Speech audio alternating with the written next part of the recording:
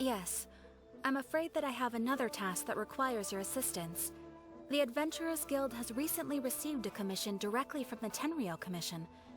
The assignment is both urgent and dangerous. After assessing the assignment, the Guild has concluded that seasoned adventurers are required. Naturally, you came to mind. Just another day on the job for us! Allow me to explain. The Tenryou Commission recently issued an arrest warrant for a young Oni by the name of Arataki Ito. An Oni? You mean those big, tough-looking guys with horns on their heads? That's correct. This particular Oni is quite vocal and audacious, so he already has quite the reputation on the streets. That said, he has never been caught up in major trouble of any kind. So it came as a surprise to learn that he has recently been accused of stealing things, and sometimes even whisking away the people themselves. But it doesn't end there.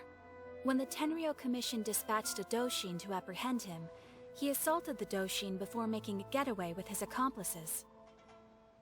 So let Paimon guess. It's up to us to bring this Oni in. No problemo! This does sound like a job for the Traveler. She'll be back with that Oni in no time. I have complete confidence you will succeed. However, please exercise caution. This Oni also happens to hold a vision, and is the leader of an organization known as the Arataki Gang. On second thought, Paimon will leave the fighting to you. The last place Paimon wants to be is in a gang fight. We are still investigating Arataki Ito's potential motives behind these incidents, as well as his current whereabouts. But please ask around in the streets as well. There will likely be others more familiar with Itto's circumstances than I am, who can provide you with useful information. Thank you. I will await your return. Ad Astra Avisask.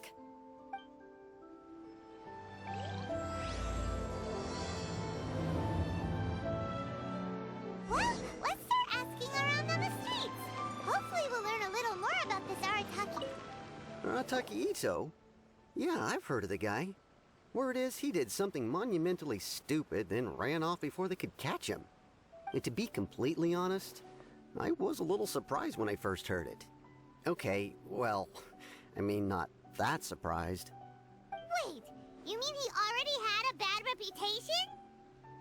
No, not exactly.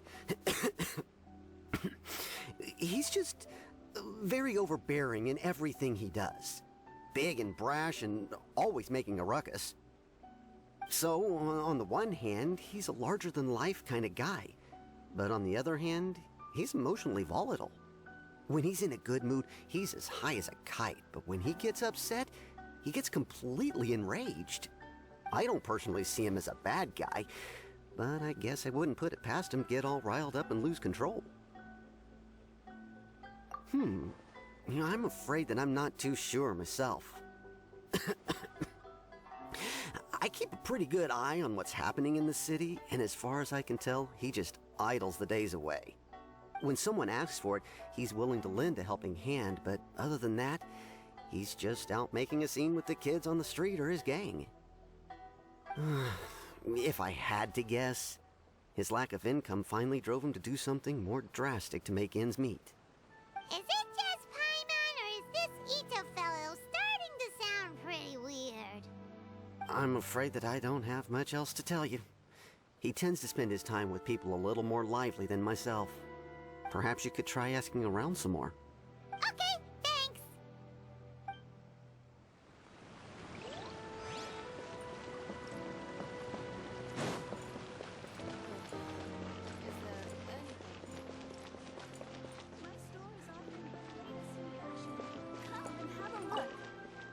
Arataki Ito?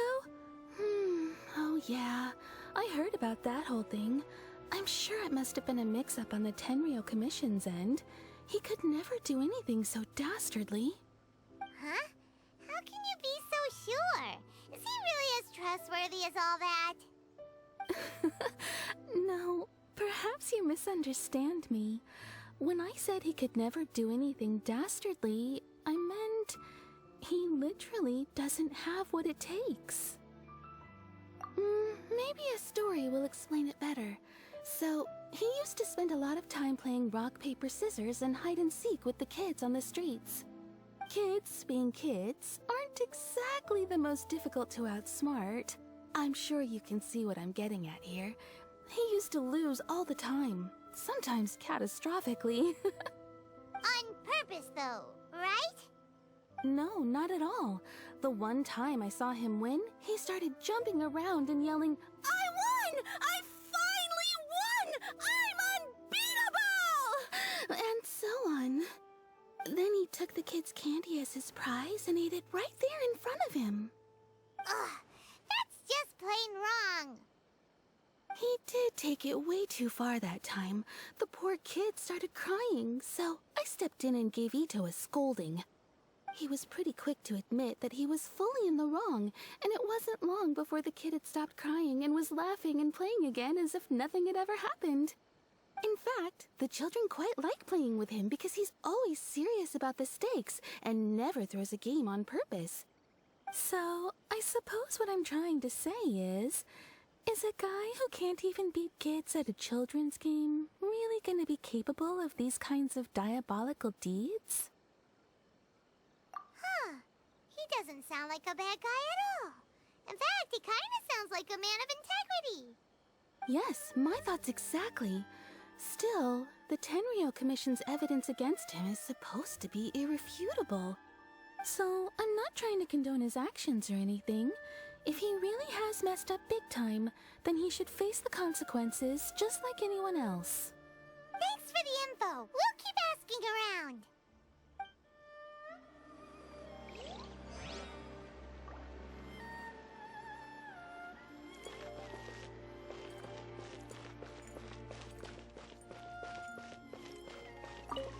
Arataki Itto.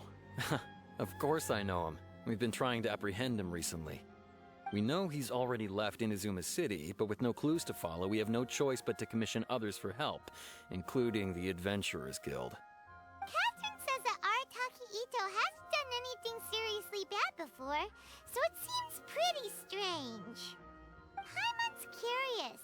Is there any evidence of all this stuff he's accused of? Yes, of course. Otherwise, we'd never have put so many people on the case. For starters, most thieves will try to devise a way to conceal their identity, but for an Oni, the horns are a dead giveaway. I mean, the whole city could have recognized it was him.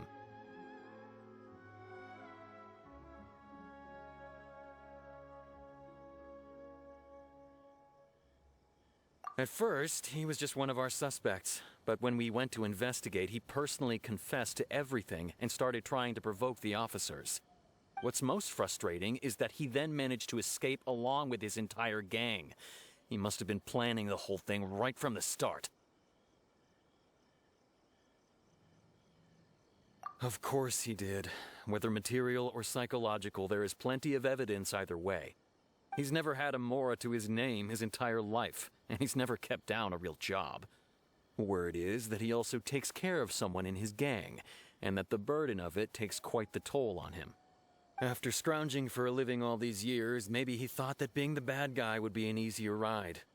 As for his psychological motives, it's a bit embarrassing to talk about, but we confiscated his vision during the Vision Hunt Decree.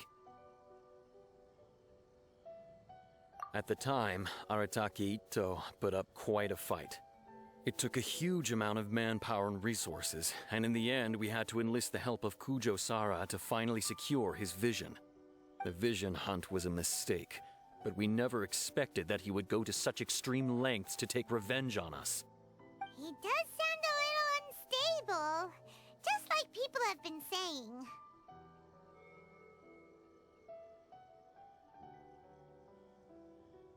If the two of you are able to capture Arataki Itto, please bring him straight here.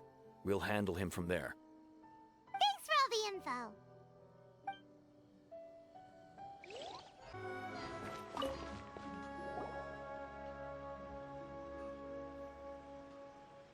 Hello, we'd like to ask some questions about Arataki Itto.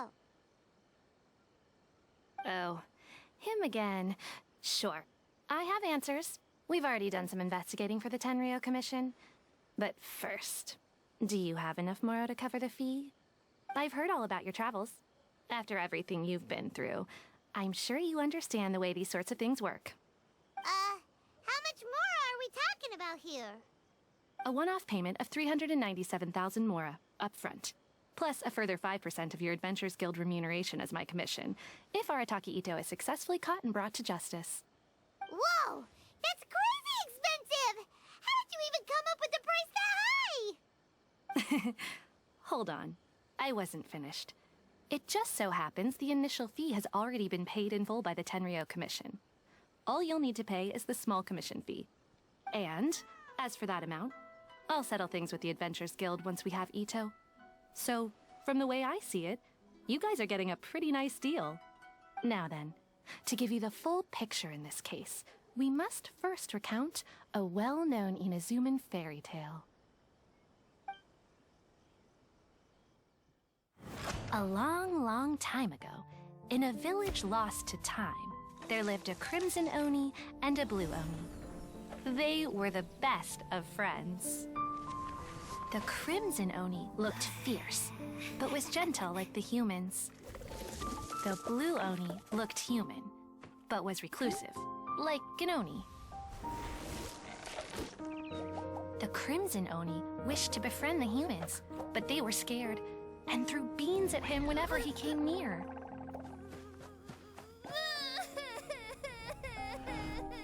So the blue Oni said to the crimson Oni, Akka, I'll cause trouble in the village. You'll come and stop me. Then the humans will accept you. as planned, the crimson Oni chased the blue Oni away. The crimson Oni's deeds spread throughout the land, and people finally accepted him. But when the crimson Oni went to tell the blue Oni the good news, he was gone and left only a letter behind. I went traveling. Don't come find me or they'll treat you as a naughty little Oni. But don't worry about me. No matter where I go, we'll always be friends.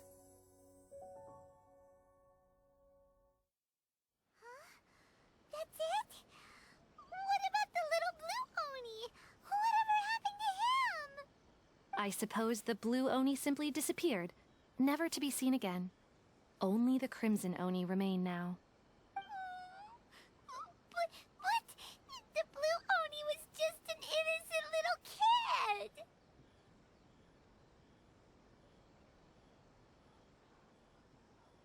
Of course it does. Otherwise, I wouldn't go through all the trouble of telling it. One interpretation is that the story is actually broadly based on historical events and that Arataki Ito is, in fact, a descendant of the Crimson Oni. What I'm trying to tell you is that the Oni have sacrificed a lot in the past in order to finally integrate themselves into human society.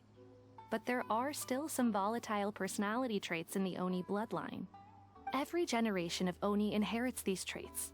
So while Arataki Ito has never been known to commit a wrongful act in the past, can we ever completely rule out the possibility of him one day allowing this side of him to take over? But how could he do that? After the blue Oni's sacrifice? That would be such a betrayal. That's a very old story. Nobody knows how long it's been since the blue Oni disappeared. We can only assume that they have long since died out, in which case, it would be quite a stretch to say it still counts as a betrayal at this point. Besides, the suspect has already confessed. What is there left to discuss? According to my investigation, he was headed southwest. I would bet he's already made it to Yashiori Island by now. The Tenryou Commission is unable to enter territory controlled by Sangonomiya troops. No doubt that's the reason Arataki Ito chose to flee in that direction.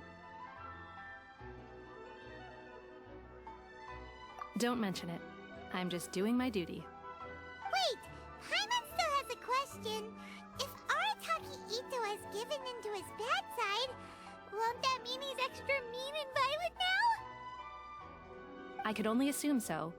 Judging from his previous bouts, he is a skilled fighter with a lot of brute strength. Whether or not you'll be able to handle him, that I do not know. Okay, but what's up with people throwing beans at Oni? What use is that? Ah, yes.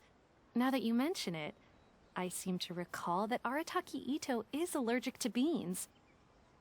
In fact, all Oni will avoid beans, but especially Ito. I heard that just touching a bean is enough to incapacitate him. If you could weaken him a bit by triggering his allergies, perhaps you'd have better luck subduing him.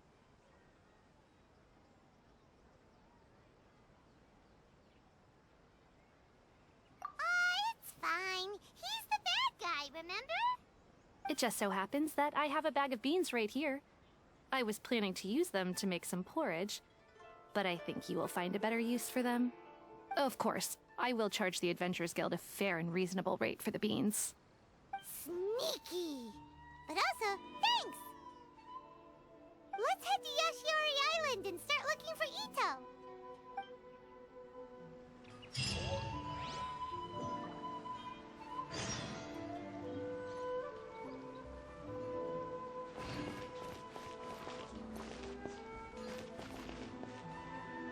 They speak to...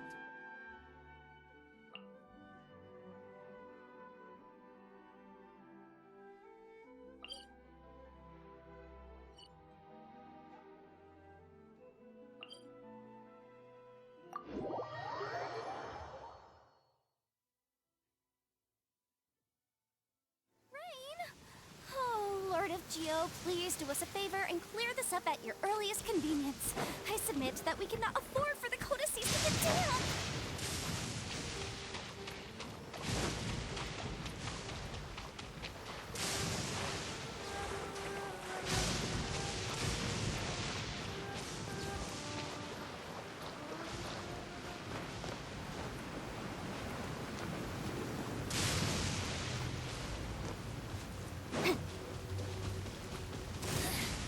The insolent shall be put well.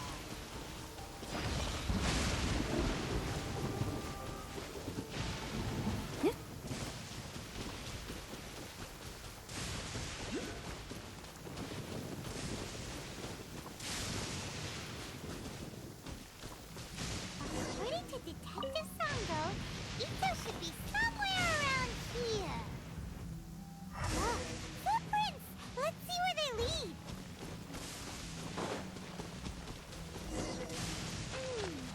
There's a camp here, but nothing stands out as particularly noteworthy. Let's keep moving forward.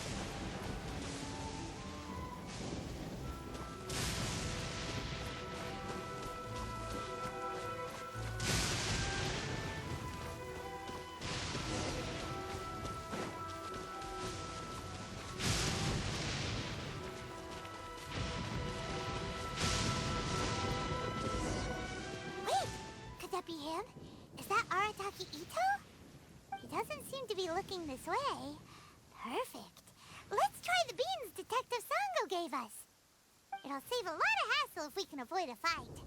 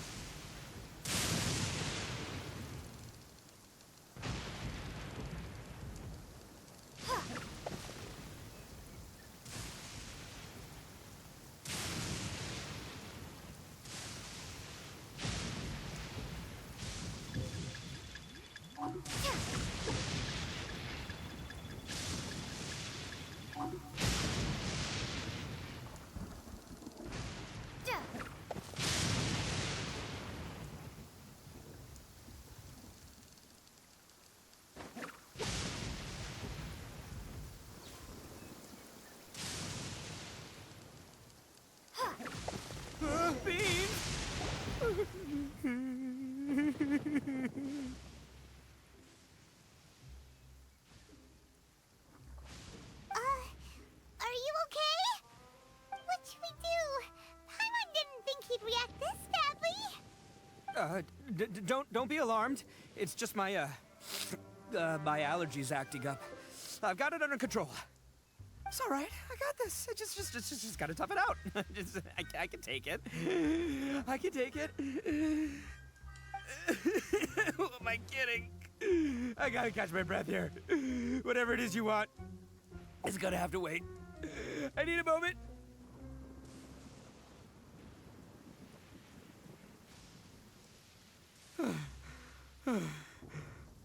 Need a moment.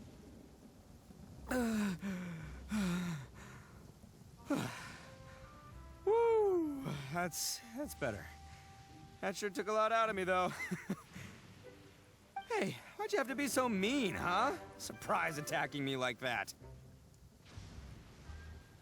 Hey, whoa, take it easy. Just stop with the beans, okay? So you're here to bring me in. How in the world did you find me all the way out here anyway? Well, whatever. If you think I'm going back with you, you can forget it. I'd walk away if I were you. I pack a mean punch, you know. I don't want to hurt any regular folks like you. That's pretty big talk considering all the beans we have. Yep, that's right. Me. All by myself. Nobody else. As boss of the Arataki gang, I gotta nab a little food and drink when we're running low. That's only natural, right? Yeah, but nabbing people? That's taking it a bit far, don't you think? Not when their families will pay good mora to see them again. Easy pickings. And the extra mora means I can,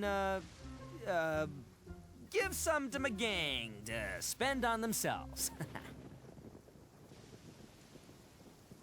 Hey, what's with all the questions? Like I said, I'm not going back with you, so stop wasting everybody's time. No way, mister! We've accepted a commission to bring you back! What did you say, little one? Go on. Say it to my face. Well, mostly she took a commission to bring you back. Looks like you aren't gonna let this drop. In that case, we... Uncle Ito! Don't run now. Careful or you'll fall. What's taking you so long? You said we were gonna have a beetle fight today. Come on, you promised. Yeah, that's right. Still going ahead. But you see, I've been out here for ages, and I still can't find a beetle that I like. So, just give Uncle Ito a little more time, okay? Huh? Who are they? Are they your friends? Yeah, that's right. I told them not to come, but what can I say? They were just too worried about me. It's because of a little thing called, prestige. Yeah, because of all the prestige Uncle Ito has. Huh? What are you talking about? Come on, just play along. Leave the kid out of this. Uncle Ito, you don't look so good. You look like you're about to fall over. That's because Uncle Ito bumped his noggin on a tree branch while looking for a beetle. Uh-oh. It's all good, though. These horns are rock solid. Okay, if you say so. Granny and I will keep heading back now. Don't be too long. Yep, I'll be right there. Hope you're ready to lose today. Who were those people? The old lady was Granny Oni. She's the one who took me in and raised me. And the kid's name is Daisuke. I took him in just a while back. They're both like family to me. They escaped with me out this way, along with my boys from the Arataki gang. If I didn't bring them with me, the Tenryou Commission would be knocking on their doors for sure. Right. But if you care about them so much, then you shouldn't have done all that stuff that made them worry about you in the first place. Listen, how about we make a deal? You two let me go wrap things up with Daisuke, and once we're done battling beetles, the two of us will settle things with a duel.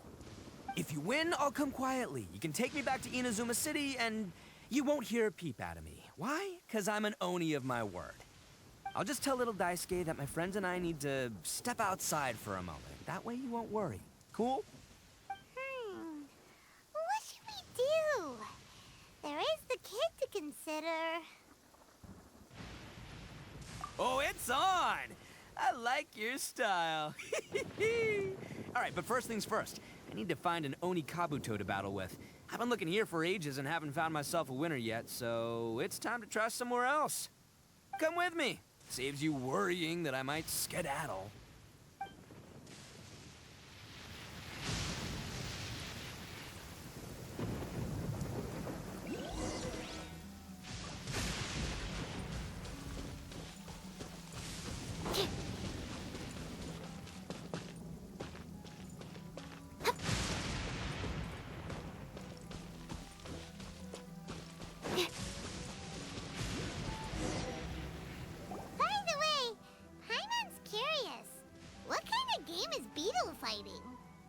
You guys have seen Oni Kabuto out in the wild, right? Even though they might look menacing on the outside, they're big softies on the inside. Most of the time, they're just sitting there doing nothing. But let me tell ya, once the Oni Kabuto start fighting, they won't let anything get in their way. The grand game of beetle fighting is a match where your beetle tries to flip the other beetle onto its back. Hey, it's not just some kid's game, okay? There's way more to it than that. I have taken part in more beetle fights than you would believe. At least 800. I may have even crossed the 1,000 mark by this point. Anyway, after a while, you can tell a beetle's fighting potential just by looking at its shape, size, and the patterns on its body. But it's not just about all the physical stuff. Oh no, your Oni Kabuto's got to be in the right headspace as well. If it's not up for a fight or doesn't have the guts, well, then it's game over. Boy, are you two lucky you ran into me. When it comes to beetles, I'm the expert that the experts go to. I'll show you all you need to know. But we're not the ones that will be playing. We're just here to keep an eye on you. Oh, yeah. Yeah, anyway, not a problem. You two might think I'm just tooting my own horns here, but just you wait. I'll make you a beetle expert in no time. And by the way, that kid has one tough beetle. We can't underestimate it. You have to find a real lean, mean beetle warrior. Okay, so he's not the sharpest horn on the Oni. Okay, let me see. There. Let's head to that hill. I'll bet my bottom Mora we're gonna find some major league Oni Kabuto hiding out there.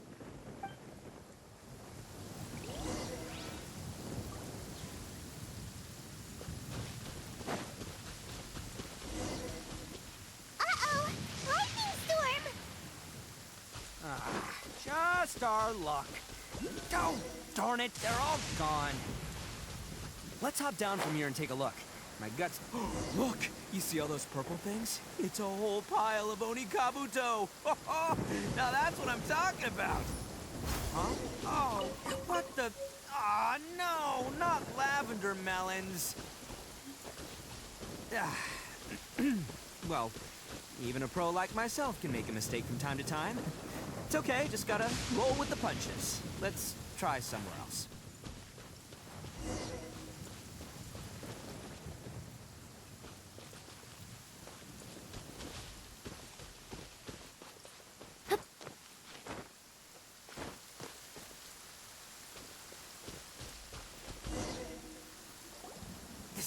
This is the one!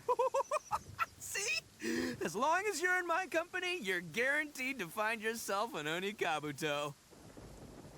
Yeah, it's on the smaller side, but size isn't everything in a beetle fight. Just let the expert explain, okay? What smaller beetles lack in strength, they make up for in agility. They usually got a whole bunch of sick moves just ready to whip out when the right moment comes.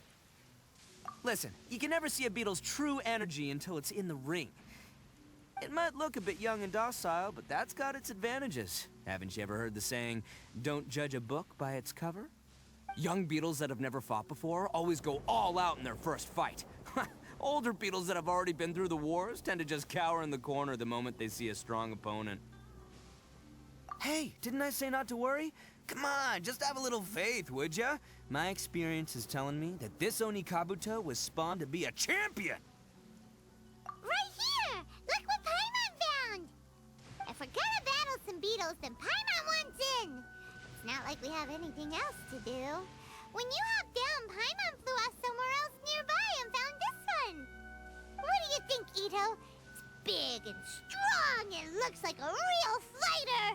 It matches everything you said about a good fighter beetle!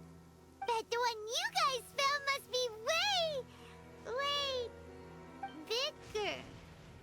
Oh, you got some experience catching beetles too, huh? Nope. This is the first one Paimon's ever caught. Well, looks like you got a real knack for this. You'll be a fellow beetle fighting expert in no time.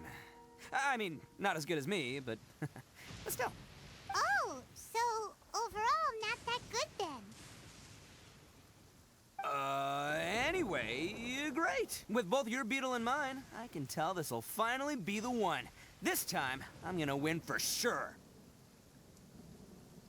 Well, you know, that's just life, man. There are so many people in this world who are talented, passionate, but it's no guarantee that things will go their way. So many unrelated things have to come together at once in just the right way to make victory happen. There's this word that really sums it up nicely, actually. It's, coincidence. As in pure luck?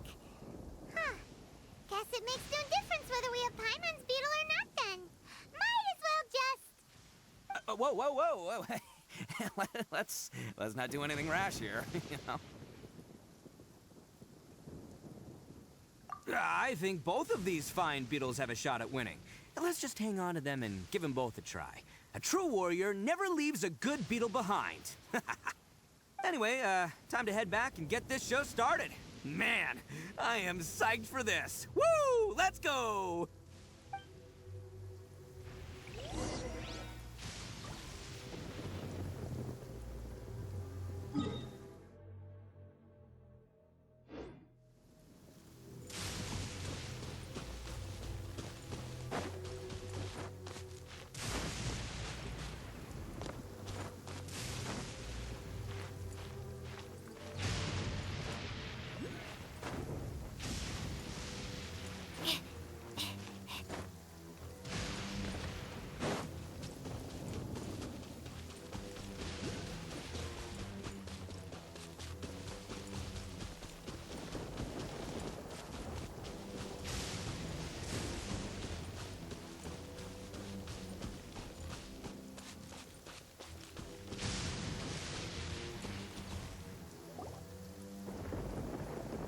Finally, you're back! Can we start our beetle fight now? Yeah, sure thing, buddy. But you better watch out. I brought a real winner back this time. Don't worry. I'm not scared of your beetle. Go, Stripey Ghost! I've got this fight in the bag. Let's go, Nimble Ninja!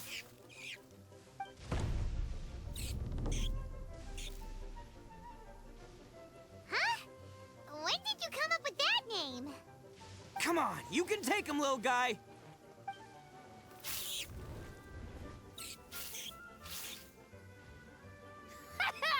That's right! Finish it!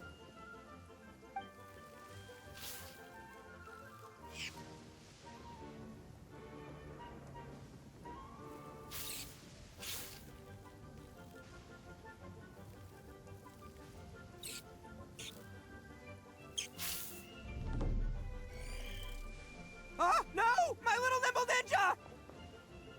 Ha! Looks like I win again! Dang it! Ugh, it's my 7th loss in a row. Stripey Ghost is invincible!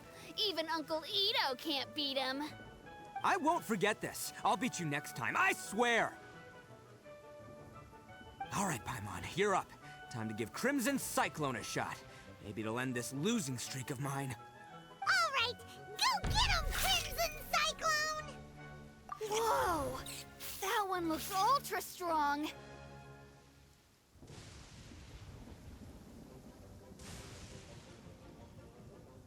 But it's still no match for you, Stripey. All right, little guy, use your Super Paimon Tornado!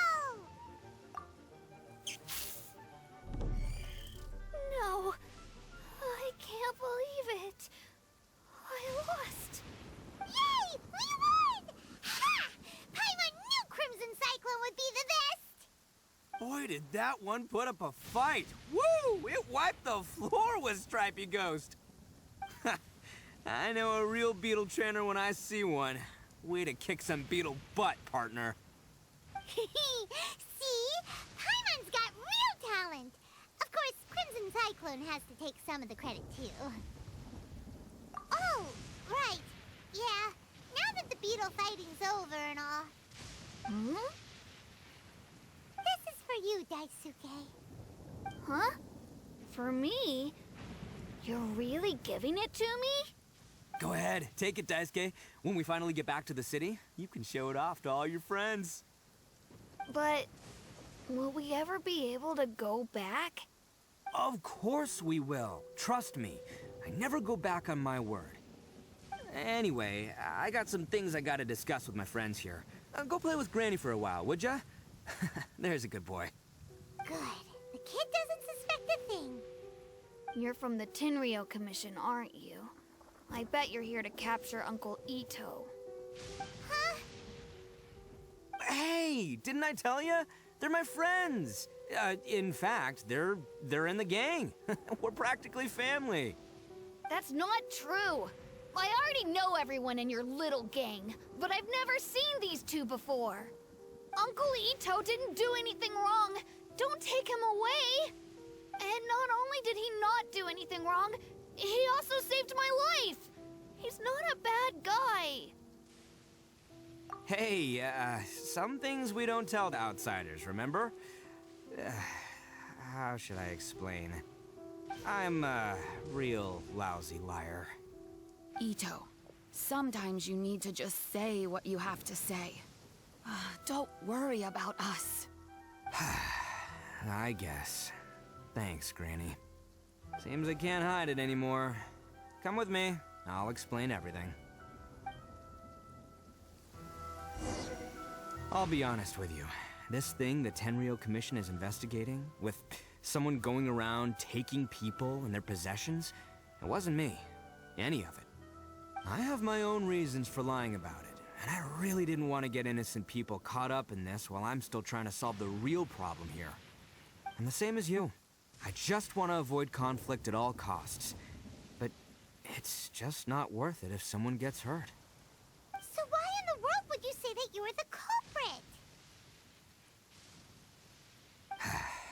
Maybe you don't know because you're Outlanders, but it all started a long, long time ago with the story of the Crimson Oni and the Blue Oni.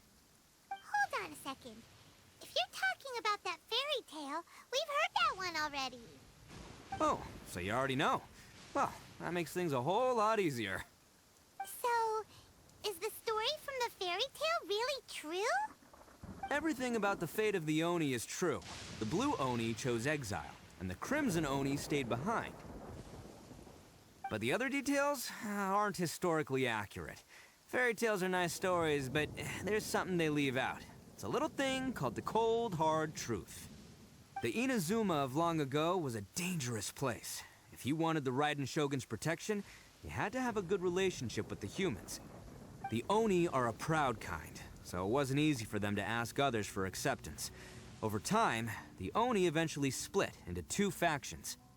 The Crimson Oni were friendly with the humans, but the Blue Oni, they were more stubborn and insisted on keeping to their own. Paimon thought you were two different species. So really, you're all one family? Yep, that's right. There's no real difference between us. We just paint our horns different colors to show which side we belong to. Because humans were still wary of Oni at the time. The Crimson Oni always hoped to find a way to live in peace with the humans, but the Blue Oni kept clashing with them. Humans didn't see a difference between Crimson and Blue Oni. All they knew was that Oni were hard to get along with. If things were to continue that way, the Oni were never gonna get along with humans. And so, the most revered leaders of the Crimson and Blue Oni decided to resolve it once and for all. Over drinks, they swore an oath. The Blue Oni would play the role of evil Oni to help the Crimson Oni integrate into human society.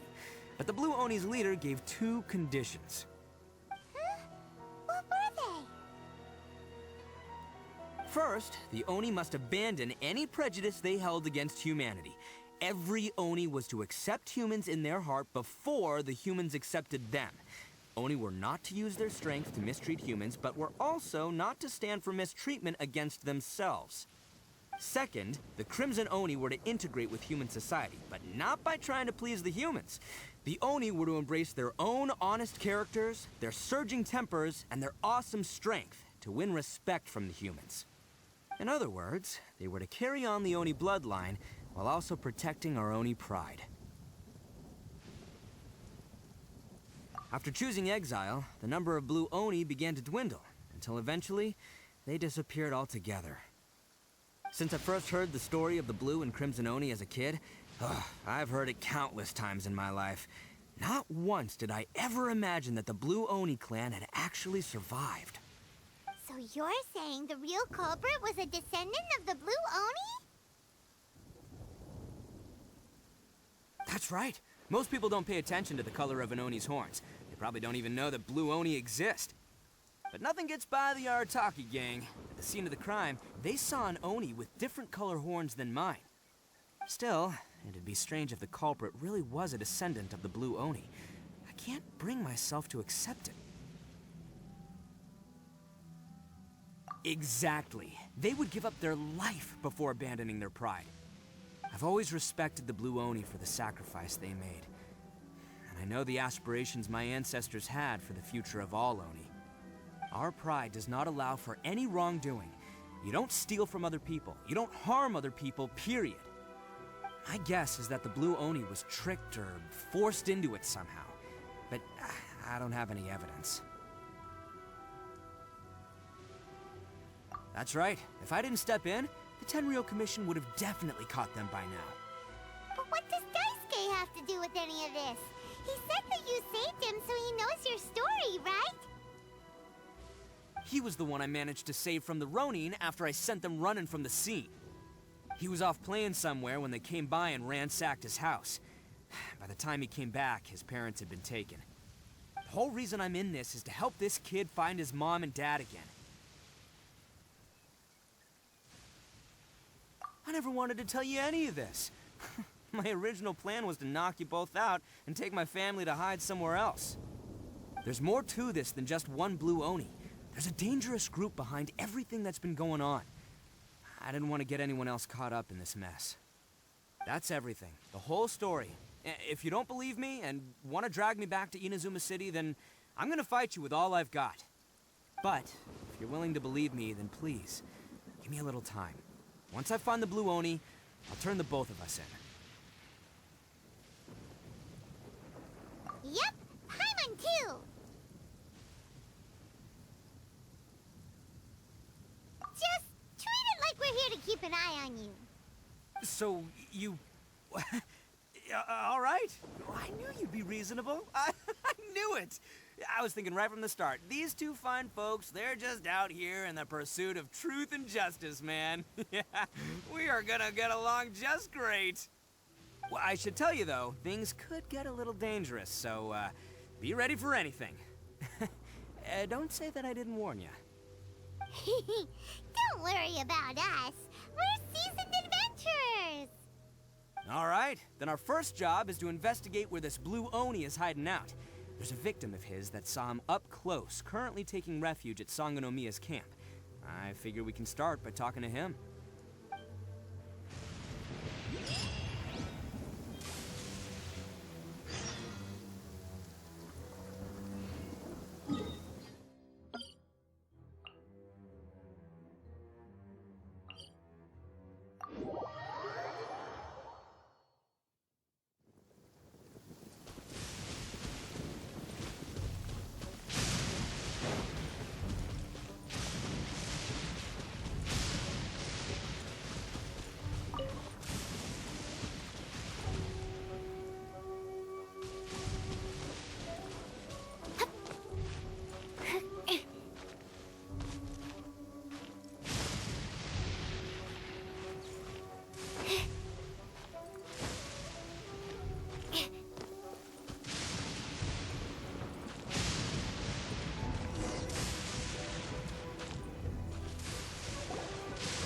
Yo, you must be Masato. An Oni? Oh no, not another one! Oh, yeah. Not the one that robbed you, though, so, chill. I contacted you before, remember? I need your help. Oh, right. Sorry. I'm still a bit on edge after the incident. So anyway, here's what happened. I was just out transporting some goods when a group of Ronin suddenly attacked me. It's not the first time that's happened to me. Usually you just hand over some Mora and they'll leave you alone. At least you don't lose your goods that way. But this time was different. They weren't willing to talk things over. Instead, they took my things and they started coming for me. Huh? That's totally I got down on my knees and begged. Said I had a family to care for, and that my business is our only livelihood. Then I saw that there was an Oni among the group. I thought he was going to be the one to finish me off. But instead, he stopped the others and told them to let me go.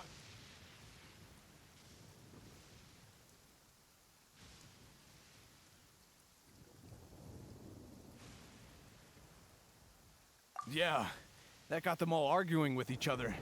His cohort said that I was sure to retaliate if they released me. But the young Oni was insistent that they shouldn't lay a finger on me. Things got real heated. I thought they were gonna come to blows.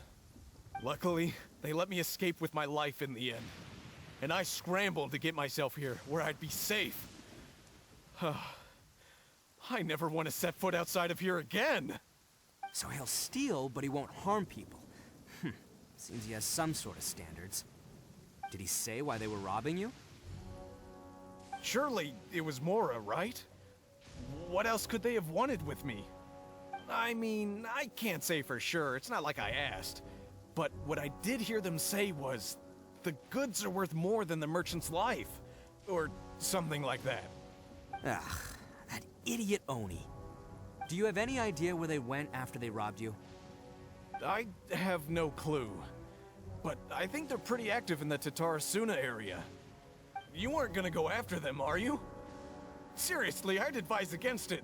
There are too many of them and they're all heavily armed.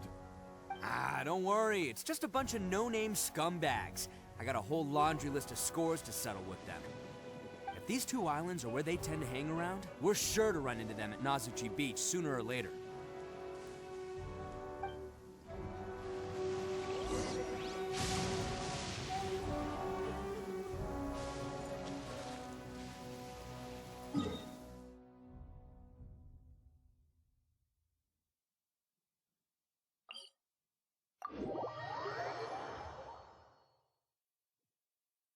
The sun is already out?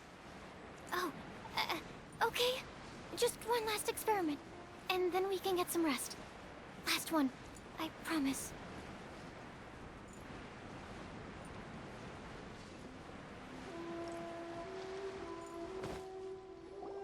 They gotta pass through here sometime. Let's just hang tight for a while. If I'm not mistaken, they'll be showing up any time now. Yeah, things might get a little rough, so we better be prepared.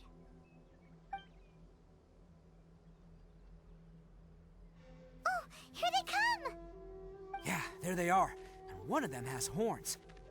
All right, it's go time. Let's get them!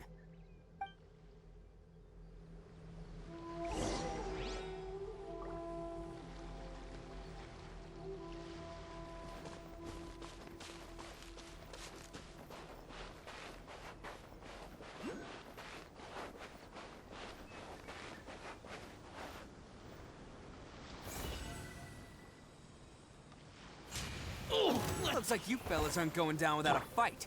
Fine by me. Let's fight first, talk later. How's this?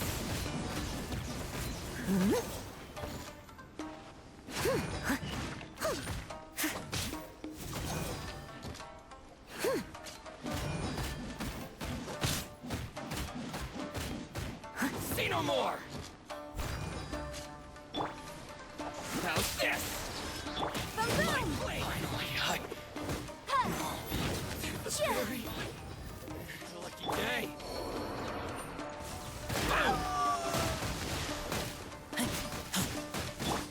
There's more! Time for your arraignment! Incinerate! Gotcha! Through the very high... Hey, don't even think about running.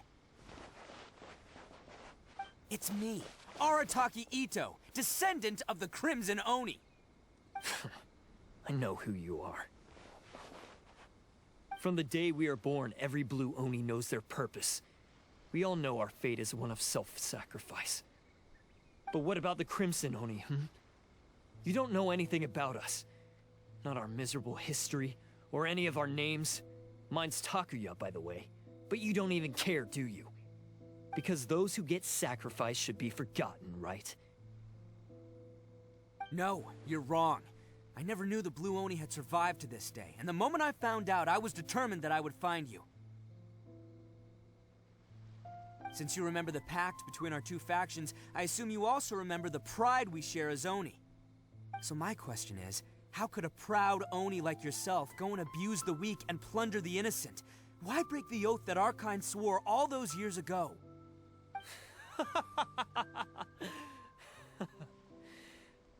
Huh? What's so funny?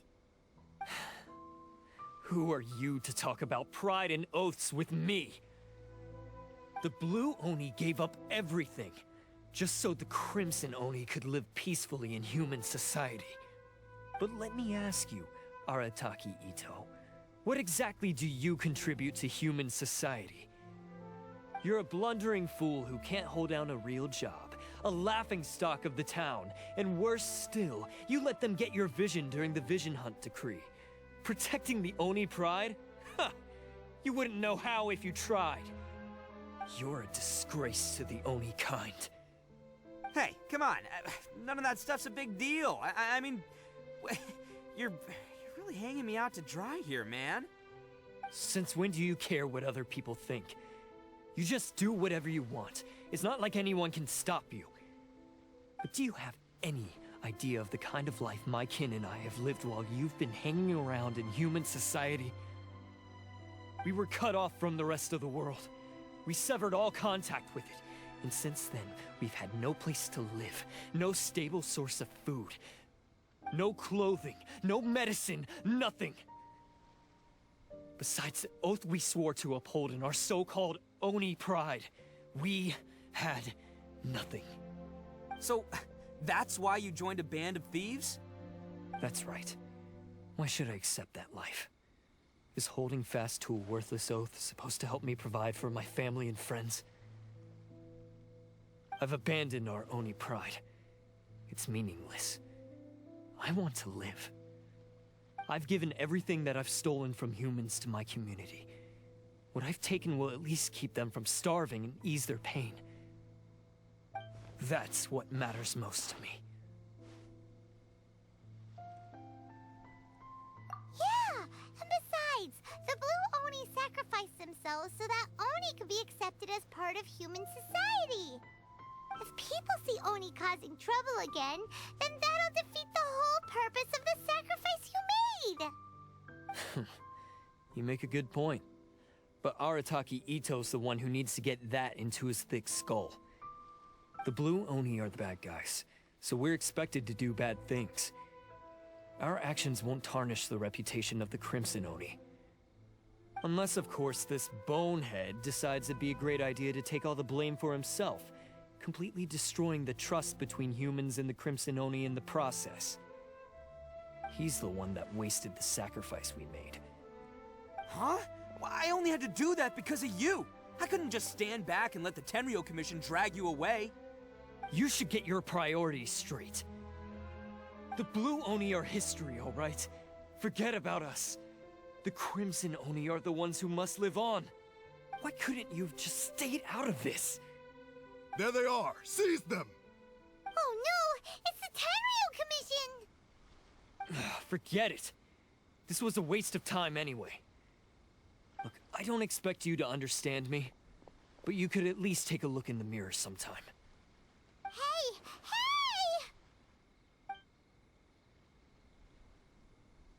He got away! Uh-oh, we need to get out of here too! We can't get caught here. Looks like I'm up to bat. Just wait here, and we'll escape together when the time's right. Whatever you do, don't attack any of the Tenryou Commission, or they'll be after you too.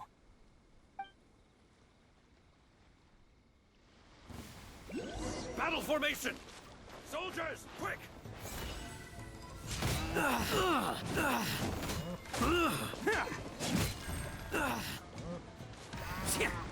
I must withdraw.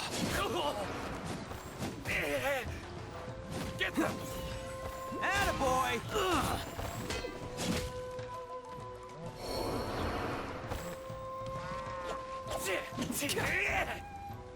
You cannot match my bravery! Come on, men! He won't get away this time. Just give yourself up, Arataki Ito.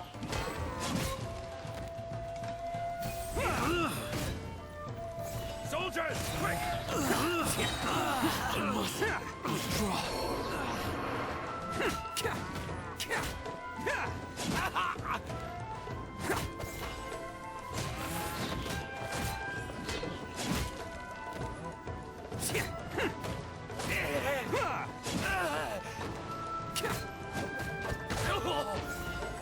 Let's roll! I've lost.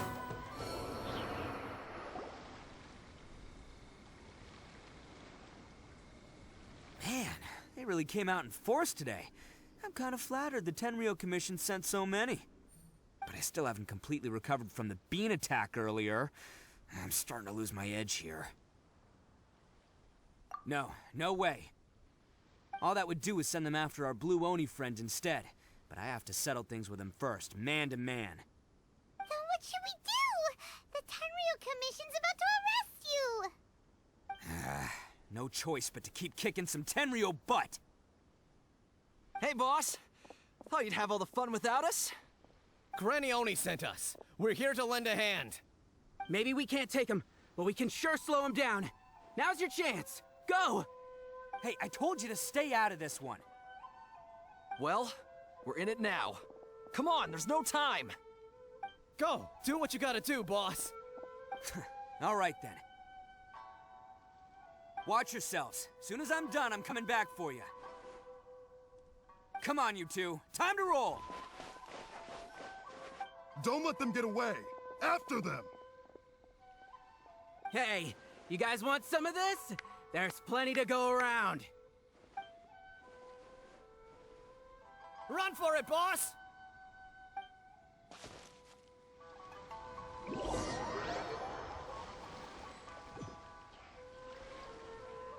As boss of the Arataki gang, getting rescued by my own boys feels pretty humiliating. I promise to never let you down, boys. All right, we've got some footprints to follow. Let's find Takuya. Huh. Is it just me, or are there more and more footprints here? A wrecked cart and some goods. Look alive, we've got company.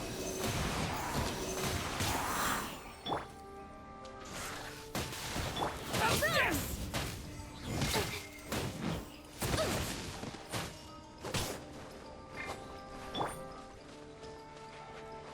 Leave it up here. Absorption test.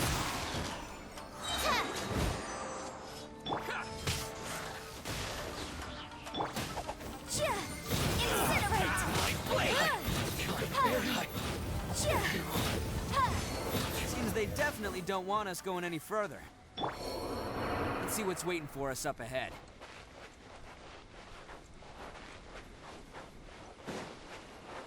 Huh. Besides the footprints, there are other signs of life here too. Must be plenty going on around here. Let's investigate. They couldn't have just disappeared into thin air. Unless they're all ninjas or something.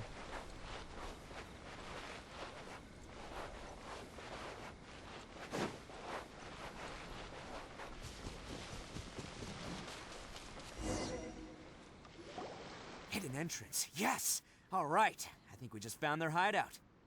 This is gonna be where they keep all the people they took. Paimon thinks Takuya's probably in there as well. Huh? Fire away? Of course I did. Come on, I'm not that dumb. But it takes a world-class blockhead like Takuya to think his ideas are actually gonna work. So I'm here to save him no matter what. Huh? What were you two talking about? Are you keeping Paimon in the dark again? Let's go.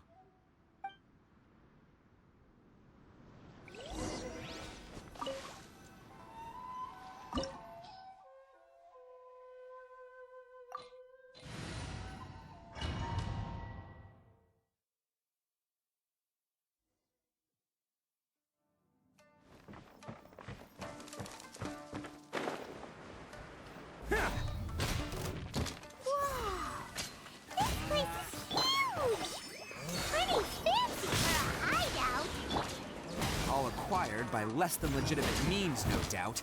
And all the more reason we gotta put an end to this.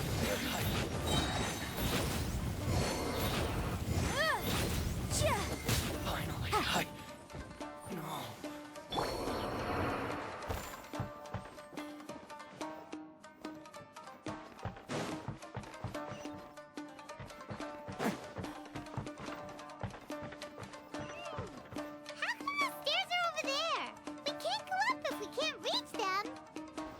No problemo. That'll be what this mechanism's for. Oh, it's moving! Haha, see? What did I tell you? Just trust my instincts.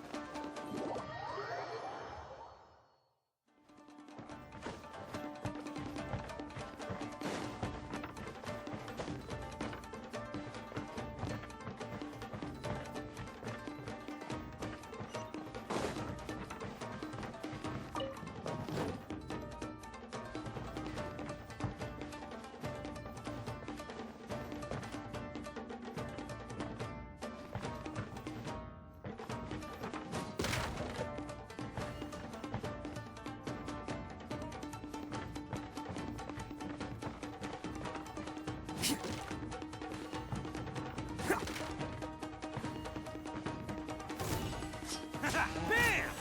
Stand clear. Incinerate! Steady as stone.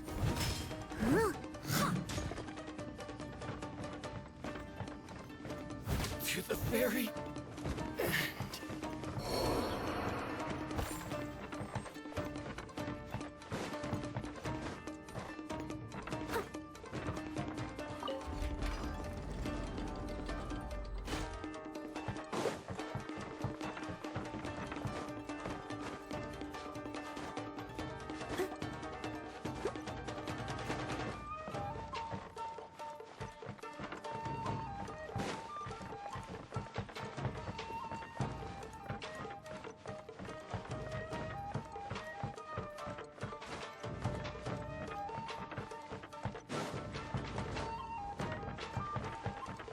Let's get down to business. Leave it all to me. Absorption test. Boom boom! My blade! Finally, to the very my blade!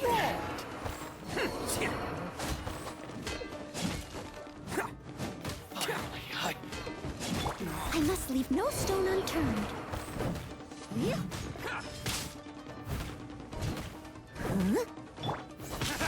very finally,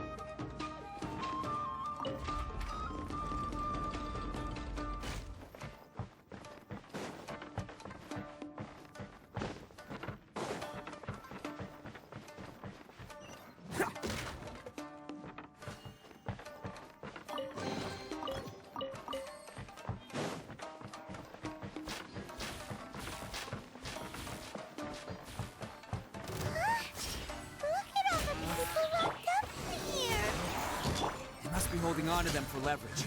All right, let's get them out of here.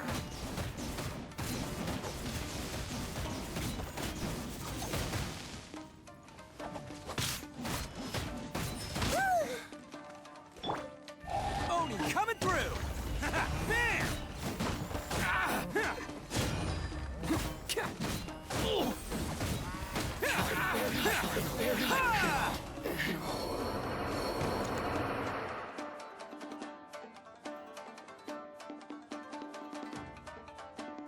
All right, you're all free to go now. Quick, get to safety. Sorry, but have you seen our little boy? We're awfully worried about him. Calm down, dear. We don't even know if he was taken here or not.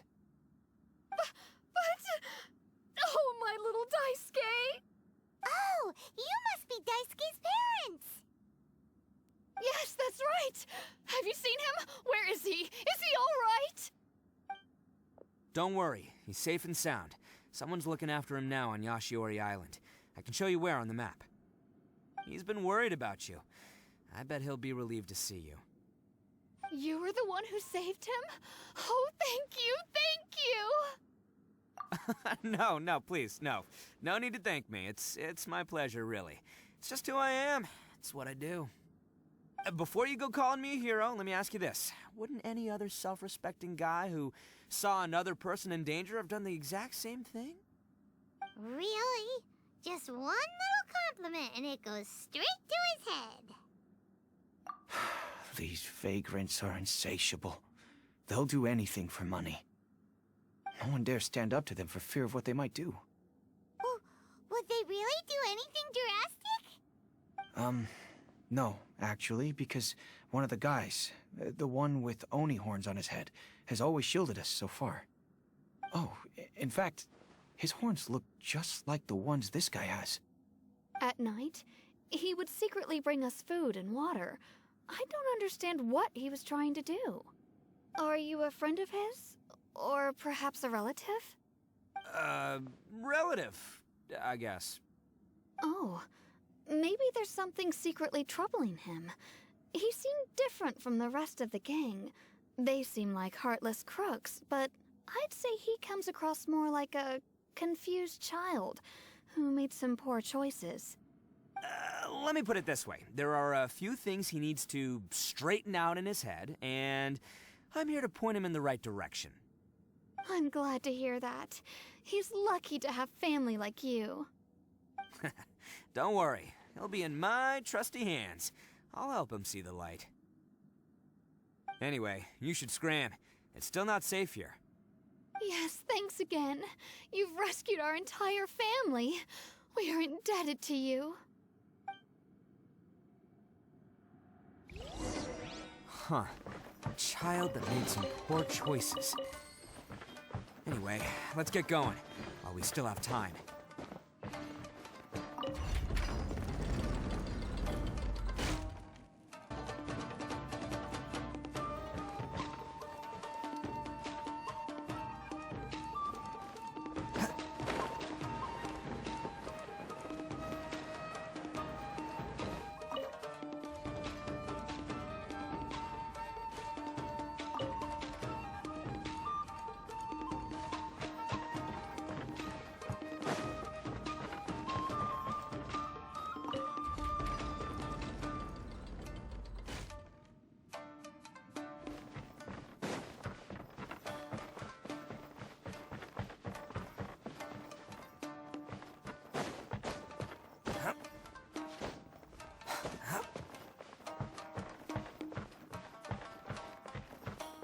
Can't catch me!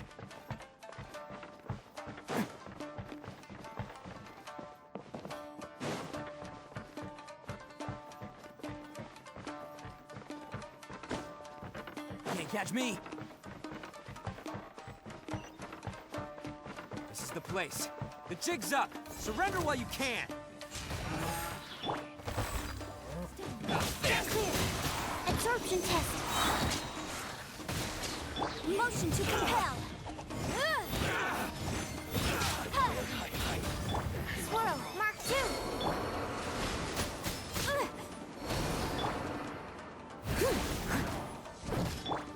My blade!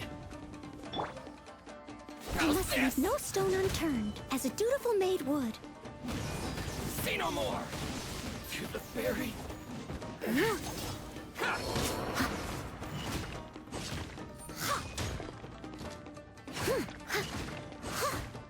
Animal test 6308. Absorption test.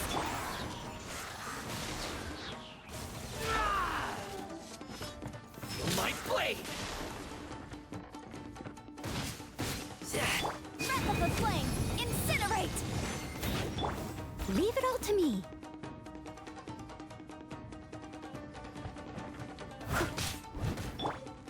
It's showtime! How's this? Finally, I... How'd you think you won? so naive. This is my home turf. I'll let you in on a little secret. A long time ago, I picked up this rare paper charm. It's very precious to me. What makes it so special is that if you tear one piece, the other piece starts tearing too.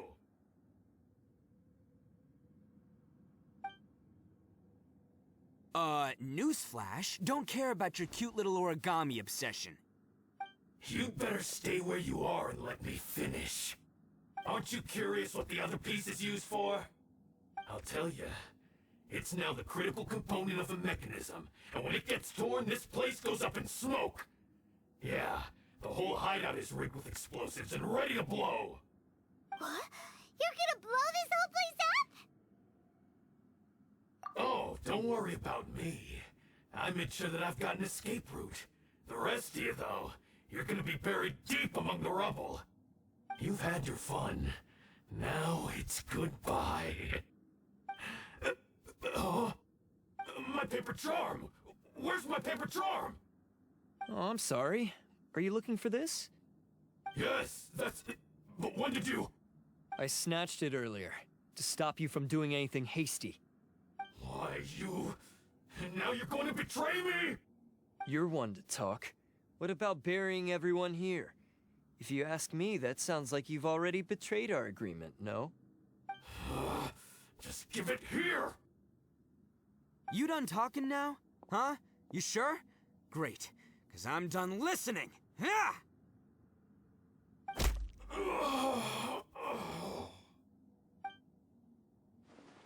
Great work, Takuya.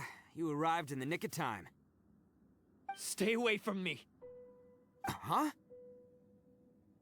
I said stay away, or I'll tear the paper charm. Hey, oh, okay. Fine. Just calm down. What are you doing? Just because I won't let him blow this place to bits doesn't mean that I won't do it myself. Unless you want to get buried, you should leave this place now. Take everyone here and get out! You won't go through with it. If you were that cruel, then why bother protecting every person you've come across? Huh? I'm not here to reason with you. Go! Just get out of here! This sacrifice is mine to make. Mine alone! Why couldn't you just stay out of it? No one needs to sacrifice themselves. All right, then you tell me. What am I supposed to do? I've tarnished our Oni pride and abandoned our ancestors' oath. Only sacrifice can restore my pride now. I chose this path so I could provide for my fellow Oni. I was ready to die from the very beginning. This is between us Blue Oni. But you... If it wasn't for you, everything would have worked out perfectly! They're here! We won't let them slip away this time! Uh-oh! There's nowhere else to run! Hey, Tenryo Commission! I'm the one you're looking for. I did it. I'm behind everything. Arataki Ito is innocent. You're the ones in charge of detaining criminals in human society, right? I'm sure you can tell who the criminal is here. Huh? It's like he's trying to reenact the fairy tale, sacrificing himself for the Crimson Oni! Ignore him. He doesn't know what he's talking about. It's me you've been looking for, and here I am! How are you ever gonna report back without capturing me? Stop fooling around, Ito! Listen, Takuya, sacrificing yourself won't solve anything. Your sacrifice can't protect me or your fellow Oni, and giving up your life isn't gonna make theirs any longer. Sacrificing yourself is one way to escape your fate, but the only one you'll be setting free is yourself. Listen to me. You want to be the tough guy? Huh? Well, this is the coward's way out. Don't let your sacrifice stain our Oni pride.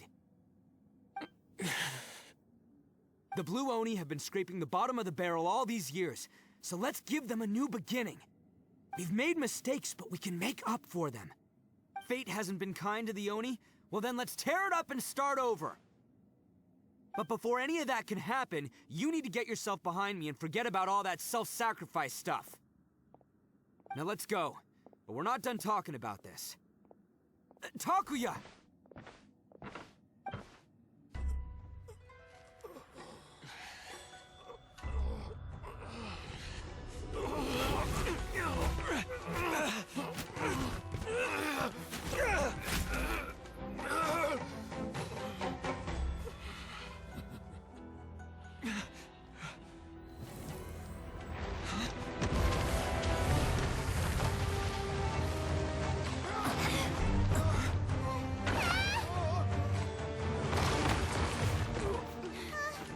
I'll take care of this.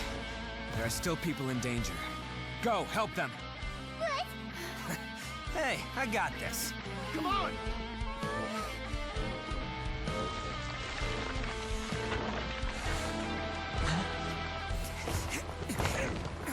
Forget about me! Just go! It's what I deserve! Ah, shut up, would ya?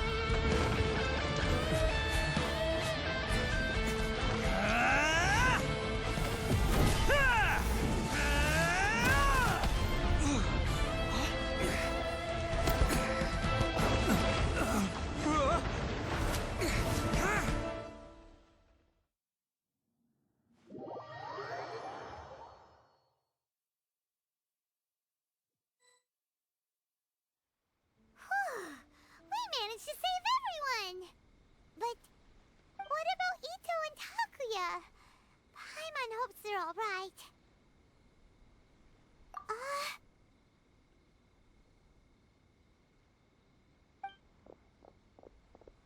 Look! It's Itto and Takuya! That's gonna hurt tomorrow. What's up with the looks on your faces? I said we'd be okay, didn't I? I'm sure I'd be looking a whole lot sharper right now if it wasn't for that brutal bean attack of yours earlier. Why? Why would you do this for me? I'm the guilty one here. I don't deserve this. Because we're Oni, that's why. We share the same blood, brother.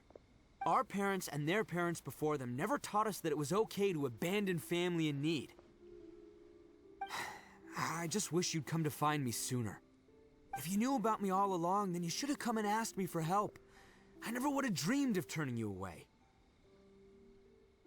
The Blue Oni disappeared so that they wouldn't bring trouble to the Crimson Oni. If I came to you for help, wouldn't that just undo everything the Blue Oni have done? Not to me. I've always respected the Blue Oni for their sacrifice. Nothing they did was in vain. It's only because of them that we have survived to see today, and built a world where Oni and humans can live side by side. Honestly, everything that I have now, I owe to the Blue Oni. And let me tell you, the Inazuma of today wouldn't see you as a villain just because of the color of your horns. You say all that, but in spite of everything, you're barely getting by. That's just how I roll, man. You remember the pact, don't you? We're not supposed to suck up to the humans. We're supposed to earn their respect. Every member of the Arataki gangs had a tough time trying to fit in. Take Akira, for example. He snores like you wouldn't believe. Or Genta. He's got a serious temper problem. And Mamoru, well, he's colorblind. Even Granny Oni. She got that name for taking me in as a kid. We're all rejects and outcasts in some way, but we don't care. You want to talk about pride?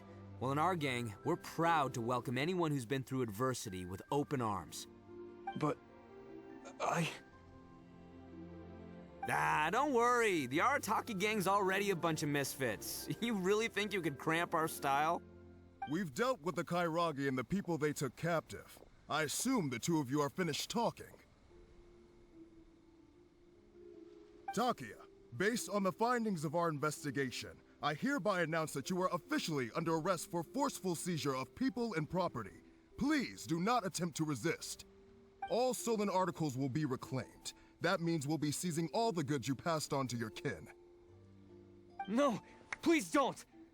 Without those goods, they'll... It's all right, Takuya. Those goods never belonged to us anyway. Don't worry, I'll help take care of your kin. Now that I know the situation, I'll personally make sure they never suffer again. Might want to put your grand plans on hold there. You're under arrest too, for numerous assaults on the Tenryou Commission officers. Oh, yeah, I guess I forgot about that. But no worries, I'll put my gang on the case. My boys will take good care of the Blue Oni. Yeah, we've already arrested them too. Oh, right, yeah, That's what they get for resisting the Tenryou Commission. Yeah, I guess it's up to you then, Traveler. Could you be a pal and tell Granny Oni about the Blue Oni situation? Thanks. And thanks for sticking with me to the end. Once I'm out of the slammer, I'll find a way to make it all up to ya. As for you two, lending them your aid when you knew full well they were in the wrong means that the culpability extends to you too. But, given your unique circumstances, and in light of the complexity of this case, we won't press charges this time. Sorry for the trouble. Hey, wait! Unique circumstances? Are these guys like a big deal or something? Oh, yeah, okay. Cool. Because I was gonna say, like, I'm kind of a big deal myself, you know? Yeah, all right, see you next time. Whenever that'll be.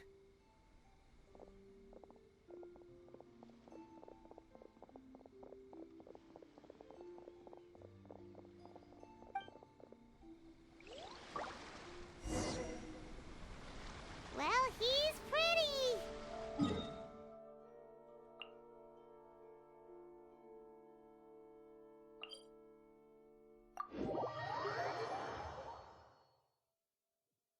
Weird. But at least he's not a bad guy.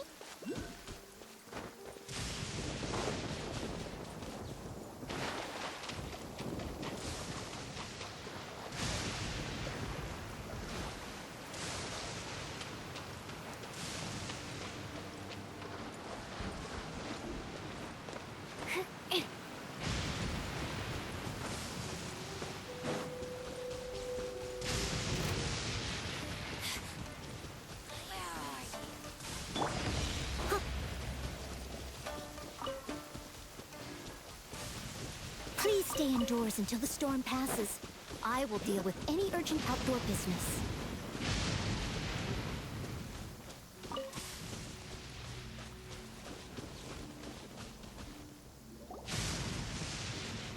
Ah, yes.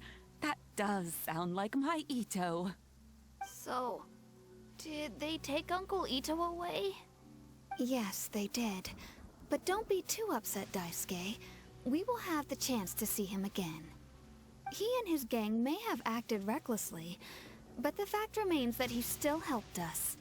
Yeah, I knew it! Uncle Ito helped us, and he's awesome! Now, don't get any ideas, Daisuke. Ito is a far cry from awesome.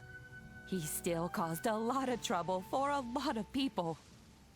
If you ask me, I'd say he's like one of those little Oni Kabuto you kids are playing with all the time. Though he looks fierce on the outside, he has a kind heart. He's not a delinquent, but he'll never back down from a fight. I don't really get it, but it sounds like a compliment. I can't wait for my next beetle fight with Uncle Ito. Thank you, Granny, for taking care of our little boy. I hope that Ito and his friends will be released as quickly as possible. Yes, you needn't worry. The officials in the Tenryou Commission will certainly exercise sound judgment. It's time we started heading back. We'll be sure to visit again soon. Ah, I'm glad that everything was resolved in the end. Things were looking quite dire, but now the future looks bright. Wonderful, wonderful. As for the Blue Oni, just leave them to me.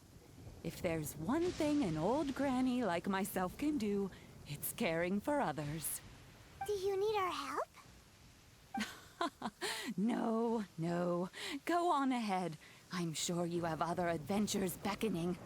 Besides, once Ito is released, he'll be here to help me. Oh, yes. And you know what? I think that's what makes him adorable. Wouldn't you agree? He does whatever he puts his mind to. He's sincere, brave, and determined. Back when I took him in, everyone thought I was most unusual indeed. They started calling me Granny Oni. But I've never been ashamed of this name. On the contrary, I'm quite proud of it. Because Ito is my pride and joy. A long, long time ago, in a village lost to time, there lived a crimson Oni and a blue Oni. They were the best of friends. The Crimson Oni wanted to be friends with the humans, so the Blue Oni played the role of the naughty kid. And then he left. After a long time, the Crimson Oni was living happily with the humans, but in his heart, he wanted to bring the Blue Oni back home. The Crimson Oni didn't know where to find the Blue Oni. His search took him up the highest mountains and across the widest rivers. He found many traces of the Blue Oni, but the more he found, the clearer it became. The Blue Oni was hiding on purpose.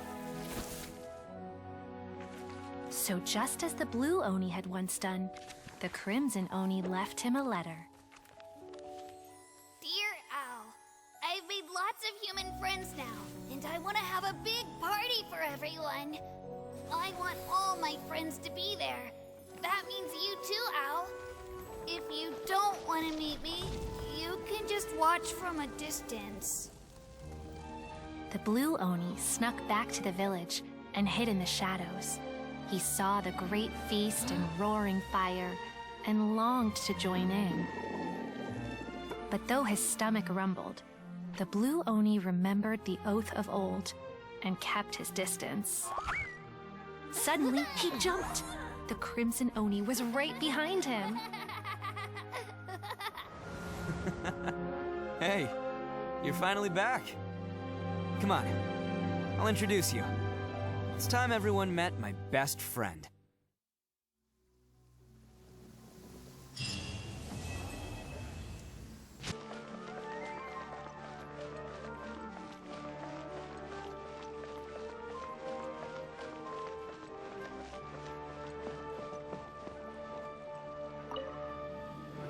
Sorry for the wait.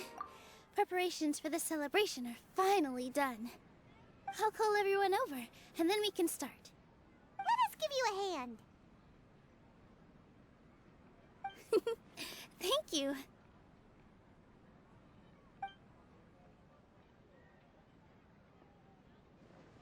Maybe we really should have prepared a gift. Then we could also be a part of the exchange. As it is, all we can do is wait and watch. Maybe we shouldn't do this after all. I didn't do that great of a job, and who would even like it? Oh, don't think like that. Remember our promise? We're going to give everyone a pleasant surprise. And besides, you've never attended a celebration event before, so this will be a great opportunity. Everyone will love you. I'm still not really sure about this. There's nothing to be worried about. Just take a step forward and give yourself a chance. There aren't any scary people here, right? Right. Huh. Alright. Maybe this will help. Everyone, over here! Inaya has something great to tell you all! Wait! I've already said that I'm not ready yet!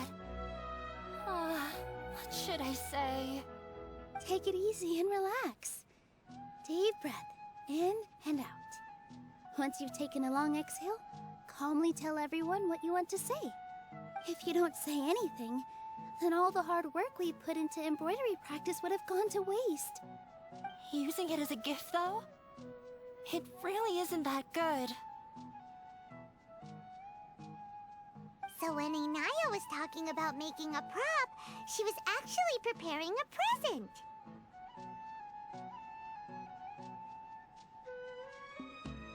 Yeah, it feels like she still doesn't really see herself as part of this community. But it looks like Nilu's trying to ease her through. Actually, Inaya had prepared a special present for everyone before the celebration kicked off.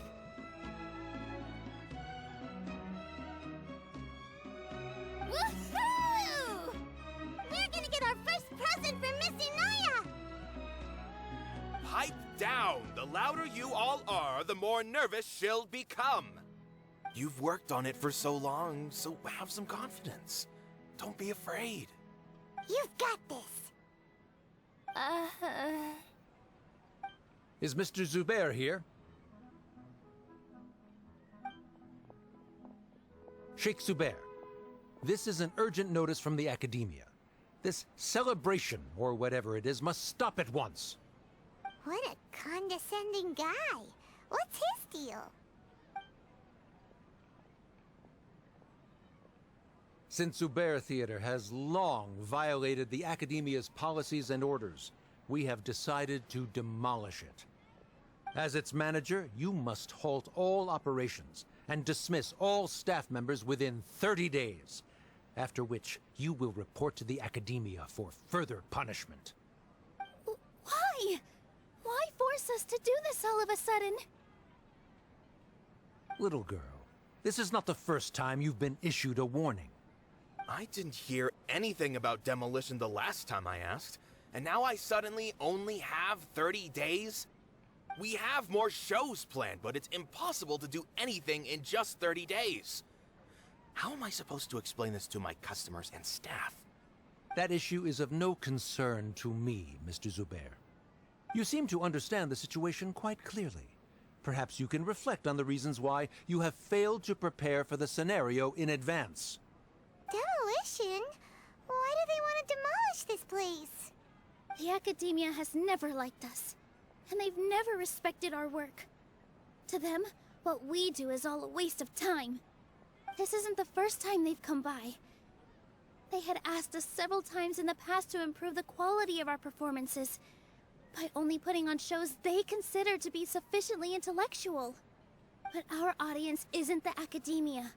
It's the people of the Grand Bazaar. If our shows are too difficult to understand, or too removed from everyday life, nobody would watch them anymore. Changing our content would not only mean turning our backs on our vision, it would also directly lead to the loss of our livelihoods. Yeah, the theater is very important to each and every one of us. The way they're doing things is so scummy. But I also don't know how we can stop them. I do not wish to explain everything again from the beginning. Time is of the essence, so you should act with haste instead of asking frivolous questions. But none of us plan to accept this. Such an abrupt notice is contrary to established policy. Ask whoever you will, the answer will remain the same. We have already given you sufficient notice. Enough! Does your audacity know no limits, Father? Huh? Father? Their family? What academia? This is all because you don't like Zubair Theater. You're just using the Academia's name to threaten us. Let me tell you, even if you manage to tear down this place, nothing is going to change. You've always been awful. But even I never thought my father would sink this low. This is strictly business. It has nothing to do with where you are, what you do, or what you think. I hope you all have not been irrevocably blinded by folly. I will not waste more time on pointless arguments. Wrap everything up, and make preparations to shut down at once.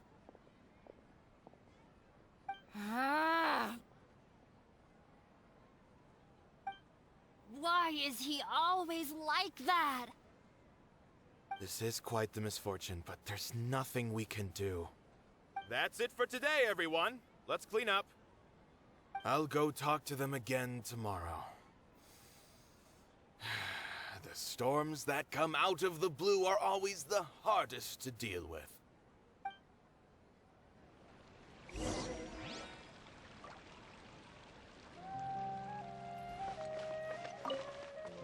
Sorry. I invited you thinking this was going to be a happy occasion. I didn't know that things would turn out like this. There's no need to apologize, Nilou. No one could have seen this coming.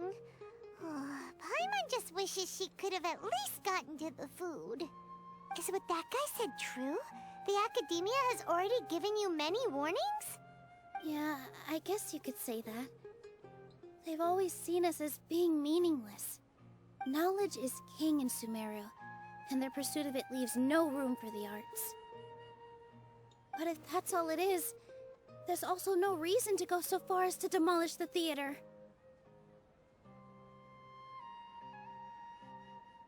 After Inaya ran away from home, I brought her here to Zubair Theater. She rarely talks about her family. All I know is that she didn't get along with them. I never expected it to blow up like this. If you did nothing wrong, then there's no reason to listen to the Academia, right? Nahida? You mean Lesser Lord Kusanali? She'd probably help if she knew what was going on. No matter how nasty the Academia could get, surely they can't win against Lesser Lord Kusanali. No. I wasn't doubting her ability. I just feel like we shouldn't bother her with such a trivial problem. Plus, if the Dendro Archon were to intervene, then it wouldn't feel like our victory was earned. That's true. Who cares? Let's just take him in a fight.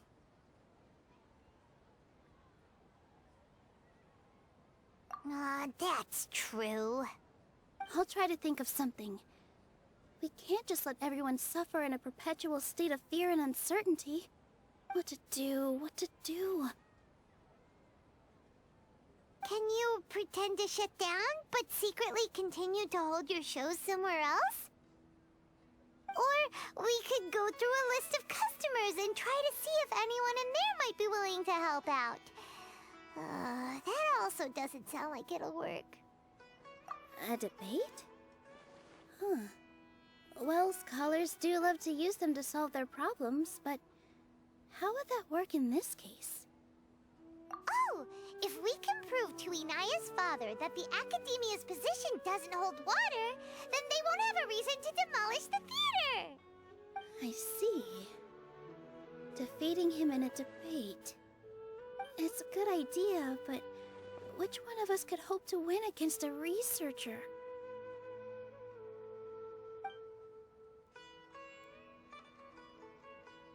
Huh? Me? No. I'm the literal worst at arguments. I can't debate. Nilou, you are only so stressed out right now because you care so much about protecting the theater. This theater holds a special meaning in all of our hearts. It's irreplaceable. But I just don't know. Can I really take on such a huge responsibility? Paimon will help too. You'll feel a lot more confident after doing some prep work. Believe in yourself. Thanks, you two. Alright, I've decided. Even though I may fail, I'll do my very best for everyone's sake. That's our Nilou. We're rooting for you.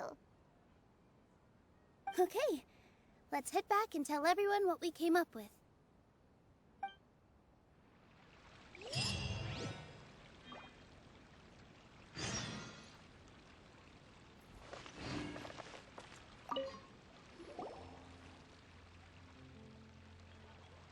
Trying to best the Academia in a debate is attempting the impossible. If you really want to try, I won't stop you. It's not like our situation can get any worse.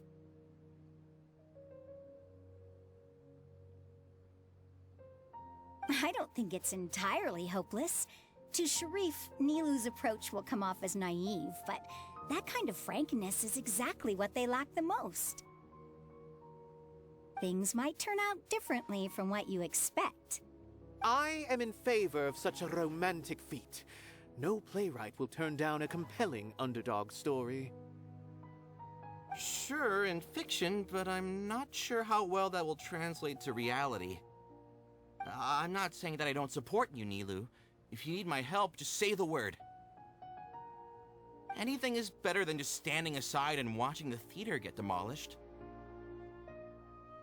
I'm also pitching in. Let's show the Academia that we have some fight in us. Thank you, everyone. I feel a lot less nervous with your support.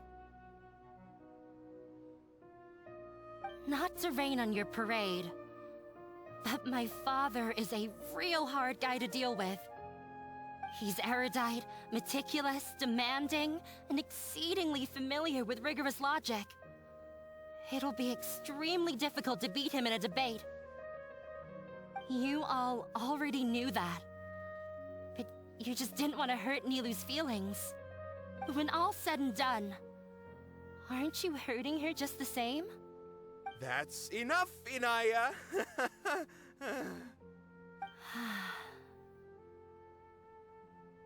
Sorry, I've ruined the mood. I just can't force myself to expect a positive outcome. Nilou shouldn't have to push herself for the sake of an impossible goal. Yeah, it's way too early to give up. You're right, Inaya. We're up against the Academia. Everyone knows that they're very powerful. Being skeptical might actually be the more normal response. But I still want to try. I'm reluctant to just let Zubair Theater go. And it's not just me. I think everyone else here feels the same way. If we're unhappy, we should speak up and let our voices be heard. Say what's on your mind, and do what you think should be done. If we fail after that, then at least we won't have any regrets. I mean, after all, the only thing we can control right now is our choice at this very moment. I understand what you're trying to say. I also have my own intense feelings of anger and regret. Then, could I trouble you to tell your father about our plan for a debate? You can still get in touch with your family, right? Yes, I can. Then, please help us pass on my request. I've never participated in a debate, and truth be told, I'm still not really confident in myself. But since we've decided on a debate, I'll do my best to prepare for it. I'll gather everyone's thoughts and let them be known to all during the debate. I, by myself, definitely don't have enough wisdom to beat your father. But what about the entire theater combined? Then we should have a chance, right? Right. That's right, Miss Nilou! Beat the bad guy! Justice will prevail! Make him eat dirt! You two. We aren't getting into a fight. But thank you for your encouraging words. I'll do my best.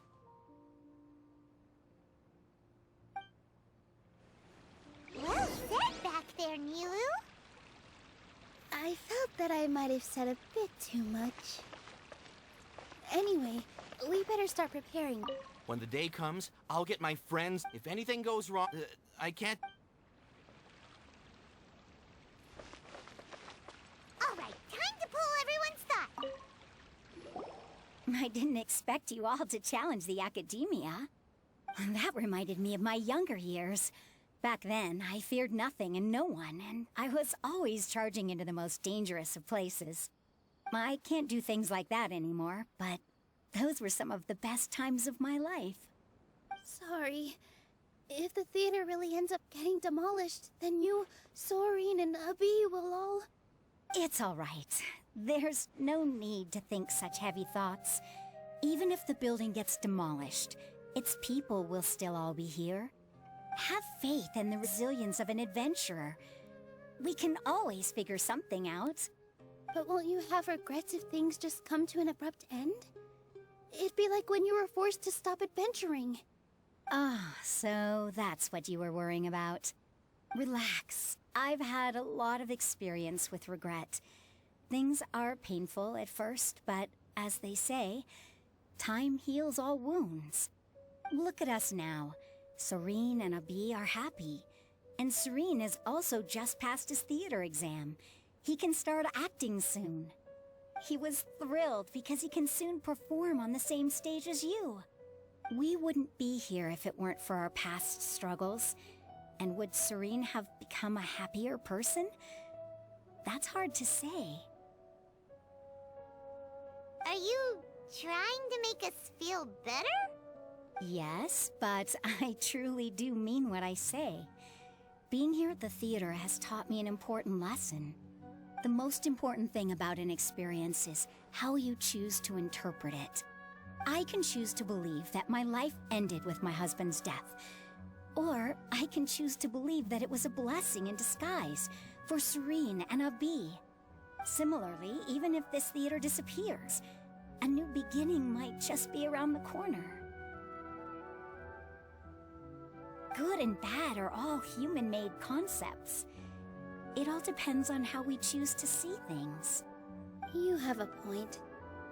Nilou, I know how important Zubair Theater is to you. But you don't have to be so nervous. We're all here with you. The theater won't go down so easily. Thank you, Miss Raykar. No need to thank me. If anything, you inspired me with your bravery. You might have what it takes to become an excellent adventurer.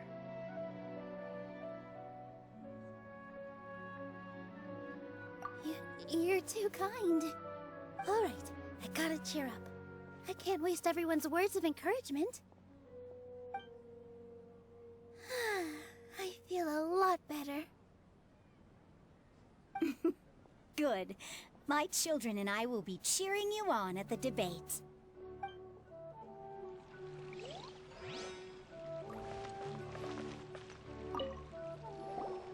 Paimon doesn't really want to talk to him. So, you've already developed some prejudices against me. And to think, I was just about to put forward a suggestion. Oh, Paimon will listen to that. Although, I know not if you have a new answer to my previous question. Now seems like an appropriate time to revisit it. What do you think is the meaning of art? Oh, this again? We probably do need to tackle this question if we want to prove the value of the arts. I don't know how to explain it, but all I know is that when my performance makes the audience happy, I also become very happy. Does that count as a meaning? You answered him so seriously. Careful, Nilou. This guy's ramblings never make any sense. No. Nilu's answer far surpasses yours, and it is close to my own. The meaning of art comes not from its creators, but from its audience. In other words, only art that can be appreciated by others will impart its essence and value upon the minds of its audience. This is something that the academia can never understand. I once pursued the mastery of art, much like how a researcher would chase wisdom and knowledge. However, the more of a connoisseur I became, the less I felt I understood. I began to question what it truly meant for art to be understood at all. I knew that the most sophisticated works are often the least appreciated, and yet somehow that provided me with little solace. I remained even perplexed about this conundrum until I visited this theater and watched one of Nilu's performances. It was that life-changing? Everyone here had a joyous part in the overall experience. The actors upon the stage basked in the love of their audience, while those in the house immersed themselves in the wondrous ambiance. In all honesty, from a purely critical point of view, the performances here are exceedingly average. Hey, don't say something like that. But what bewildered me was how, despite the performance's middling quality, they captivated their whole audience. They captivated even me. I realized then that I had walked the wrong road. The mastery of art was never what I truly wanted. I left the so-called frontiers of artistic research and came to this theater, for this is where I can finally find what I seek. Art will no longer be a castle in the sky. Whether it be inspiring or entertaining, art must be appreciated by others to confer value. If art cannot accomplish that, then it is meaningless. When you put it that way... Mr. Zubair and I refused to follow the Academia's orders to change our shows for a similar reason. To put it simply, we were afraid that our shows would lose their meaning if people couldn't understand them. I once stood in the spotlight, but I relinquished fame and acclaim for the freedom I enjoy today. I care not for where my feet may take me next, but Nilou, you need to remember one thing. You already stand upon the finest stage there is, and that is a rare gift that should never be taken for granted. You cannot give it up, not even to the Academia. I understand. Thank you for your words of encouragement, Mr. Kasani. Dust the cobwebs away from the eyes of those scholars.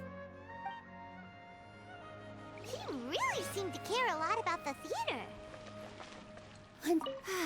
I've gained. Inaya was right. It wasn't after all. I'd be a terrible She knows better than.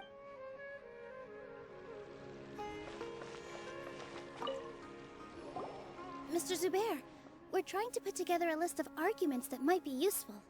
Any ideas? It won't be difficult to explain our position. They're in the wrong, and they know it. I have meticulously managed this theater's affairs for years, and I have abided by every procedure and obtained every permit. I did all of that to protect ourselves if something like this were to occur. I didn't expect them to disregard the rules altogether. Yes, I know. But anyone who's staying at the theater is one of us. If I can't even protect the members of the theater from outside pressure, then I have failed in my duty as a manager. In summary, you need sufficient confidence and strict adherence to the rules. At least for now, they don't have the authority to demolish the theater. As long as you double down on that point and force them to concede it, you'll gain an advantage. All right, got it. I've seen many situations like this before. The Academia sure likes to get its nose into everyone's business.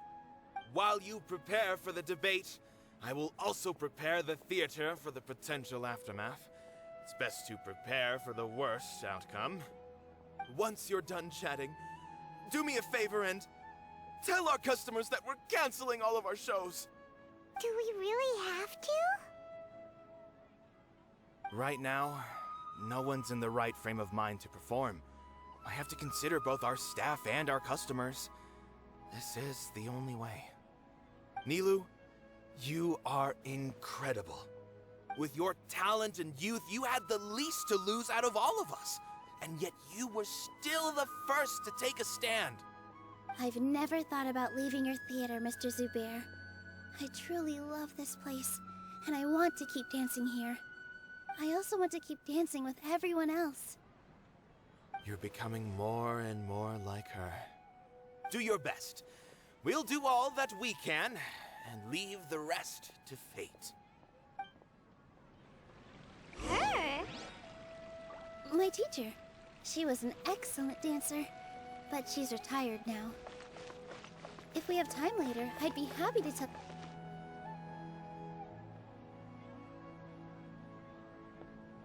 You're here. Is the theater actually closing? He's been worried sick for a while now. He wouldn't stop talking the whole way back. Hey, you two. What exactly happened? Did someone come down from the Academia? Yes. He told us that we have to shut down the theater within 30 days, and that it's going to be demolished. What the heck? That came with no warning. They're messing with us again. Don't tell me you'll have to listen to him. Come on. You know the answer to that. Yeah, it is a direct order from the Academia. There's no need to worry, though. I'm preparing for a public debate with the Academia. If I win, we might be able to overturn things and change their minds. Really? That's terrific. You have my full support, no doubt about that. Mine too! So what was their excuse anyway? They still not a fan of the theater's programs? Yeah, something like that. Good thing they have the power to make rash decisions about things they don't even understand, huh? Yeah, they need to touch more grass, not books. Exactly. They want to look down on us? Ha! We'll look down on them first. Don't worry. Everyone here has your back. The Academia's recklessness won't get them any praise. Right. They might think that some forms of knowledge are more valuable than others, but everyone can equally appreciate art. If they don't believe that, send them my way. I got them beat on this subject. Maybe you can prepare some questions on the details of dance performance to make things harder for them at the debate. Sounds like a good idea. Maybe that's something I should do. Ignore him. He's joking. Just do things your way. No matter what, we will always support you. Thank you all so much. Your understanding and support make me feel a lot better. There are always more solutions than problems. If you need help during the debate, just shout and the entire Grand Bazaar will be at your beck and call. Gotta show them who has the people's support.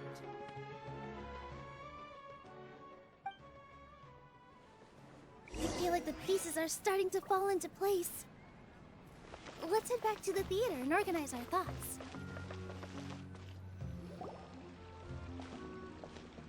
Abby, have you seen Miss Inaya? No, Miss Nilou.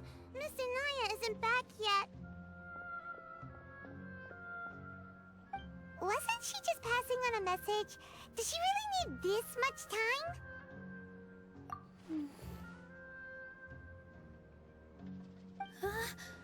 Oh no. Traveler, Paimon, I think I've messed up big time. What if Inaya never planned to come back? What?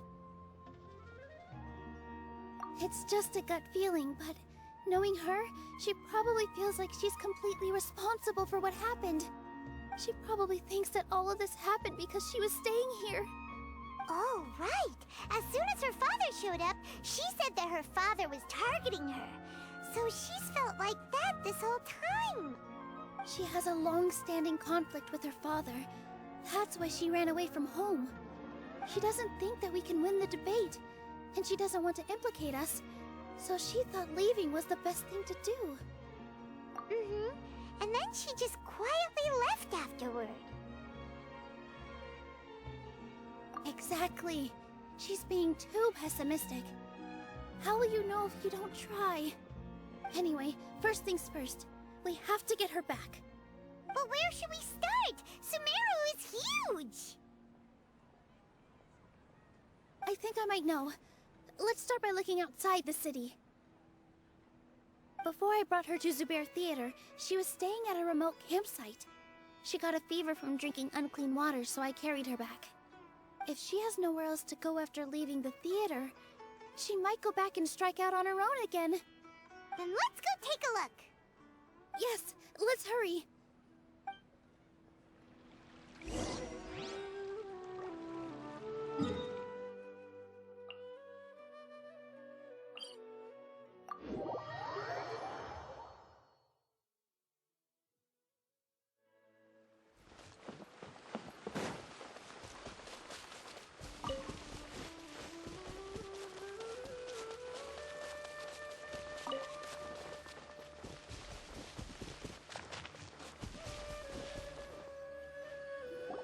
There are signs that someone had stayed here very recently.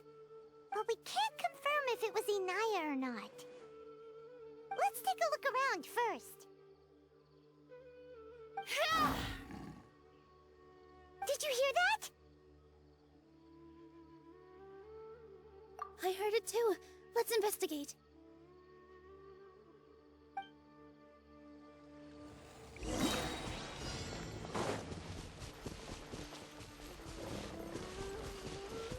Sounds like we're getting closer. The voice is coming from over there. Yes, we're almost there. Stay back! It's Inaya! She's being attacked by wild animals! Inaya, don't be scared! We're coming to help!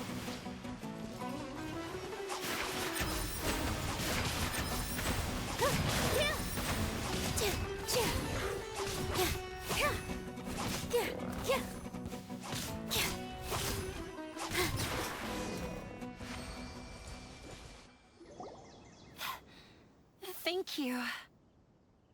There weren't so many big animals in this area before. They chased after me for a long time. Sorry. I'm causing trouble for you again. Why did you leave by yourself? You really don't think we have a chance at winning the debate? No. I just thought it would take too much effort. Everything happened because of me.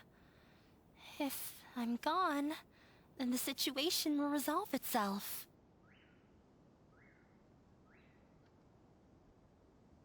Yeah! Everyone's working together towards a happier ending. No one should be singled out for blame. It's all right if it's me. As long as the theater won't get demolished. You guys are the kindest people I've ever met. You shouldn't suffer so much because of me. Listen to me, Inaya. Even if you were the reason that all of this happened, no one would blame you. Mr. Zubair said that you're one of us, so that means we will protect you. No matter what happens, we'll stand as one. Nilou, there will always be a victim. Whether it's me or the theater. You can't eat your cake and have it too. You can't win a debate against the academia. Especially since your opponent will be my father. My father is an extremely demanding man. He's always wanted me to become an exceptional researcher and his academic successor. I tried my best to meet his expectations and did everything I could. But he still wasn't satisfied. Or rather, he had just never been satisfied with me. I'm no genius. But whenever he berated me, it was always as if he was asking me, "Why aren't you a genius?" Yeah, like I'd know. So that's why you ran away from home? At first, I thought the father would slowly come to terms with reality. But he just wouldn't stop berating me. For one exam, I earned the 3rd highest score. I thought that all my hard work had finally paid off, and that I could finally make father feel some modicum of joy. I even used the embroidery skills I learned at school to make a commemorative gift for him. I thought, even this daughter can make her father happy sometimes. Right? I see. When we were embroidering your gift before, I didn't feel like you were new at it. Yeah. Sorry for not bringing it up. These are not pleasant memories for me. I was tired of him yelling at me every day. All I wanted was to see him smile at me. But he was more angry than ever before once I'd given him my embroidery and told him my score. He flung my present to the side. You think you should be proud of 3rd place? Reflect on why you weren't first. I forgot how long I'd cried for. I only remember my parents arguing. My mother also thought he went overboard. They argued for such a long time. My father eventually stormed out and slammed the door behind him. I didn't get a single sentence of apology or any words of comfort. I've completely given up. We're destined to never understand each other. How horrible! I don't think you can beat him in a debate. Because he doesn't even understand what kind of place a theater is.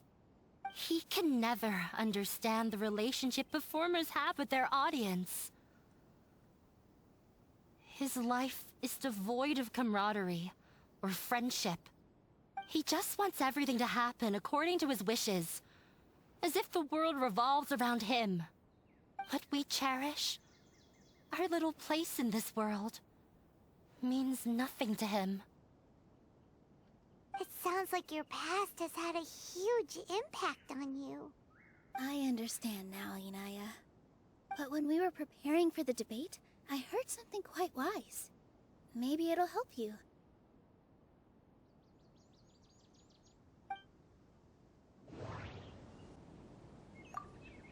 Everyone is free to appreciate art. No form of art is inherently superior.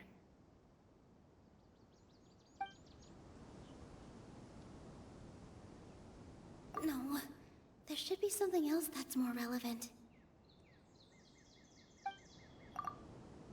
Mr. Zubair has been meticulously managing the theater. Everything checks out. Art must first be appreciated by others to confer value. No. The most important thing about an experience is how you choose to Miss Raykar has gone through a lot in her life, but she told us that she's very happy to live at the theater now. Although she ran into misfortune, it led her down a new path in life. She sees that as a blessing. She told me that the most important thing about an experience is how you choose to interpret it. Interpret it? I can sympathize with your unhappiness at home, but after you ran away, you ended up at the theater and became one of us. Those unhappy experiences allowed you to really cherish your bonds with everyone, and also gave you the opportunity to become friends with us. Don't let your past suffering keep you from the new life that you've worked so hard to find. Oh. Let the past stay in the past.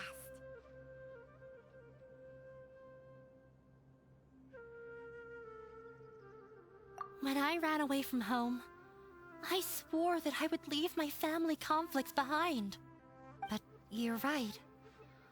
All I'm doing now is falling right back into it. Maybe you'll disappoint him, but that doesn't matter. You have a new future waiting for you. Don't let go of the answer you've worked so hard to find. That's right. If we put our heads together, there's bound to be a way. You're right. There's nothing to be afraid of. I'm not trying to meet his expectations. So why should I give up because of him? I can't afford to lose anything more. We have to win. The debate will not only protect Zubair Theater, but also allow me to settle things with Father. That's the spirit! Let's go. I'll tell my father about the debate. I know him very well. Even if he looks down on us, I know how to make him accept. All right, let's go.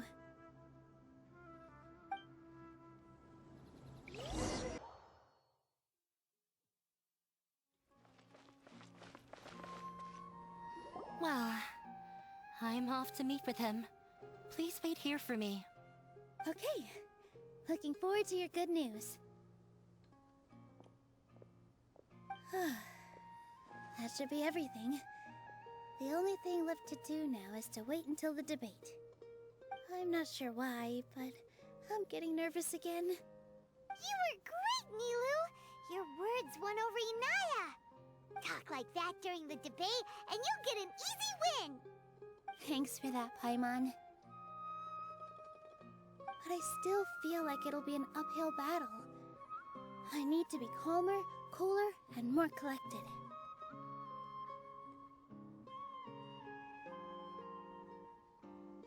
Yeah.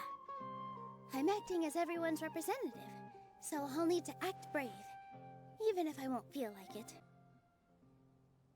Huh? What's left? Huh? What a strange question. Isn't a theater just a theater? Why would it need to be anything else? Wait. You're not asking what the theater does, but what it is. Let me think. How can I put this?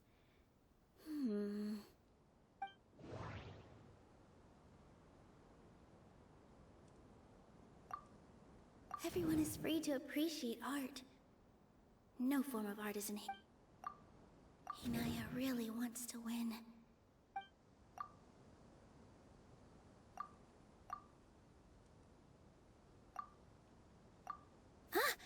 Got it. When we were trying to find a way to save the theater, we heard many stories not of the theater, but of the people whose lives have been touched by it. Zubair Theater is our reason for coming together. It connects us all in unique ways. In other words, it's like a bond.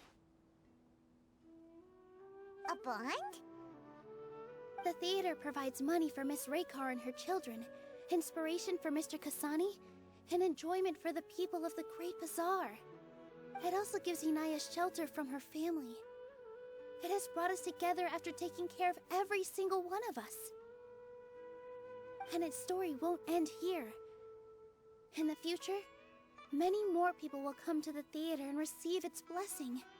And we'll all be there for them. Our warm, welcoming community will show them the same kindness we were shown in the past. Aside from the delivery of performances, isn't this another reason for Zubair Theater's continued existence? Yeah, that makes sense. We definitely felt that warmth during the preparations for the event. But Paimon doesn't see how this will help in the debate.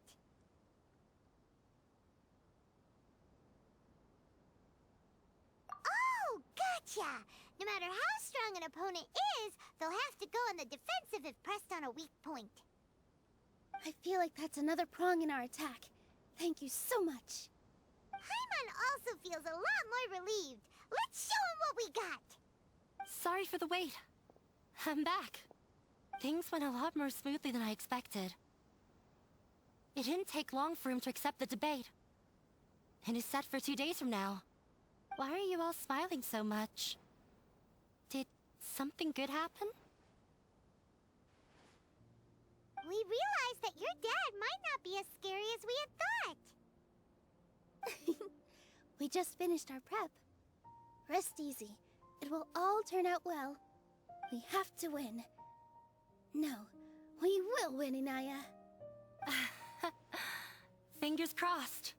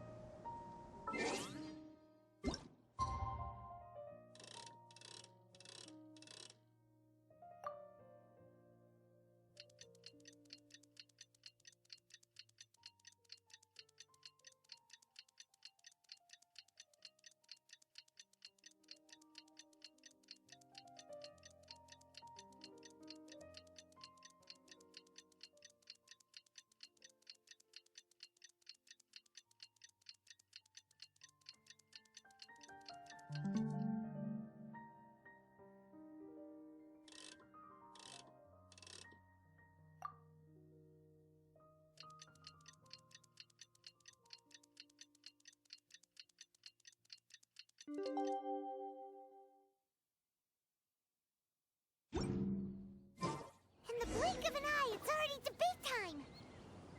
We did a lot of preparation.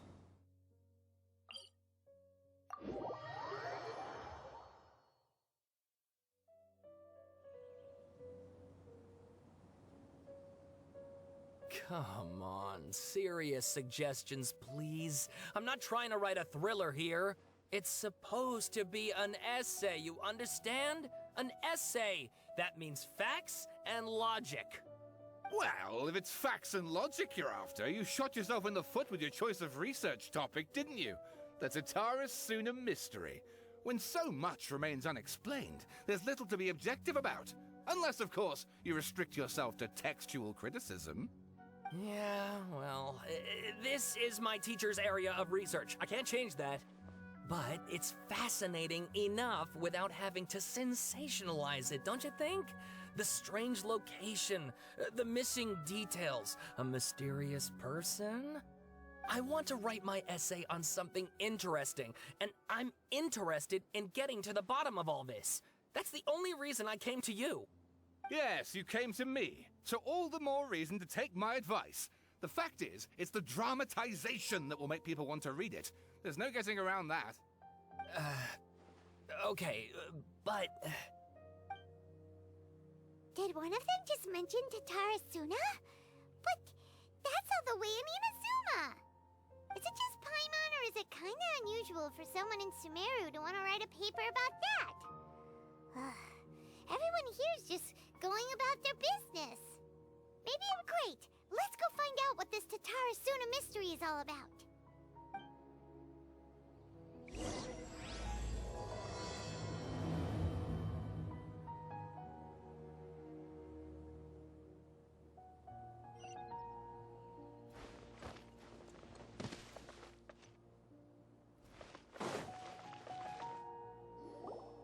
Alright, I guess I'll go with my textual criticism and your editorial direction for the first draft. I have a feeling that the missing Kabuki Mono will end up being the main focus of this paper. If only we knew where to find that traveler. From what they say about her, this seems like the kind of thing she'd know about. Oh, you're the traveler, you say? Hey, what's with that face? Don't believe us?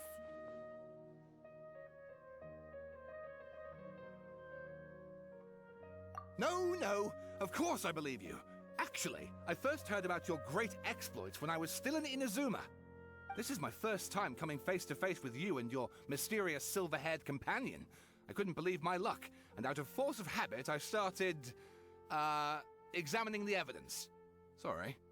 Oh, Sawada, for the love of... Sorry, we don't get out much, so our social skills are kinda lacking. Traveler, I hear you've helped many people a great deal and been to many places. Would you be able to tell us about Tatarasuna? Actually, we don't know much about that place either. In fact, we only came over here because we heard you talking about it and wanted to learn more. I see.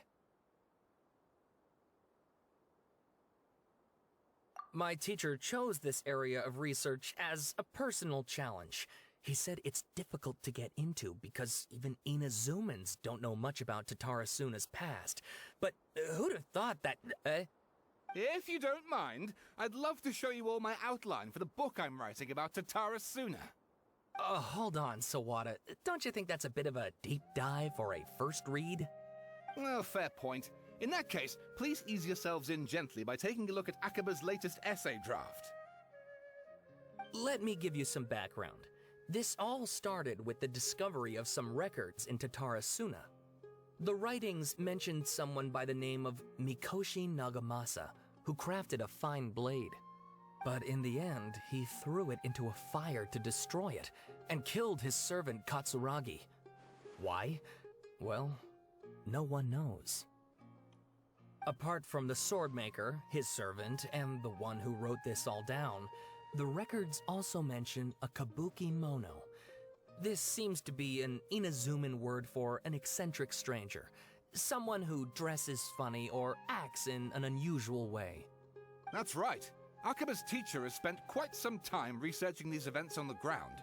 This Kabuki Mono lived in Tatarasuna for a while before disappearing without a trace. And shortly afterwards, as Akaba mentioned, things got pretty ugly. So first this strange person goes missing, then a murder happens? Seems kinda fishy to Paimon. Yes, my thoughts exactly. So I helped out too. I asked everyone I could think of if they knew anything about what happened back then. And wow! Did I get lucky! Stop shouting! This part's important. I just wanted to make it stand out. It just so happens that a friend of mine works at the Government Records Office. He looked into it for me, and I can now confirm that all the aforementioned individuals did, in fact, live in Inazuma over 400 years ago. Even back then, Tatarasuna was already at the center of Inazuma's smelting industry. The man in charge was a government official named Niwa. Curiously enough, it seems like he went missing too.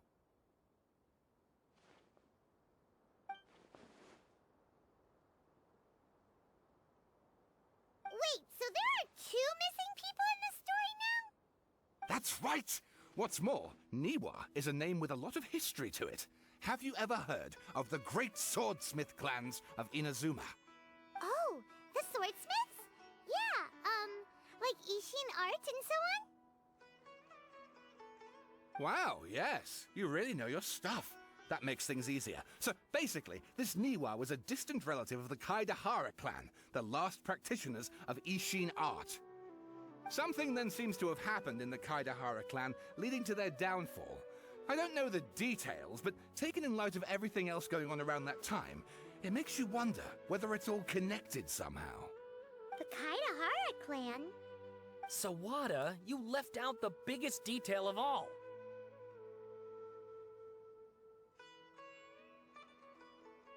Oh, yes, of course. How could I forget? Brace your minds, ladies and gents, for they are about to be blown. Or maybe you won't believe your ears. I wouldn't blame you, of course, because in all my years as a writer, this is by far the most. Get to the point, for Pete's sake. According to information acquired by Akaba's teacher, the Kabukimono was not a human, but a puppet.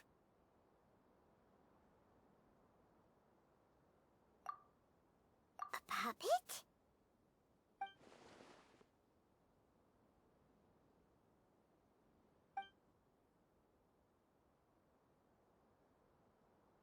Aha! Judging by the looks on your faces, you do know something after all.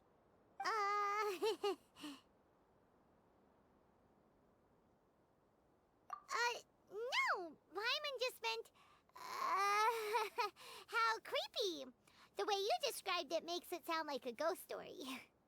I agree, it does. But considering that non-human races in Inazuma are by no means uncommon, spooky events are to be expected. And that's exactly what my book is about. Please, take a look.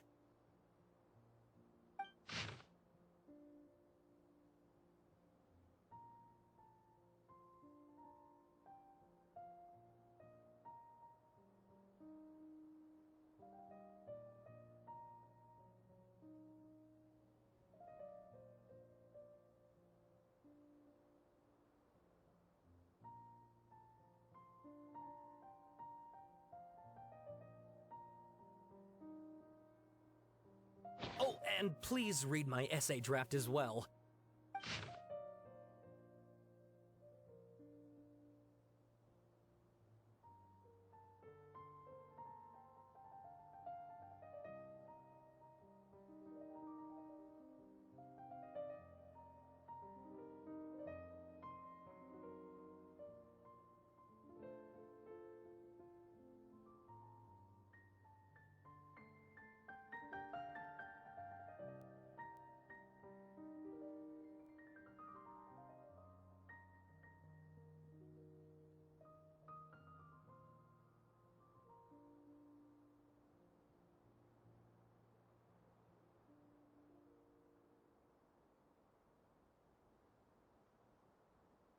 Sawada was encouraging me to follow his more creative approach, but I think essays should be grounded in facts.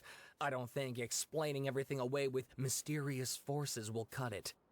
Oh, how about if I plug the holes in Sawada's narrative with political intrigue? Like, I could put a turf war between rival factions at the center of the whole series of events.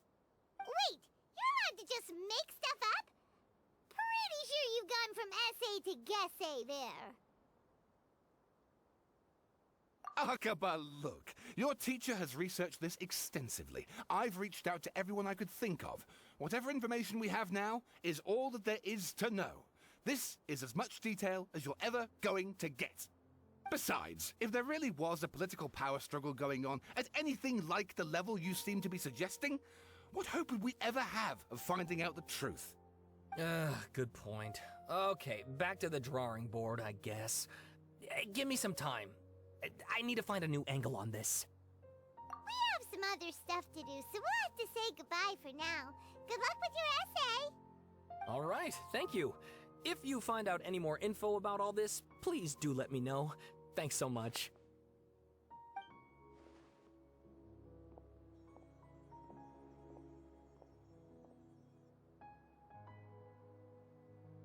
Hey, so that thing they were talking about, it has to do with the balladeer, doesn't it?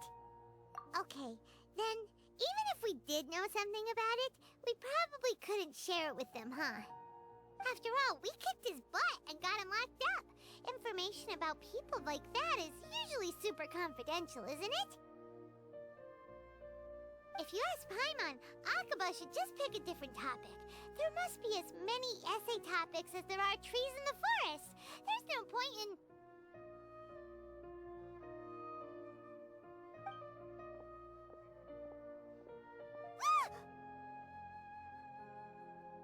Hey, did you see that? He literally just went by, over there. It looked like... the Balladeer! No, it can't have been. He got locked up. Oh, quick, let's catch up and see.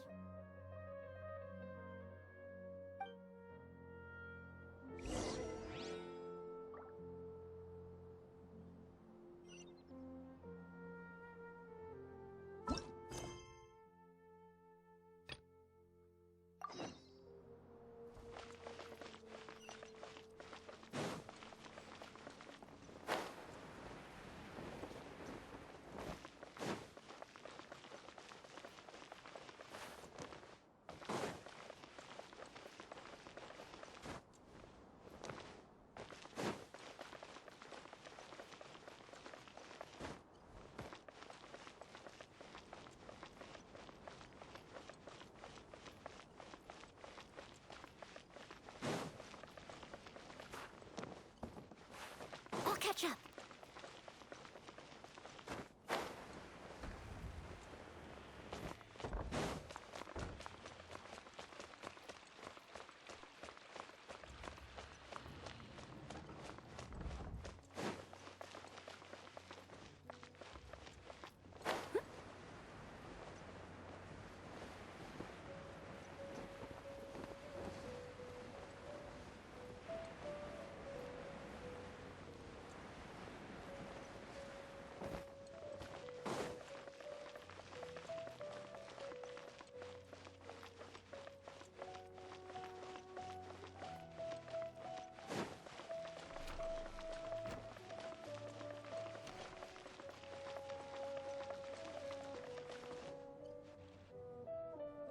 Hello and welcome, everyone. I am Safwan, a scholar from the Academia, and I will serve as this debate's adjudicator. I swear to judge both parties with the utmost wisdom and impartiality. I will neither interfere with the proceedings nor demonstrate bias. I ask for both parties to stand. May the Dendro Archon also serve as a witness to this duel of wits. Since you so desperately demand an explanation, I will expound on the Academia's stance. You may have misunderstood us from the outset and believe that the Academia is prejudiced against you. However, the truth is that the Academia wishes for every resident of Sumeru to be afforded opportunities to grow and cultivate their wisdom. Therefore, the works they consume should also possess enlightening qualities and intellectual value. We have failed to identify these qualities in the shows performed at Zubair Theater.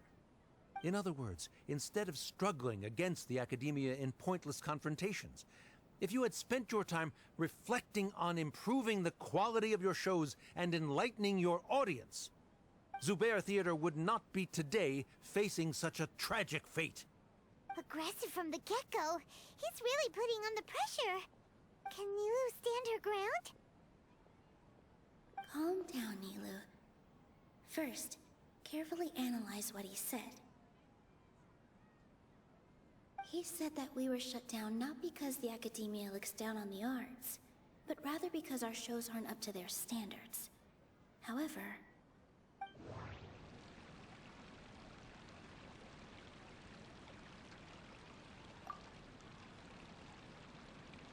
everyone is free to appreciate art. No form of art is inherently In your eyes, our shows can't meet the Academia's expectations. Shouldn't it be the audience who decides if a show is intellectual or enlightening? Why is someone from the Academia judging that? Also, I believe that there is no such thing as a wiser or more enlightening performance. Art doesn't discriminate, and it appeals to all. Everyone has the right to appreciate art. Appreciation is but a primitive form of satisfaction. Guidance and enlightenment are necessary if we are to induce growth in the performers as well as the audience. This stance holds performers to a higher standard and encourages the development of the arts.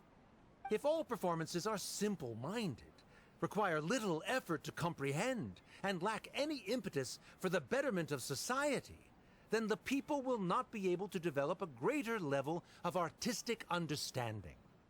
Nurturing the populace's understanding requires a long and arduous process, and guiding this process is the Academia's true goal. He changed the topic without batting an eye. Good thing I'm prepared. If I remember correctly, what I should say here is... Art must first... Someone at our theater has tried that before. He was a famed artist, but he recognized that very few people could connect with his works. I agree that art should be enlightening, but we can't pursue that goal by creating complicated works. If a work can't tap into an audience's personal experiences or feelings, then its contents may as well be a castle in the sky. What's the point of performing a show that its audience can't even follow? That would only be forcing people to watch something they don't like. You can only reach that conclusion from a place of ignorance. In that case, before passing judgment, you should first become a better dancer than me. You tell them, Nilou. Looks like he's backed himself into a corner. As the party holding the burden of proof, Sharif has failed to provide sufficient support for his judgment of the quality of Zubair Theater's programs. Likewise, the definition that Nilou put forth is but her personal opinion. Neither party is the victor for this particular point of contention. Additionally, I must request that both parties exercise greater control on their emotions. Keep it up, Nilou! You're doing great! In that case, I shall speak of more concrete matters. The essence of this issue is that you have violated the law, so you must now pay the price for your transgression. This course of action is also completely procedurally sound. We have already contacted Zubair Theater multiple times regarding the theater's repertoire. However, you have consciously ignored our warnings, or perhaps your compliance was purely superficial. Regardless, that failure has indirectly led to the present day's proceedings. That is indeed so, according to the laws decreed by the Academia. He started talking about procedural stuff, so I need to focus on...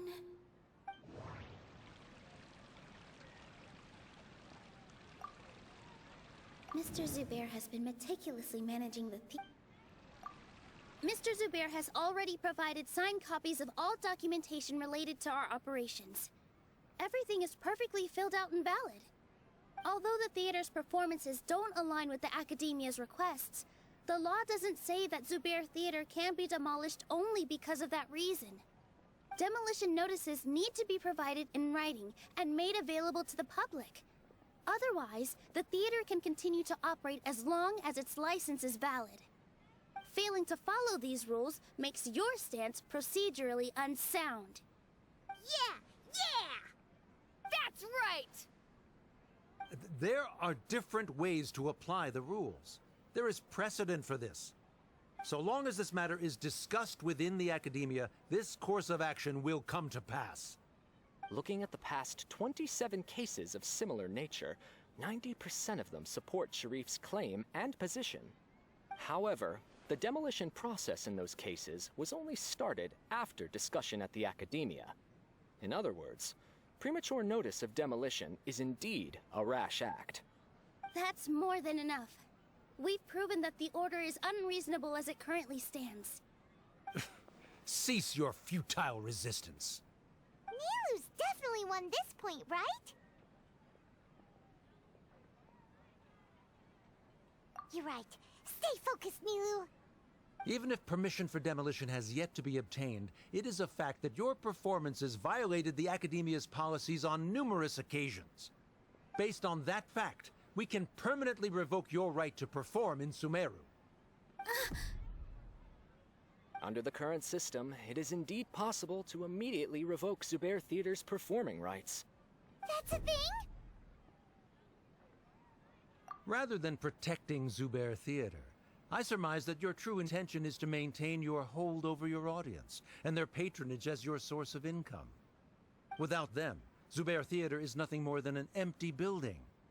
And without its performances, the theater has nothing else of value. What you said isn't true at all. Keep it cool, Nilou! Right. I need to keep calm, but he... Just a little more. Zubair Theater isn't just a performance venue to us.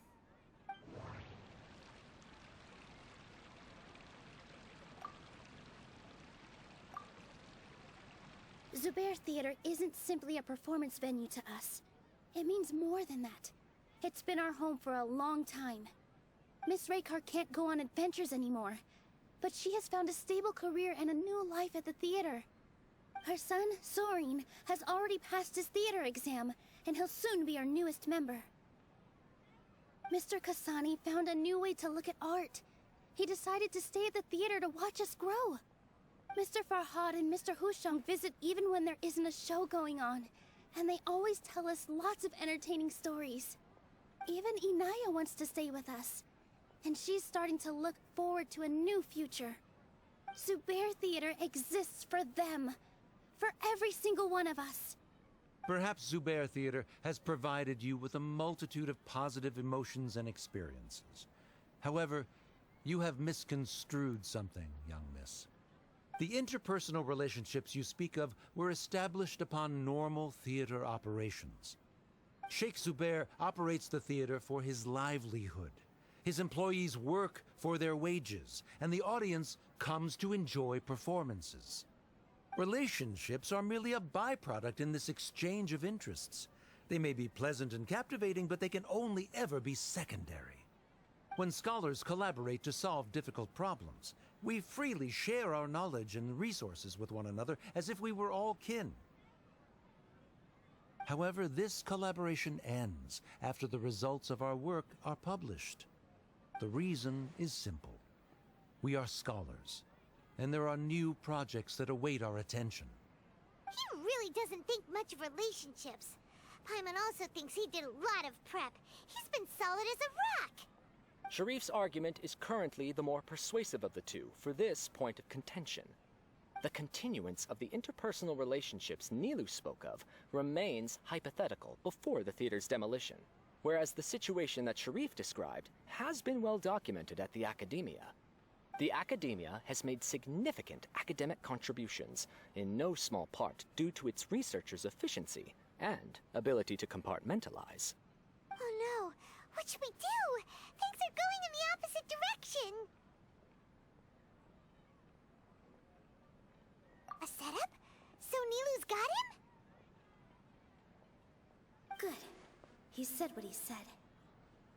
The next argument could decide this debate. But is this really the best thing to do? It might be too cruel to Inaya.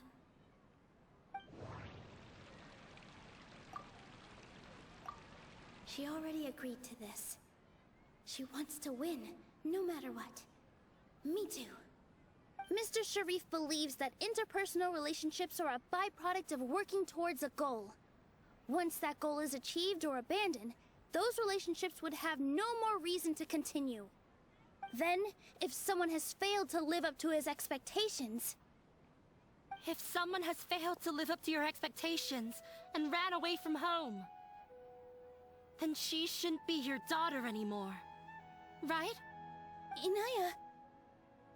Sorry, Nilou. As expected, I should be the one to say it. You don't need to shoulder this responsibility for me. If in your eyes, the purpose of my existence is to become your academic successor, then that goal has ended in complete failure. By your logic, that means there is no more reason to sustain our relationship as father and daughter. Members of the audience who do not belong to either debate party, please speak with caution. Let her speak.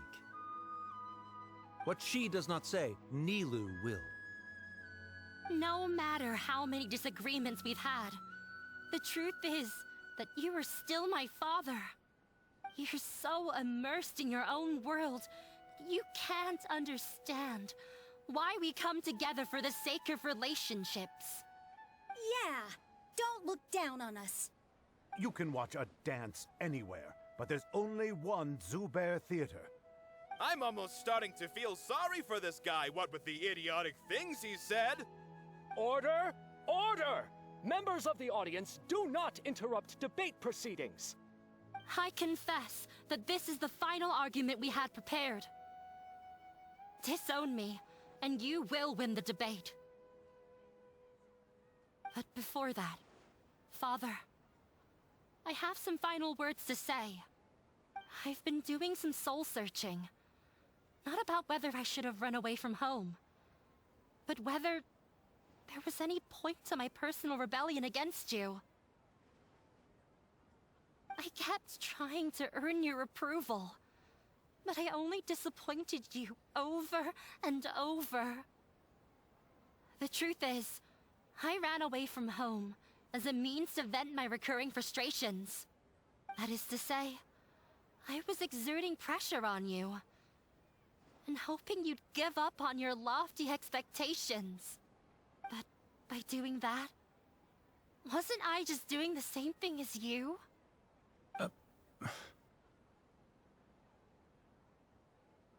I won't force my expectations upon you anymore. At Zubair Theater, I have found the life I've always wanted. I will move on from my family troubles and strive towards my new goal. But if you dare to harm this place, then I will stand with my friends here and fight against you. This is not the time to space out, Sharif. The debate is still underway. You already consider them to be your friends. You should be asking us that question. Of course we are! Miss Inaya is a really good friend. It was a bit of a process, but we won her over. Make no mistake. All those who come to Zubair Theater become one of us. We will always be with her. Such puerile simplicity. However,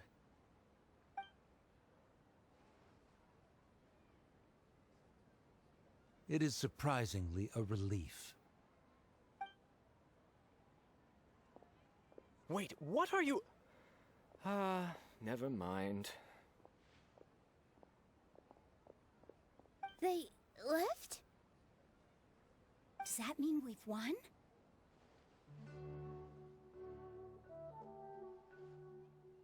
We won? Nilou, you're amazing!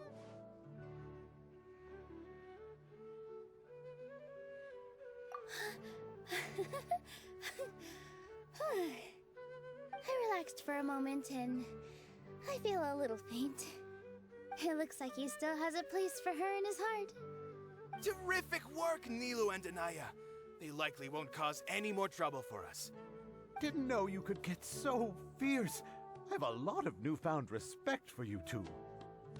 This really took a lot out of me, though. I don't ever want to do this again.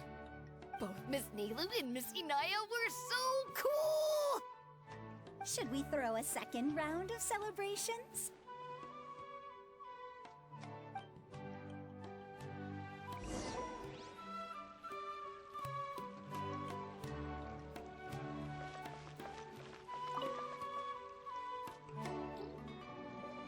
Oh, it's you. Yes, I feel a lot better. The more I think back on everything, the more surreal it all feels. I don't think I could repeat what I did a second time. Yes, and it's all thanks to you.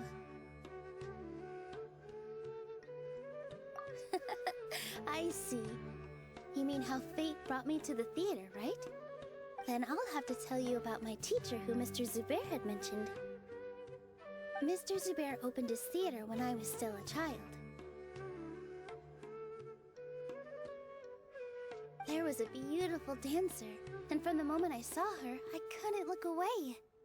I thought to myself, the gods must have blessed her with such talent. But later on, she would actually smile down at me and say, just the opposite, in fact. Yeah. She said, dance is an art born from toil. It isn't a gift from the gods, but a creation by our own hands. It is a beautiful thing born from our life experiences. Whenever there is joy or something to be celebrated, people will dance. In other words, any place where people can effortlessly begin a dance will for sure be filled with the blessings of everyone's happiness. She wasn't looking for flowers and applause. All she wanted was to see her audience smile. Right. The same as what Mr. Kasani believes. I was completely moved by what she had said, so I started taking dance lessons from her. And later on, I began to dance here in her stead. Before she retired, she told me, for as long as you live, never forget what dance means to others. This is why Mr. Zubair and I never intended to listen to the academia. Even though it ended up causing everyone a whole lot of trouble, thankfully, everything worked out in the end. Although, I do have a small regret. Yeah, even though she has already decided to stop fighting with her father, they never managed to have a real conversation with each other. Before he left, Mr. Sharif looked like he had a lot on his mind. He probably has a lot of things he wants to say, but will now perhaps never get a chance to.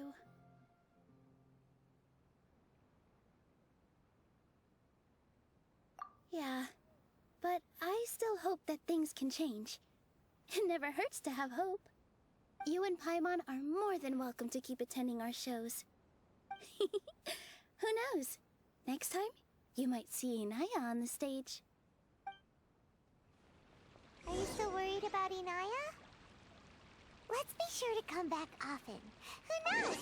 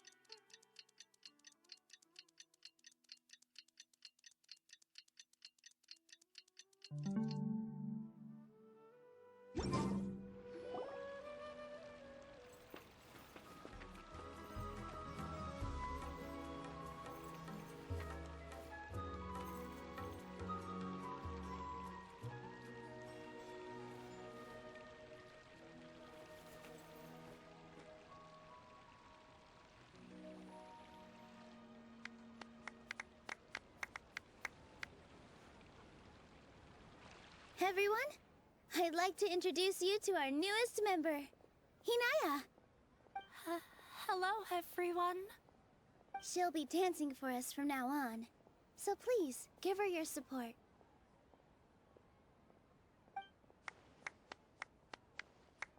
Inaya's taken her place on the stage! Oh, Paimon wonders how she'll look when she starts dancing. When you stop and think about it, happy endings like this sure aren't easy to come by. Nilu's efforts, everyone's wisdom, Inaya's determination.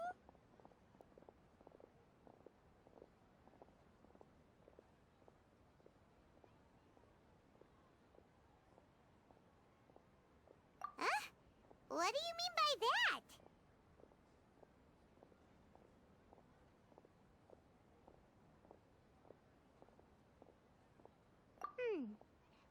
have a point there. The whole demolition thing was going overboard, but he really could have banned Nilou and the others from dancing. If he really wanted to be ruthless, he could have done some real damage, even without winning the debate. Oh well, it's not like we can understand how people like him think.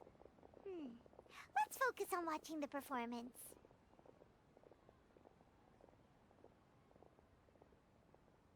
Huh? Wait, look who the cat dragged in! Isn't that Inaya's father?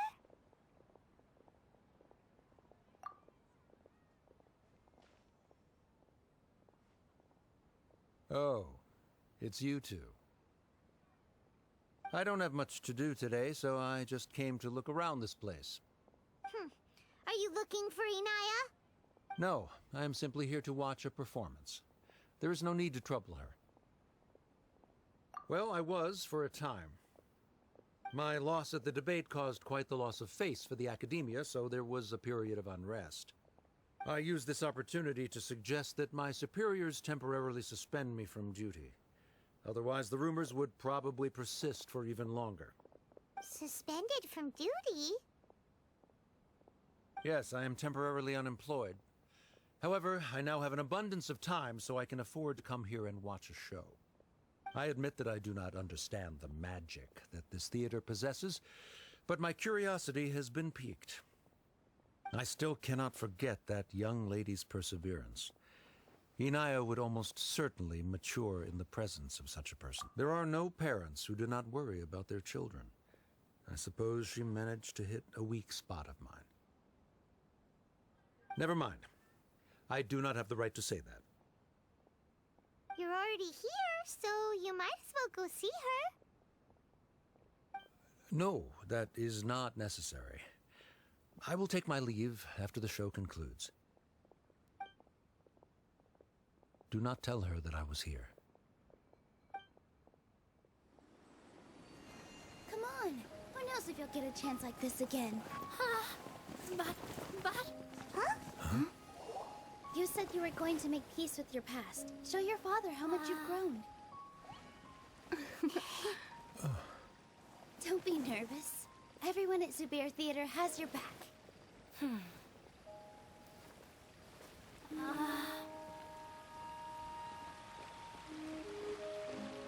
Hey, let's go somewhere else. We should give them some space. You sure they'll be okay? I don't know, but I think we should have faith in them.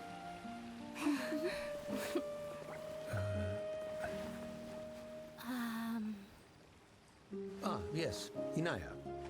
I have something for you. I'm still learning. It's hardly a masterpiece, but it's yours, if you'll take it.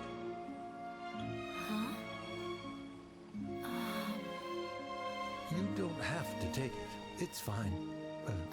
Never mind.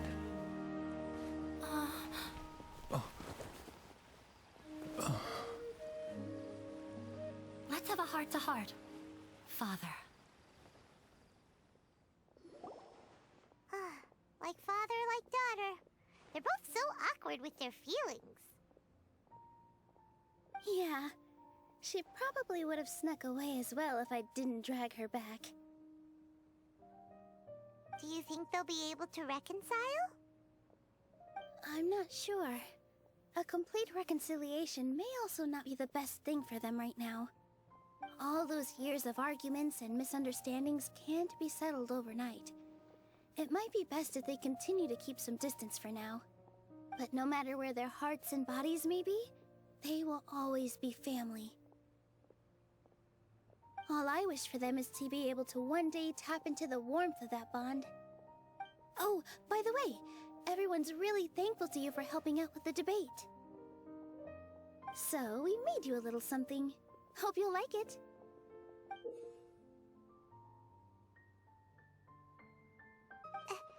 Isn't this Zubair Theater? Whoa! This is amazing! It's so detailed and polished! We've also never made anything this complicated before. Mr. Zubair and Mr. Kasani took charge of the design, while Inaya and I made all the little pieces with the help of others. Miss Reikar and Miss Nadia made and assembled the centerpiece. As adventurers, you two will doubtlessly travel to many more lands and see many more things. That's why we hope that your time at Zubair Theater will become a fond memory of your journey. You two are welcome back anytime. We'll come back and watch you dance whenever we get... You're welcome. And there's no need to be so polite. You learned fast. Come on, take it. This is the story of you and me. It's a tale that I'll never, ever forget.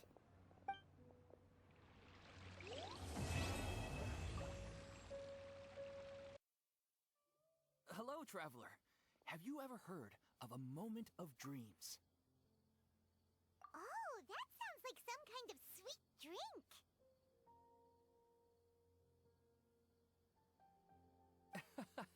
I'm afraid not. It's the name of an event we started to hold regularly.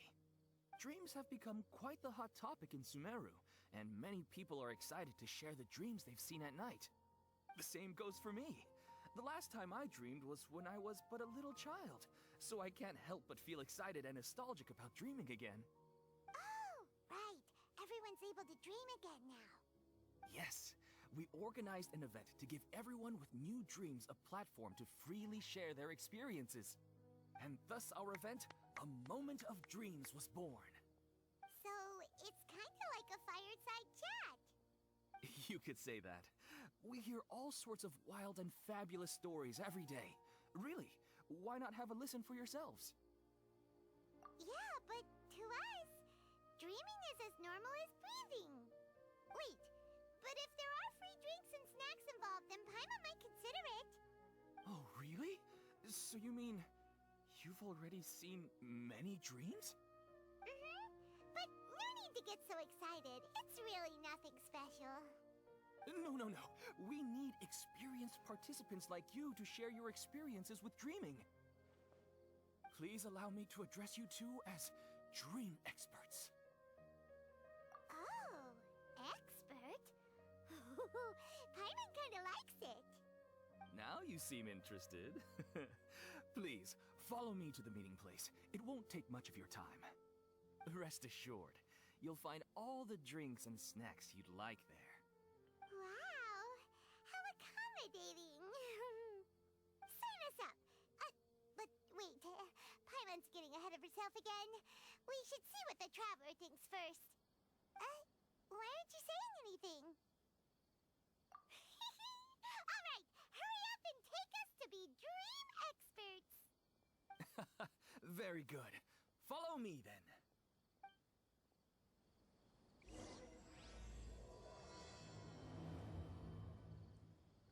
Do you know what's the most important part of being an expert?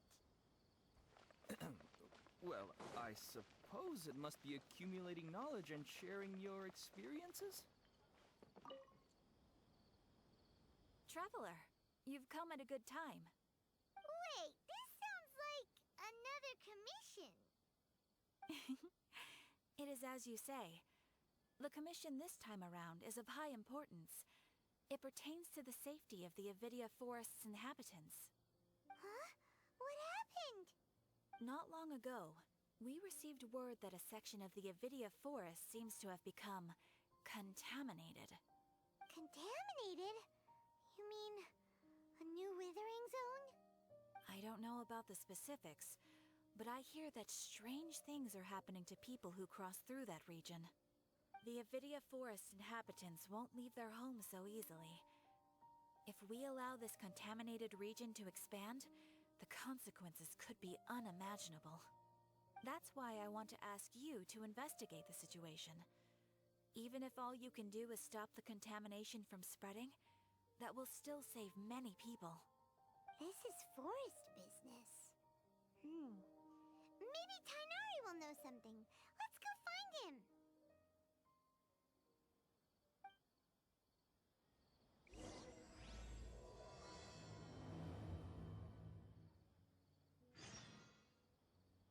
Nope, it's out.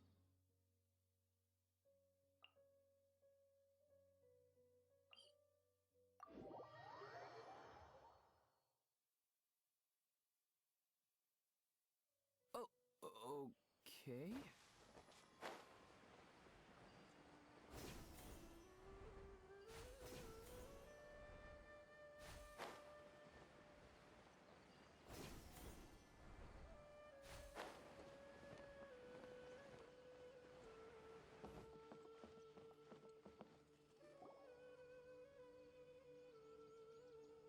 This is where you've been, Tignaри?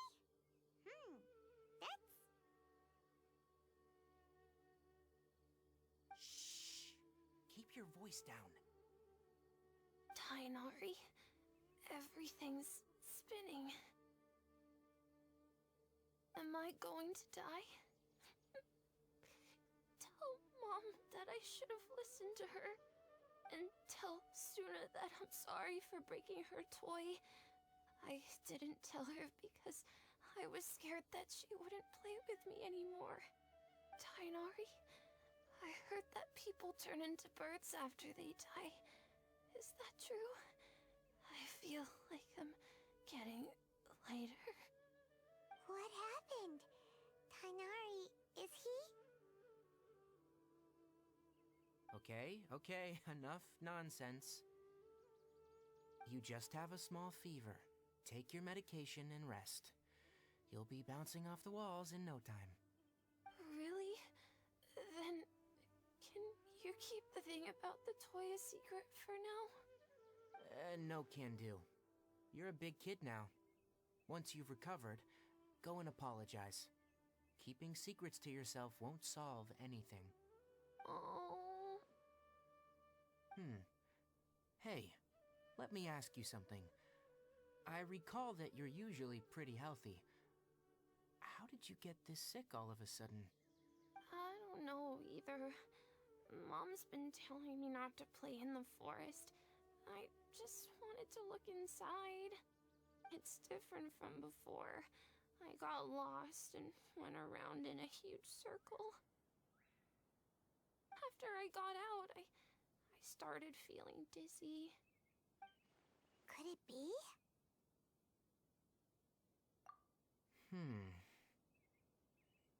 So that's how this whole mess happened. Anyway, go rest. No running around until I say so. Got it? Traveler, Paimon, let's step out for now.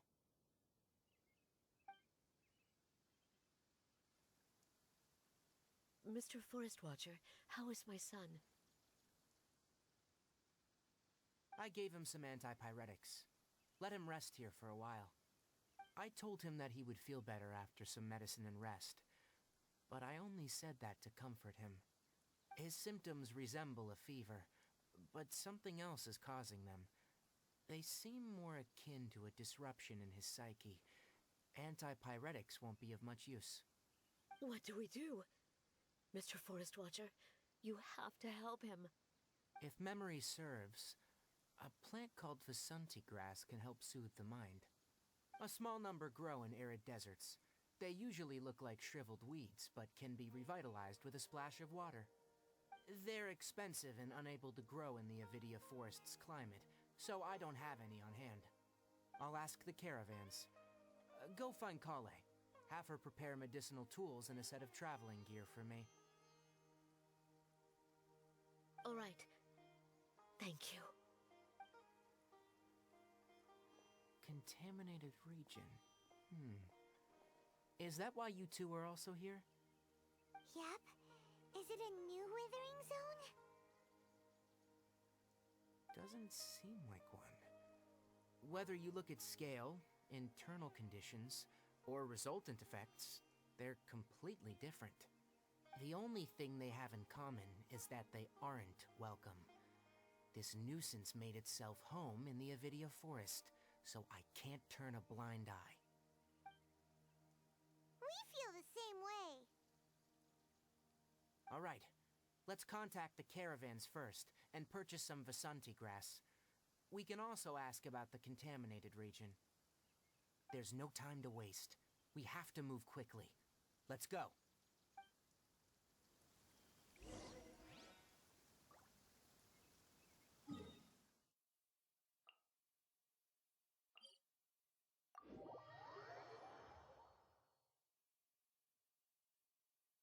such fair weather.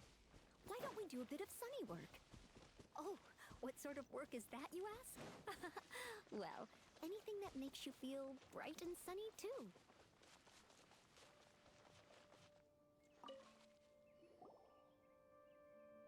Excuse me. I'd like to purchase some Vasanti grass. Do you have any? I'm sorry, Mr. Forest Watcher, but we've been closed for the past few days. Closed? Now that's odd. It's my first time hearing you say something like that. It's a long story. Some of our goods were stolen recently. They were mechanical parts that we got from the Academia. Although they're old models, they still fetch a good price on the market. Our caravans had to pull together Mora to afford those parts. Now that they've been lost, we'll likely come up short this trip. All the merchants talked it over, and we decided to raise the prices of our remaining inventory. Until this plan takes effect, none of us can privately sell anything. I don't get it. If these goods are so important, then why not think of a way to get them back? Raising prices won't solve anything. At best, you're shoving the consequences of the robbery onto your customers. Mr. Forest Watcher, it's not that we don't want to. It's just the thief disappeared into the deepest parts of the forest. We asked around, and apparently the forest has been very unusual as of late. Anyone who goes in experiences mental anomalies. We can't keep waiting out here for the thief to come out. All we could do is come up with another solution. So, the bandit hid in the contaminated region after stealing those mechanical parts? How many people were there in total? Were they not affected by the contaminated region? That crook came from the contaminated region. As for how many, there weren't any people. No people?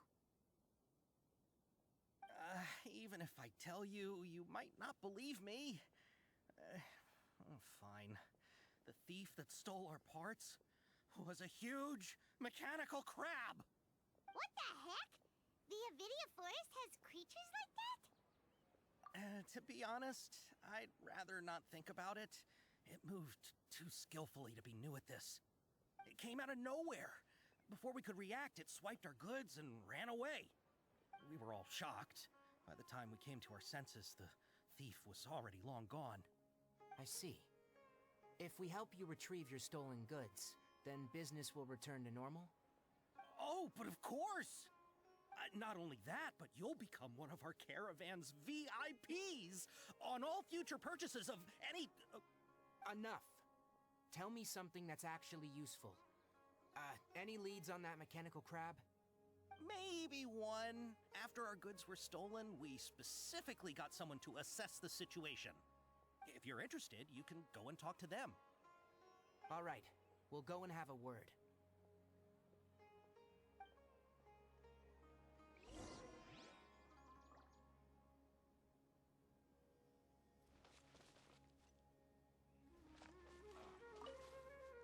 After the goods were stolen, I made multiple inquiries with nearby caravans and residents. It turns out that many others have also been robbed by that crooked crab. However, the crab only seems to be interested in machinery. It doesn't even bat an eye at other valuables.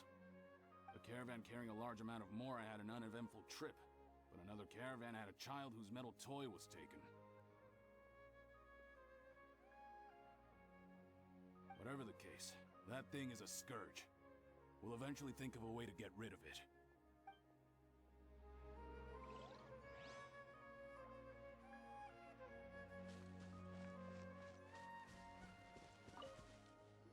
That mechanical crab is fast, strong, and a pain to deal with.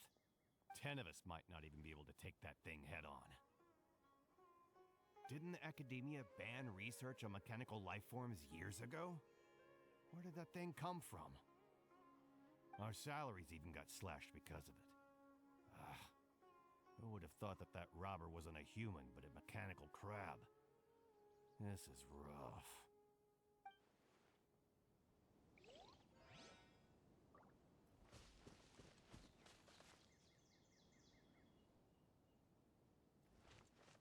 I'll catch up. I heard from the caravanners that there have been a lot of robberies lately, but we haven't been affected. We don't normally see the mechanical crab, and it doesn't disturb our daily lives. It only shows up when the caravans are here, and it runs back to the contaminated region after it's done making a mess. You haven't tried capturing it? We have, but it's too agile and fast. However, we did unexpectedly learn something the last time we tried to capture it. It apparently lives in the deepest part of the forest, so instead of immediately moving its spoils, it first hides them nearby. Once its stash grows large enough, it moves everything in one go. You'll have to move fast if you want those goods back.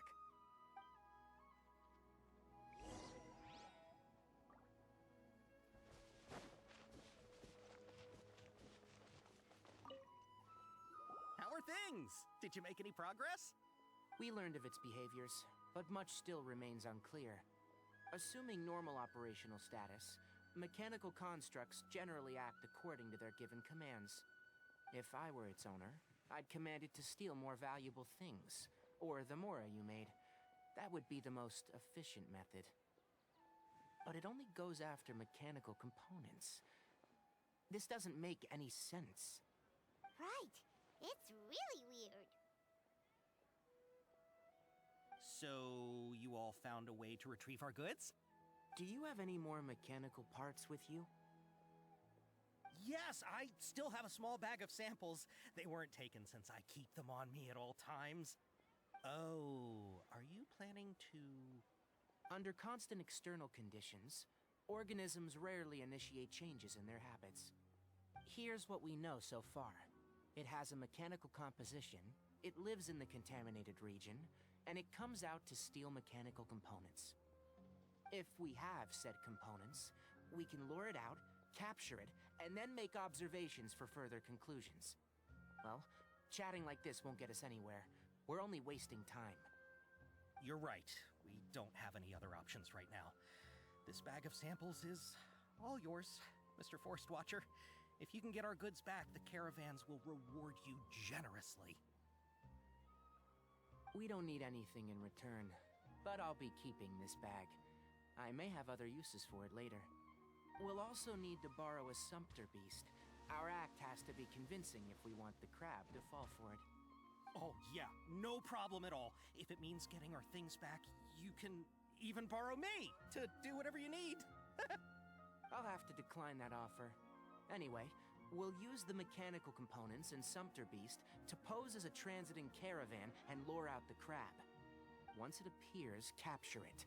I leave the timing to you. Don't worry, we're professionals.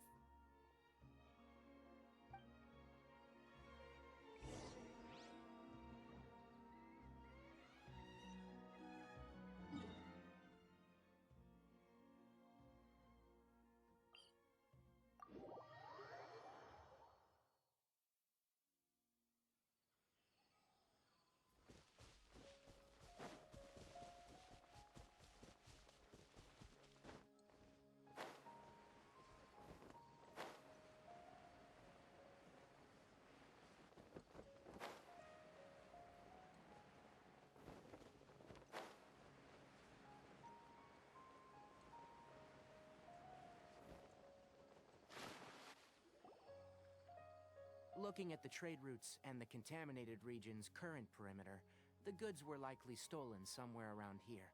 Then let's get to it. We'll definitely capture that criminal crab. Okay, we'll start from here and have the Sumpter Beast with the components on board lead the way. This Sumpter Beast isn't familiar with us yet, so be calm and take your time with it. The Sumpter Beast went ahead. Let's keep up with it.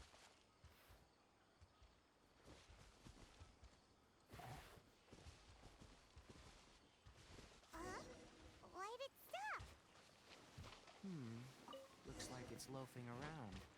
Or maybe it's hungry. The caravanners grew disheartened after their goods were... All right, it's moving again.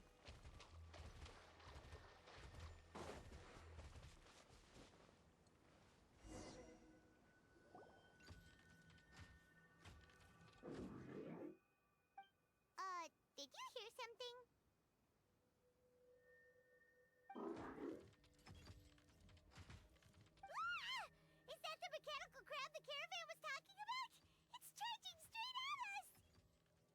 It looks strong. Be careful.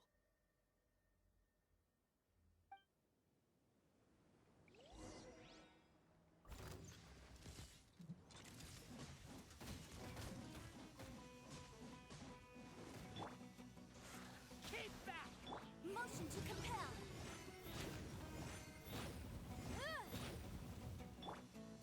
Stand clear!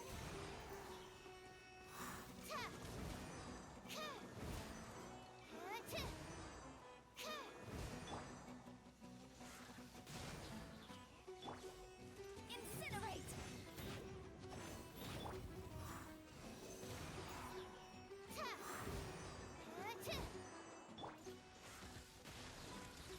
Motion to compel!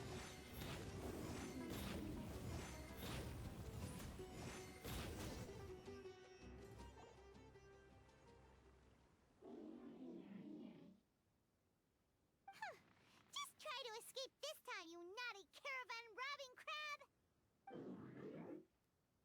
Hey, playing dumb won't save you. Spill it!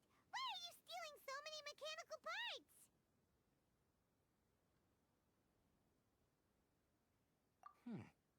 It doesn't seem capable of comprehending complex questions. Keep an eye on it. I'll search around the area for the caravan's goods.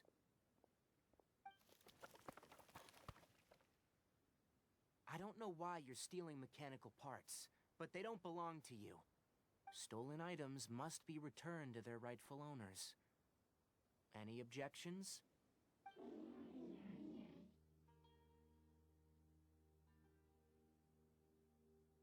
You came from the depths of the contaminated region, right? How about you help us with something? If you take us there, I'll give you some mechanical parts as a reward. It reacted! We can't be certain yet. Its excitement may be a simple, programmed response upon seeing mechanical components. Okay, so you want the crag to lead us into the contaminated region? That's right. The contaminated region has a large and currently expanding perimeter, so it would be difficult to conduct a thorough search. If we charge straight in, we'll get lost like headless pigeons.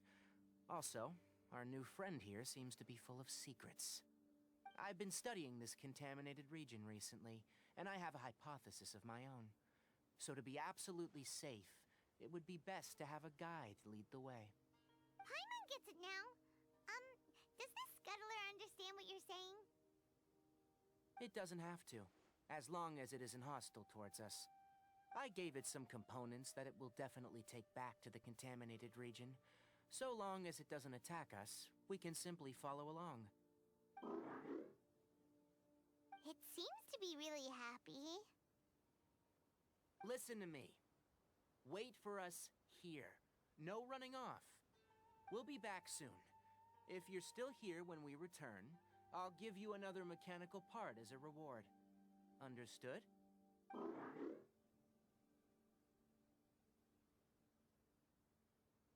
I'm not sure. But our priorities are to retrieve the mechanical components, and to purchase Vasanti grass to make medicine with. We should return. But before we do, we need to set up a few traps. Can't have that crab escaping.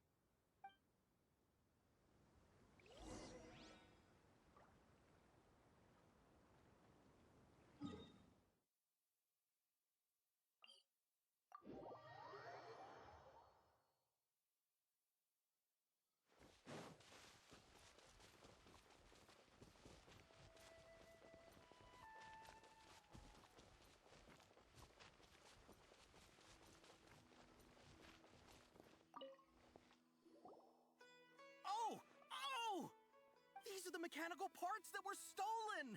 You really got them back for us! Thank you all so very much. I don't know how I can repay you. Wait, didn't you want to purchase Vasanti grass? Don't worry about the price. They're on the house. How many do you need?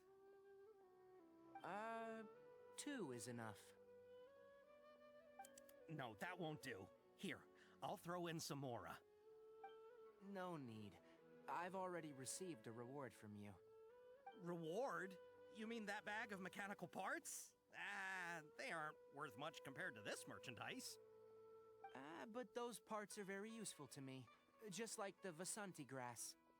I retrieved the things you needed, and you gave me what I needed in return. We're even. Oh, and before we go, just a reminder. The forest has an intricate and biodiverse ecosystem. Even if there were no mechanical crabs, other dangers are still present. Take caution on this route. Noted. Thank you all ever so much. Let's return to the village. The earlier we can give the child medicine, the sooner he'll start feeling better.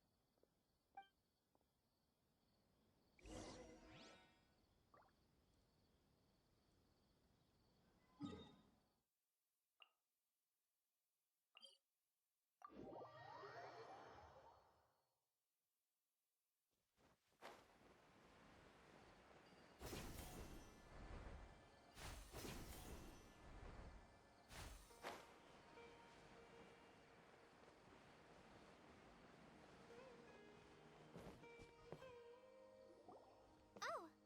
Hi there, Traveler and Paimon. Master, I prepared the pharmaceutical equipment. Do you need me to help grind the medicine? No need. A precise dosage is required this time, so I'll do it myself. Oh. Okay. But once I'm done, you can deliver the medication to the child. He gets a little nervous when I'm around for too long. I don't think he finds me very approachable. I'll go prepare the medication. Traveler, give me a hand.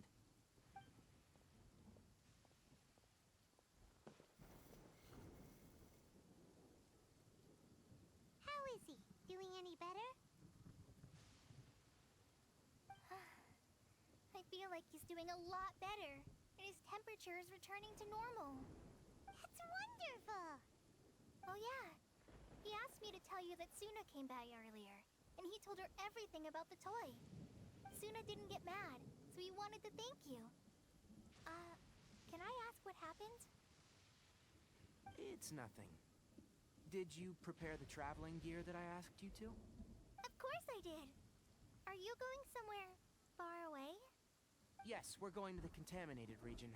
Judging by its size, we will likely have to stay overnight. I'm leaving everything to you while I'm gone. Huh? But I can't even begin to compare to you.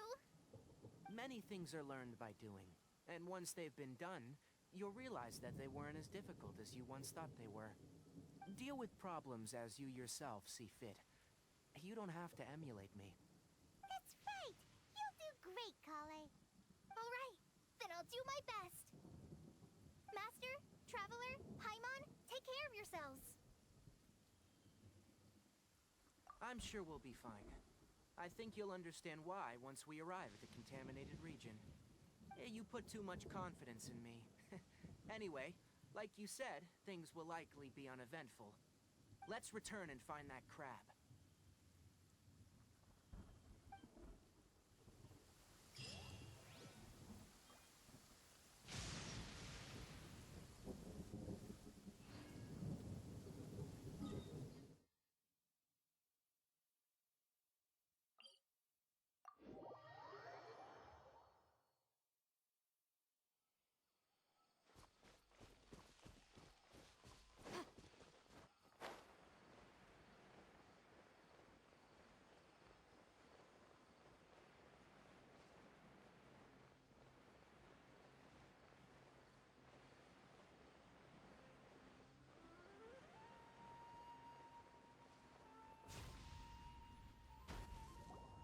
We're here. This should be... Huh? Where's the crab? Did it secretly scuttle away? The traps weren't triggered, so it should still be here. Odd.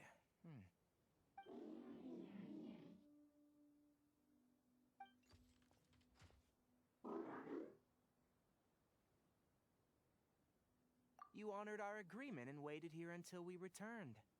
As such, I'll hold up my end and give you another mechanical part. Keep it safe. I'm not giving you another one if you lose it. glad you're satisfied. If you want more mechanical parts, take us deeper into the contaminated region. I want to see what happened there. What caused the Avidia Forest to become like this?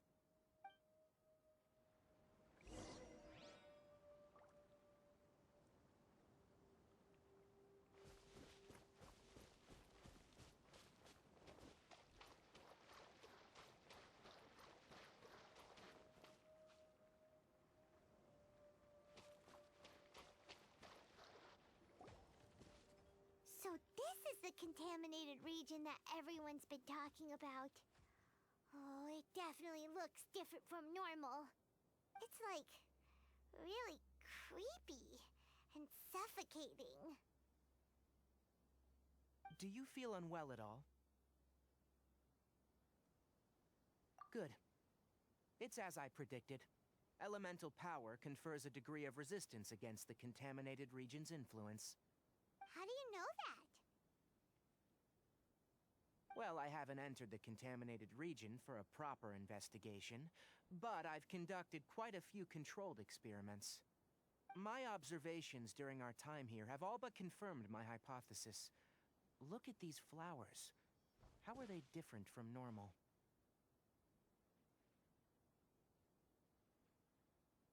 This flower species is formerly known as the Sumeru rose, but it is also known as the leyline lodestar. They're sensitive to ley lines and emit varying amounts of light in response. Excessive brightness indicates a dangerous level of leyline activity in the surrounding area. From the looks of things, the ley lines around here are already out of control. You're saying the contamination here is coming from ley lines? I can't confirm that right now, but I think that is the case. Let's take another look around and see if we can discover more clues.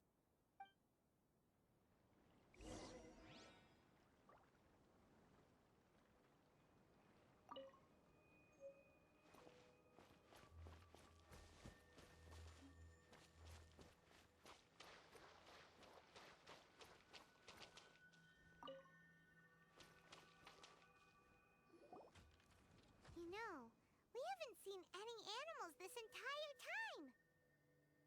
The birds used to chirp really loudly, and there were a lot of foxes. The contaminated region currently appears to have a critical efflux of ley line energy, which is probably the root cause of the patient's cognitive disturbances. Some animals have keen awareness. They sensed something abnormal in this area and fled. Leaky ley lines sure can cause a lot of damage, huh? Like how plants have preferred growth conditions, we also gradually habituate to our surrounding environment. Climate, temperature, humidity, intensity of ley line energies. When people live under fixed conditions, they reach a sort of homeostasis with their environment. This equilibrium is broken when the surrounding environment abruptly changes, causing people's bodies to react in abnormal ways. If normal fluctuations in temperature occur, then our bodies automatically adjust. However, the average person cannot adapt to changes in ley line energy, and so they fall ill. Then why are we okay? I'm not sure why you are, but she and I are fine because our elemental capabilities allow us to adapt to this kind of change. Of course, it's not a good idea to spend too much time in areas with concentrated ley line energy. The only one who can freely traverse this place is probably the mechanical crab. That's about it for the investigation. Help me find an open space. I want to test something.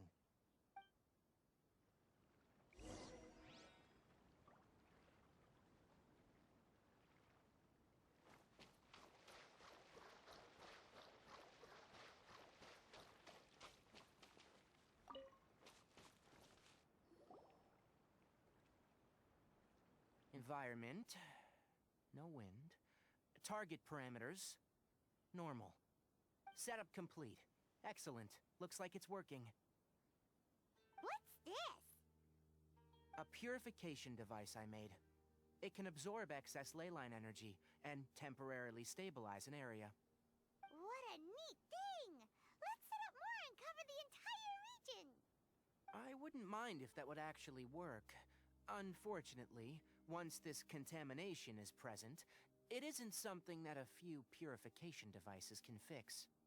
The purification devices have their limits.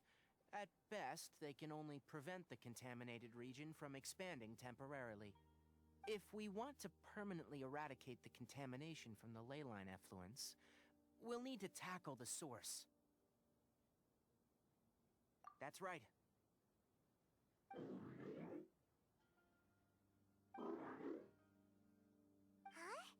The mechanical crab is acting a little strange. Something's approaching.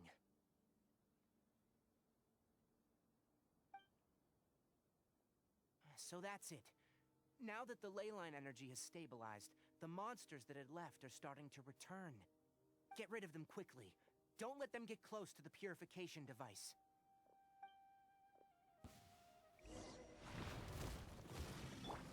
Leave it all to me. Boom! Chia! Ha! Whew! That's all of them.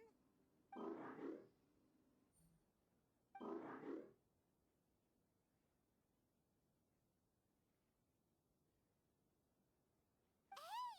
Where are you? Wait for us! Let's hurry and keep up.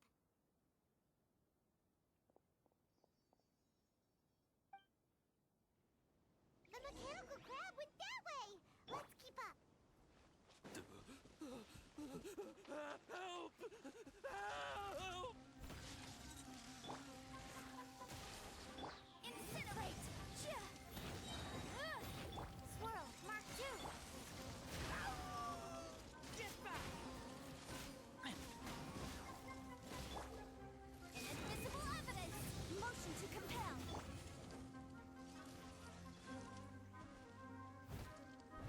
As a dutiful maid would. Leave it all to me.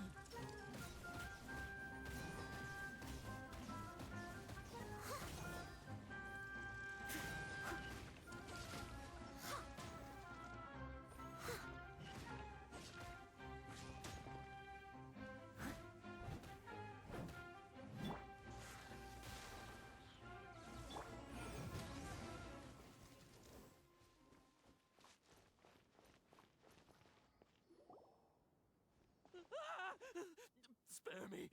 Please spare me! Hey! Are you okay?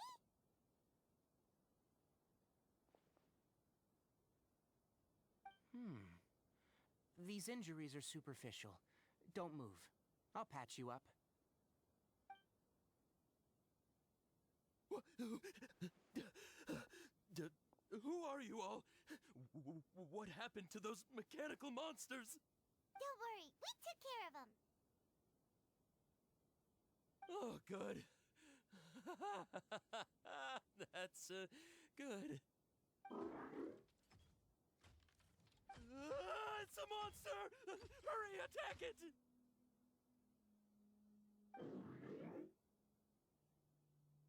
How do we explain this? Krabby here isn't a bad guy. It heard you shouting for help and brought us here to rescue you. It's faking it. It has to be! Maybe it's gonna partner up with the other mechanical monsters and kill me! Do you know what's inside the forest? It's all crawling with mechanical freaks!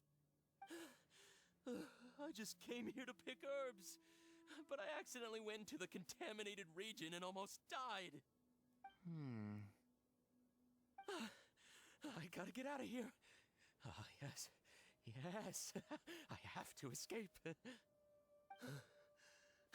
Be careful. These mechanical life forms are up to no good.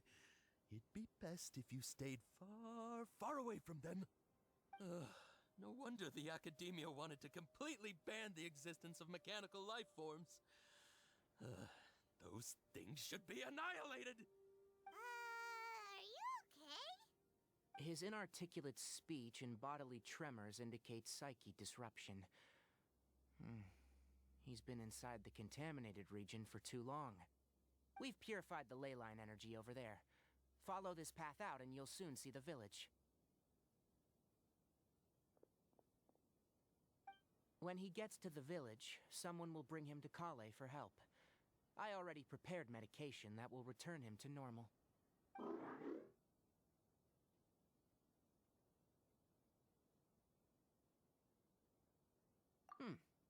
So, you think you did a good job and want a part as your reward, huh? It's so hard to understand. Alright.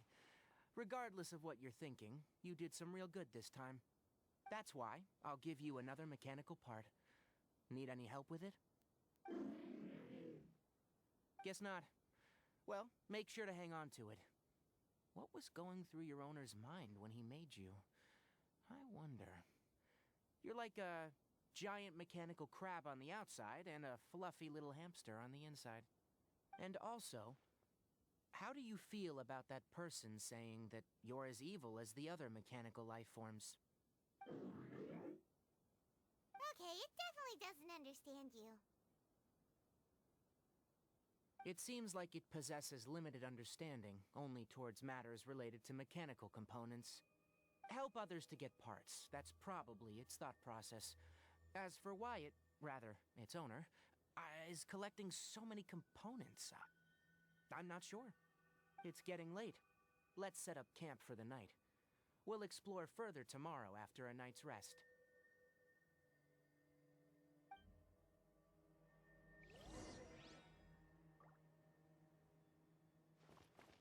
Hey! Over here! Come on, you big lummox. Raise your head and look up.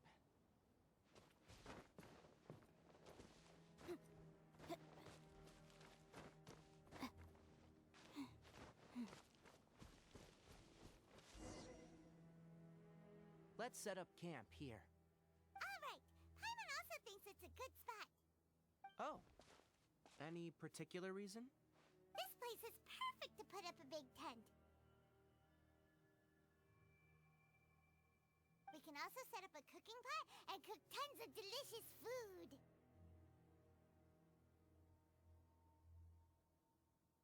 You're not wrong, but the primary reason for choosing this place is because its higher elevation keeps us away from the water vapor below. Rainforests are very wet. You should always be careful when spending the night in damp places.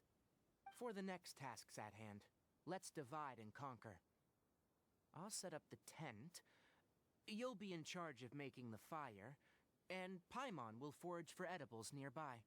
Leave it to Paimon. Paimon's a pro. I'm not expecting that much. Just do what you can. That's right. You can use rushes to start a fire in the wilderness. Their piths are relatively dry and can be readily set aflame. The downside is that they produce a lot of smoke. Traveler, Tighnari, Paimon couldn't find any food. Paimon didn't know that rainforest had so many interesting plants until we came here. They were all sort of weird-looking mushrooms, but Paimon didn't know which ones were edible. Paimon also saw wild berries on the ground, and Paimon was gonna fly over and pick them up, but the dead leaves on top suddenly started moving. It freaked Paimon out. Those were probably dead leaf butterflies. They camouflage as dead leaves to evade predators. My guess is that they mistook you for a bird when you flew over, so they fled. Little did they know that you were more scared than they were. Never mind. The tent's up, so you two go rest. I'll forage for food. Oh, you found some already. Paimon understands it this time. It wants mechanical parts again. Sorry, no part this time. That task wasn't important enough. If every little thing resulted in a reward, then it might start to take advantage of the system. I'll note little things like this, and give a cumulative reward at a later time.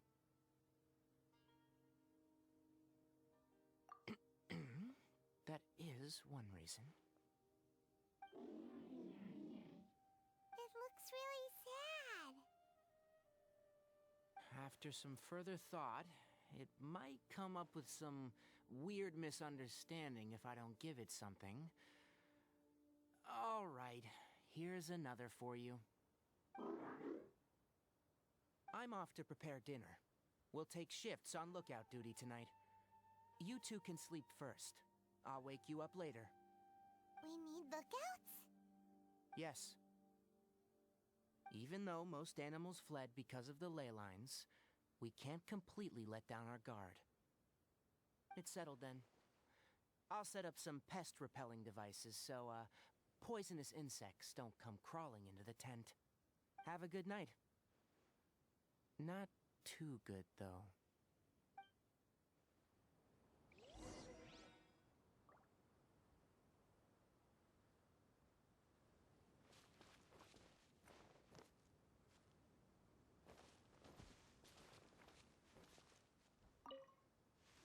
Paimon's getting sleepy. Is this because of the ley lines? It's been a while since we camped outside like this. This feels like when we just started adventuring together. Nighty-night.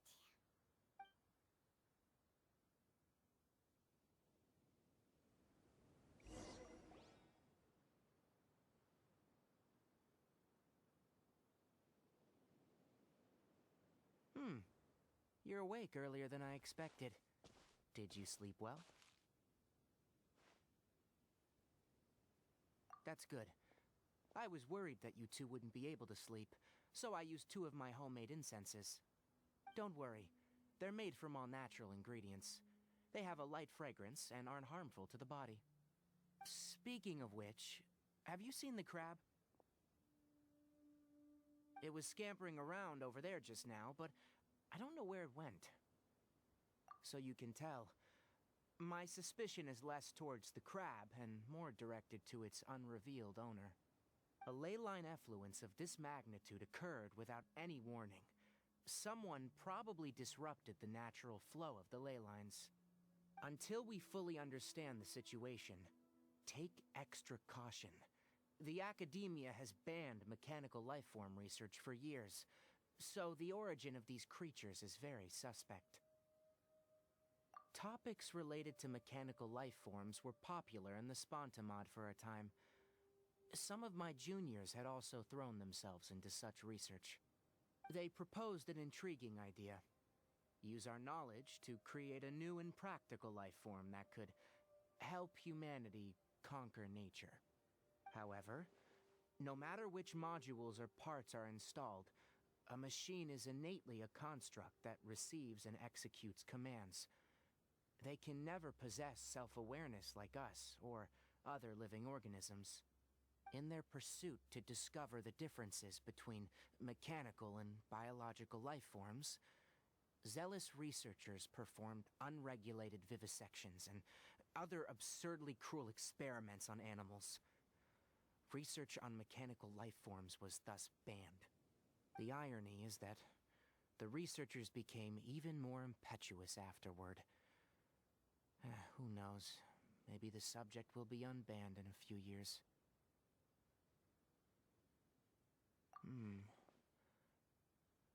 That's a difficult question to answer. I am interested in the topic of mechanical life, but I don't like the researchers' attitudes. It's just my personal opinion. My ancestors and the Veluca Shuna of the desert coexisted together and supported one another. The bloodline of my people was born from this symbiotic relationship. So to me, all life is important. To understand life, you must first respect it. Life is not an expendable commodity, and knowledge should not be wielded like a scepter. These are the points of contention I have with some researchers, and why I left the academia. Once you start placing yourself above other life forms, I mean, what kind of results do you expect to get from researching pure life with impure intentions? Really? Well, I'm glad to hear it.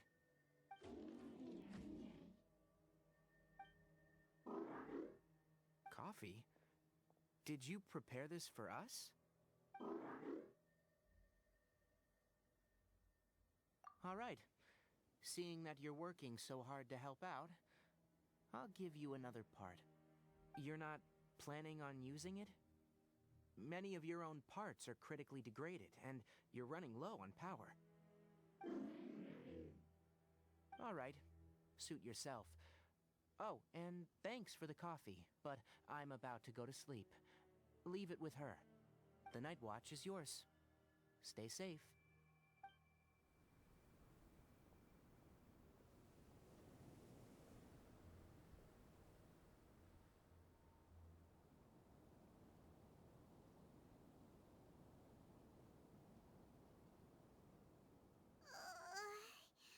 Sorry.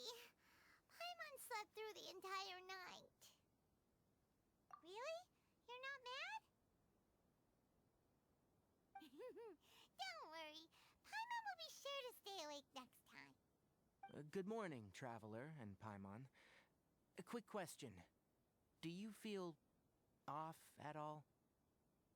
Me too. The farther in we go, the closer we get to the source of the leyline effluence. We'll be heading out earlier today. I'll take down the tent, and you two... Is there something we can do? extinguish our fire so we don't set the entire forest aflame. Also, retrieve the pest-repelling devices from last night. We don't want to affect the ecosystem here. Got it! Paimon will take care of the fire. All right, let's meet back here later.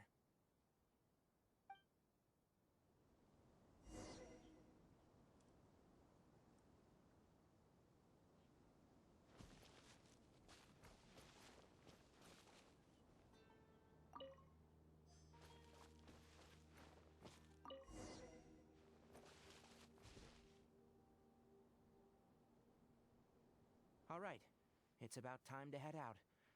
As we go further in, we may encounter more berserk machines. The effects of the ley lines will also increase. If you're struggling, it would be wise to avoid conflict. Try to conserve as much energy as possible until we reach the source of the contamination.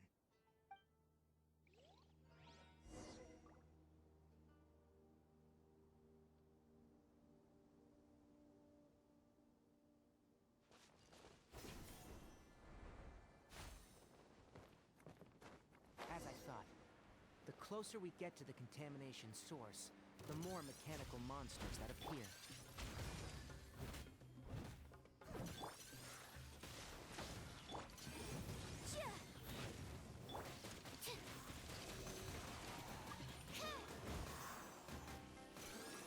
Animal test 6308.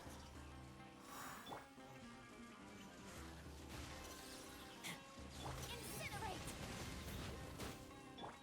Steady as stone. Yep.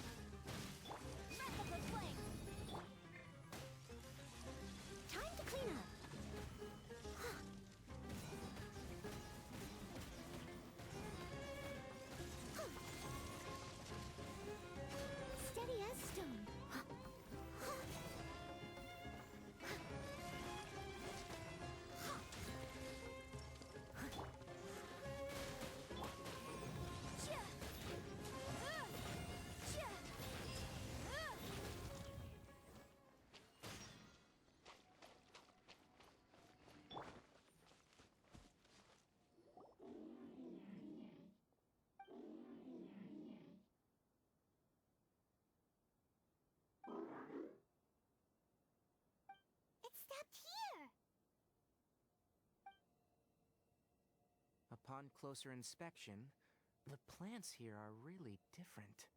Leyline energies are also stronger here. This may be the place we've been looking for. Ready yourselves? We're going in.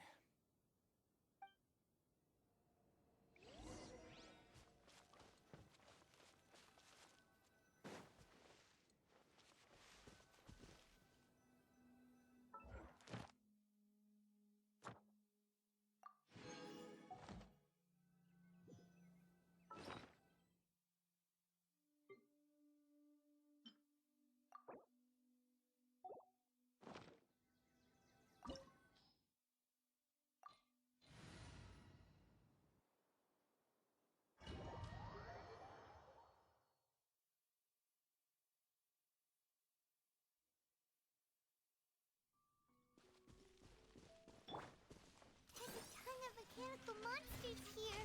They made this place their lair. Looks like there's no way to sneak by. Let's take care of them quickly.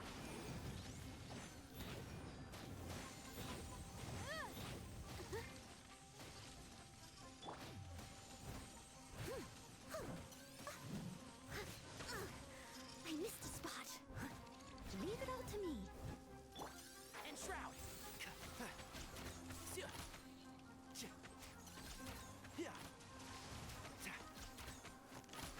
Boom boom!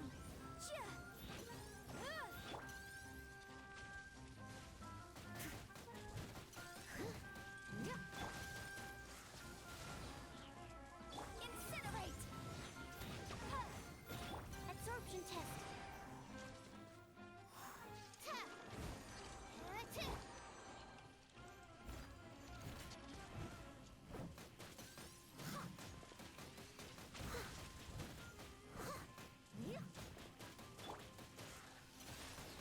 Motion to compel.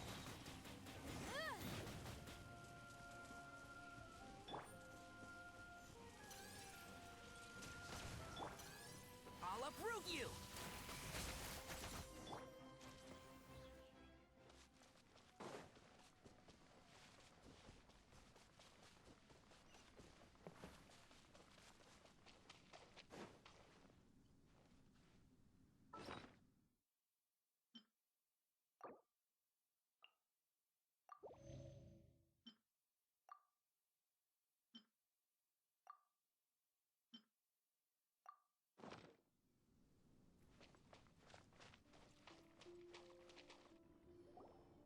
What is this? Leyline energy is spilling out from here. This device. It's extracting energy from the ley lines without end. Who in the world would do this without considering the consequences? The ley lines won't be able to repair themselves if their flow is perpetually disrupted like this. That's terrible! We have to stop it! Let Paimon see. Paimon doesn't see controls anywhere! Standing here is equivalent to being directly showered in leyline energy, which may cause irreversible damage to your body. Take Paimon and get out of here. I'll see if I can find a way to turn this thing off. Wait! You're also vulnerable to the ley lines, right? We're staying! We can't leave you here by yourself! Then let's look for it together. If there's no control unit here, then there must be a trap door somewhere.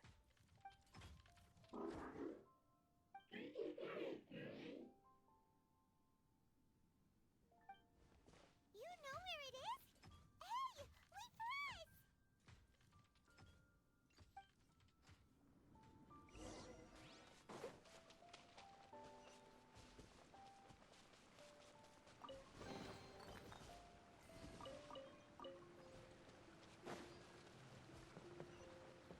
What's this? It'll only show up if you step on it? Be careful and watch your step. Look! Someone's here! Are you the one that's taking the ley line's energy? Turn off that machine now! Why aren't you saying anything? Too ashamed? His body is cold.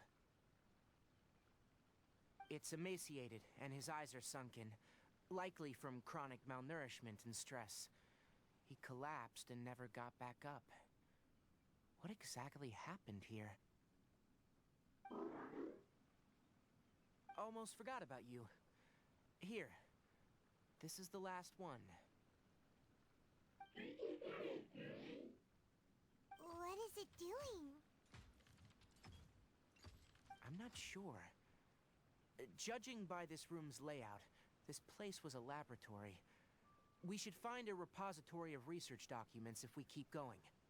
The file room will definitely give us some clues, so let's go take a look. Maybe we can piece together what happened here.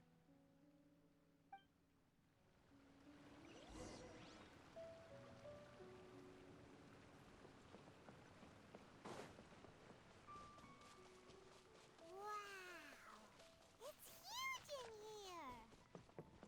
This place is very secluded. It's a... Did you two find anything? There are a lot of lab notes, but it would take way too long to read through them all.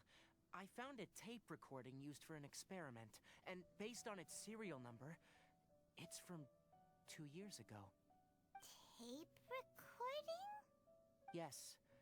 The Spontamod created a device that visually records experiments and consolidates the final production into a tape. However, these devices are expensive to make and aren't entirely stable. That's why they are only used in some laboratories and do not see wider usage. Come on, let's watch it. Hold on, let me figure out how to play the tape. Okay, this should do it.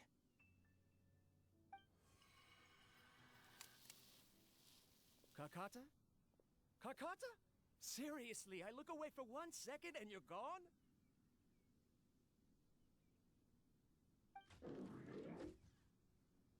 There you are. Look here. This is our new home. I, Abatui, will unleash my talents here and amaze those ancient fossils at the Academia. Oh, you're also quite happy. Kakata, do you know what we're about to do? Yes, I thought not. Listen up, Kakata. I'm going to make a mechanical life form that can be mass-produced. The technology will be unlike anything else that exists. I'll use mechanical organs, and electric currents will course through them like blood. A steel-cast heart that will beat forever, and a brain of myriad components that can think like mine. Inspiration from the ruins and the research that the Academia had banned. I hope everything can start anew from this place. When you can understand our language and live among us, you will no longer be a boring machine, but a truly living being.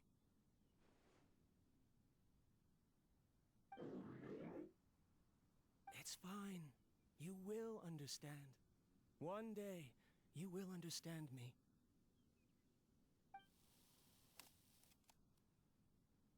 Karkata is the mechanical crab, right?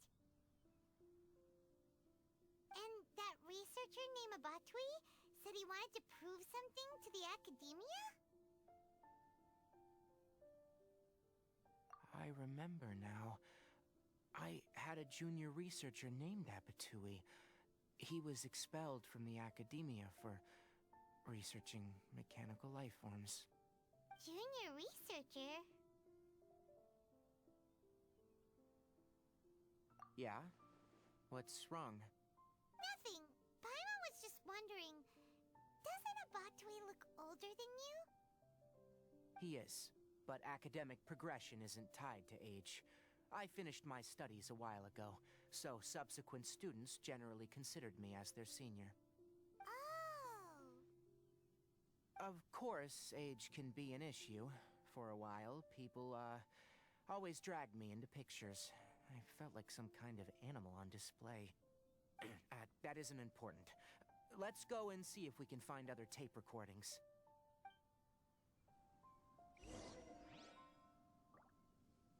The pipes continue further. Let's head in.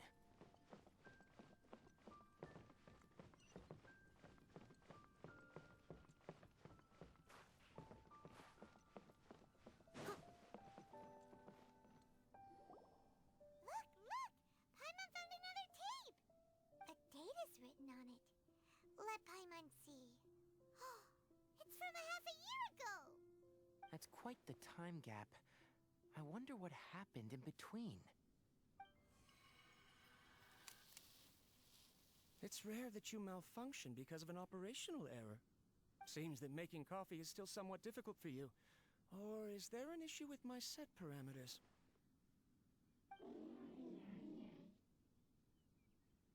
All right, there you go.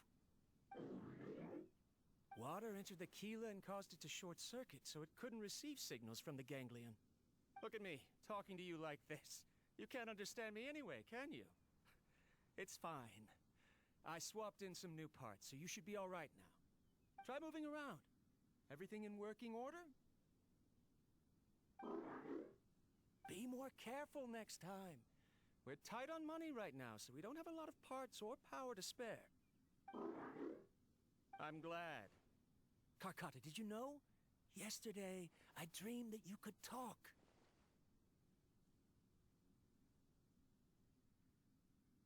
Aren't the bunch at the Academia always saying things like, mechanical intelligence is just an extension of statistics? They were blown away when they saw us talking with each other. Too bad it was just a dream. Forget holding a conversation with me. You're so simple that you probably wouldn't even notice if I died. Never mind. I should probably be worrying about next month's power. After Abatui left the Academia, everyone lost contact with him. I thought he was so despondent that he gave up on researching mechanical life forms. Instead, he had holed up here and continued his experiments. Paimon doesn't feel like he's a bad person. He even changed out Karkata's broken parts. Why would he mess with ley lines? Let's keep looking around.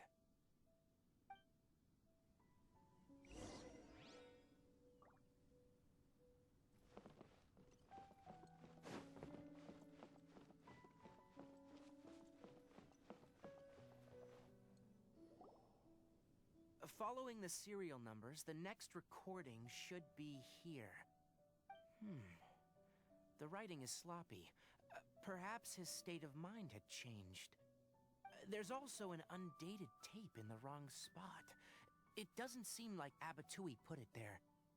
Maybe Karkata helped him with sorting. It's hard to say. These are the last two tape recordings. Let's watch them.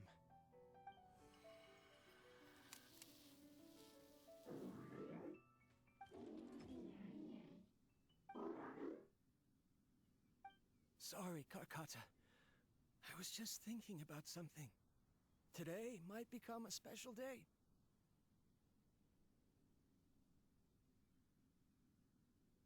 In my recent experiments, I successfully gave you a living being's instincts. When you're low on power, or if one of your parts is damaged, you will prioritize your survival command and proactively recharge or replace your parts. That is a very dangerous thing. And today, I did something even more dangerous. I've officially activated the third-generation ley line extractor.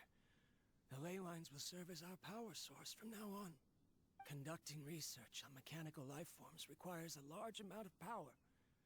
Even if I scrimped and saved, the more I have wouldn't last for long. I'm also getting tired, Karkata.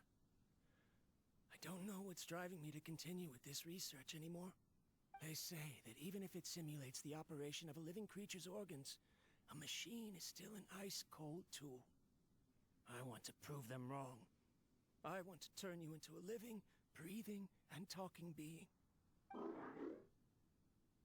I'm not talking about anything cheerful, Karkata. Modules for language, emotion, and movement. I've been working my absolute hardest to augment and refine your functionalities, but I've never seen an effective response. You are my finest success, but even you can't understand me. All you can do is execute limited responses based on preset commands or keywords. Karkata, I wish you could speak to me, even just once.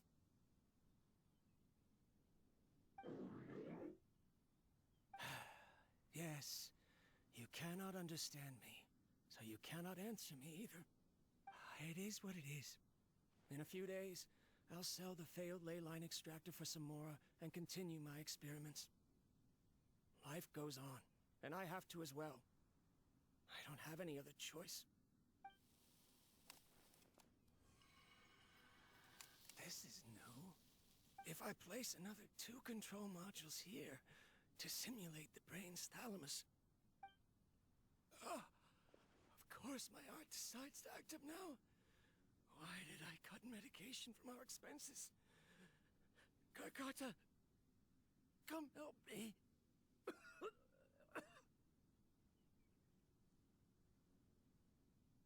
Strange. I feel weak. Oh no, I have to shut down the extractor. Shut it off. If we let them recharge indefinitely, they'll go out of control.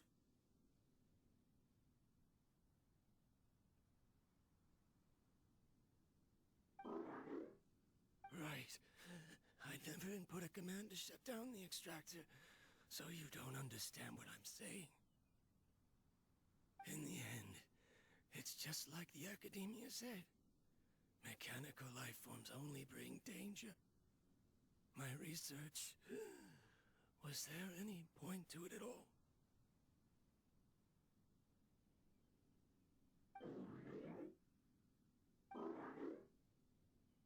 I'm sorry, Kakata.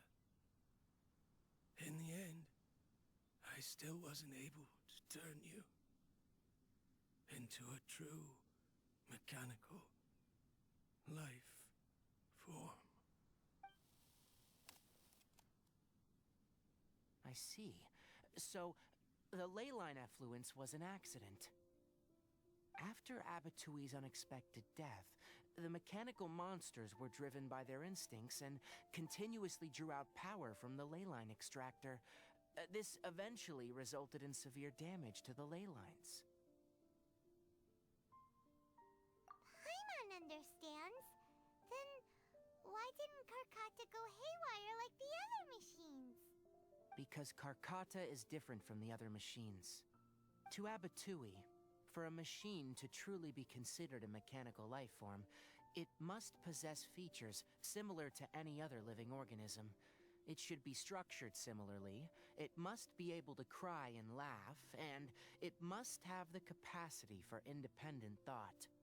Perhaps only by building such a machine could he have the academia acknowledge his protracted research.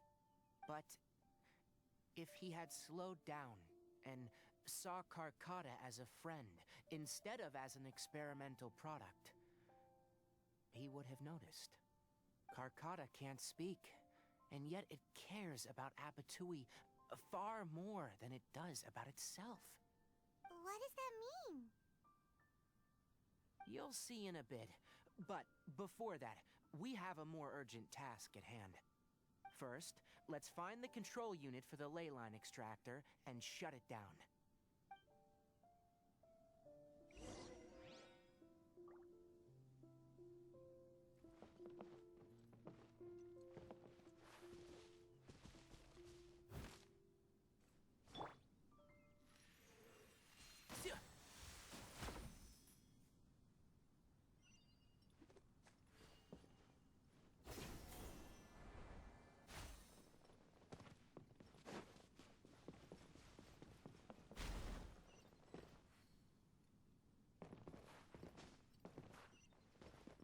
More of this transparent flooring.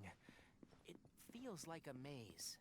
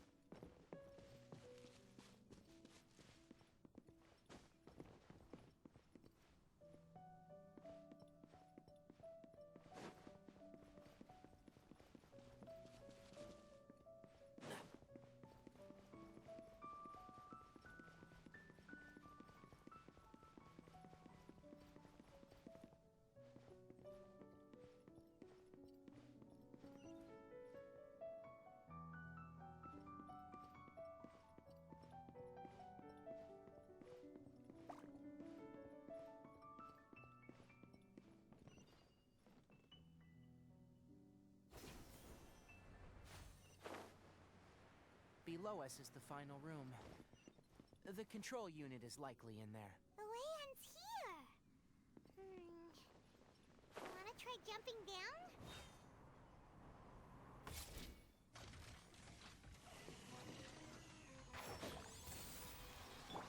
I must leave no stone un... Stand clear. Inadmissible evidence!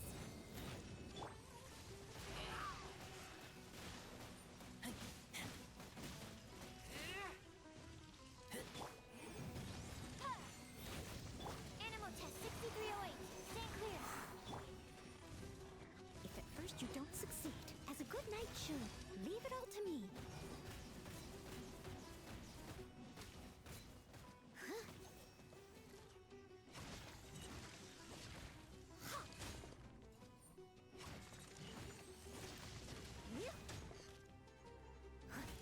Animal hypostasis emulate. Boom!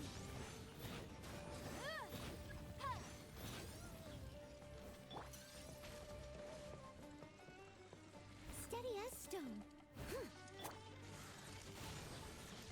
Motion to compel. Let's nip that in the bud. Absorption test. Boom!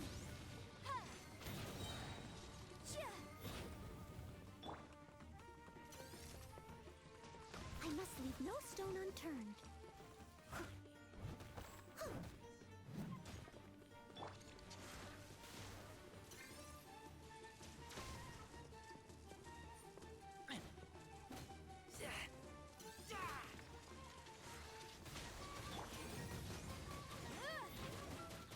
Time for your arraignment.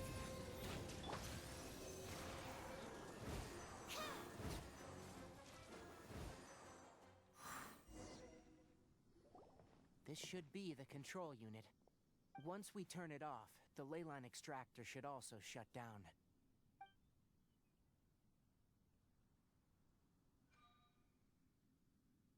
Without an external force damaging the ley lines, they should start to slowly repair themselves. Oh, but I bet you two are more worried about Carcata. Let's head back.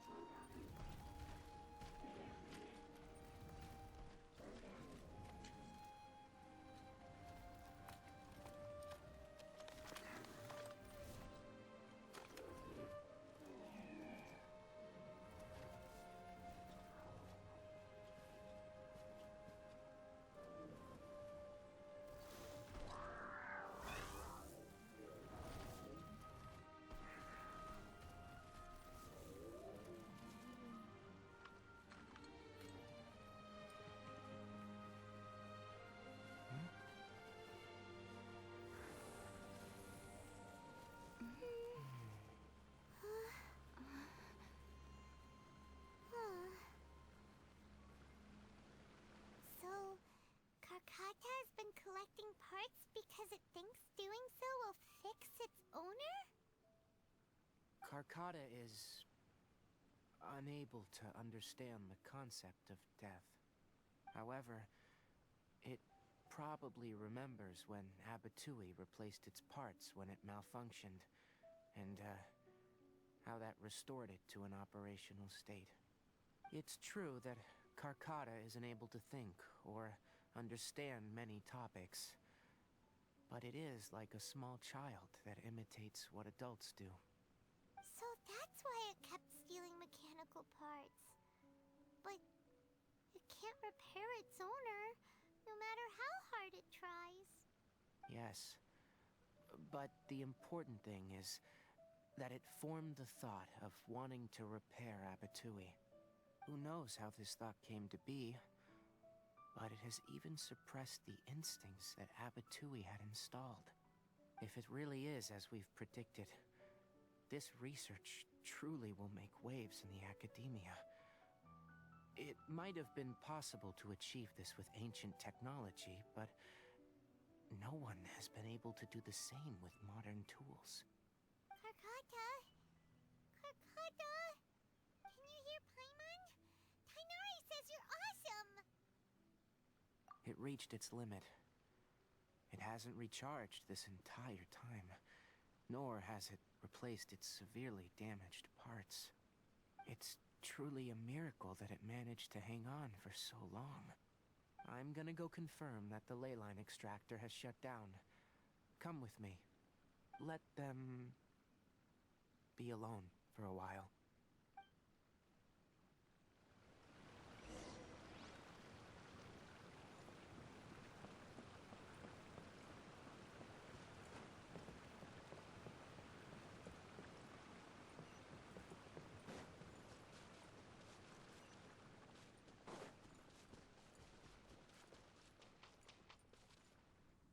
The ley line extractor has ceased operations.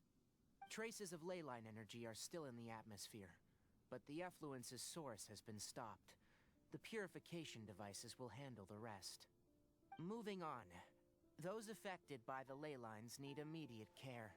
We'll put up an announcement on the bulletin board about the dangers of entering the contaminated region, and for symptomatic individuals to find Kale. According to the Academia's policies, we need to bring everything back. Research materials related to mechanical life forms will all be destroyed, and Karkata will be disassembled and sealed away. What the heck? You two should return first. I'll take care of things here. Although we've stopped the source of the effluence, the ley line energy in the air exceeds normal values. Your bodies won't be able to hold up if you continue to stay here. But... Listen, the Traveler hasn't rested very well, right? Also, it'll take some time to pack up all the research documents. You're not familiar with this research after all, so you won't be of much use here. Tell the Adventurers Guild that the incident has been resolved, and, then get some sleep. We can discuss matters tomorrow. Oh, and don't talk about Abatui. The fewer that know about mechanical life form research, the better. Alright. Then let's go back to Catherine.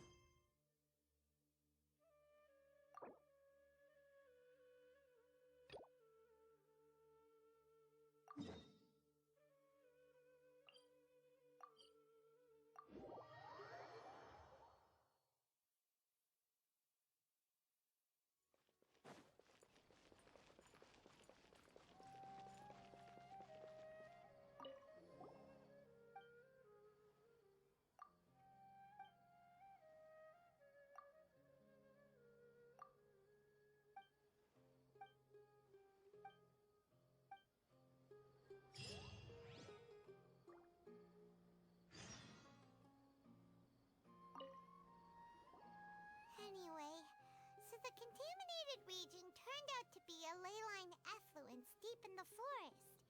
things are already getting back to normal. I see. Thank you for your hard work.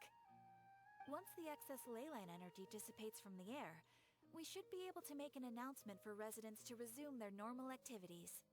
This is the stipulated reward. Please accept it.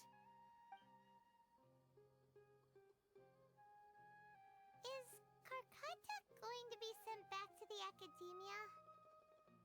It's already damaged, but Paimon feels sad thinking about it getting disassembled.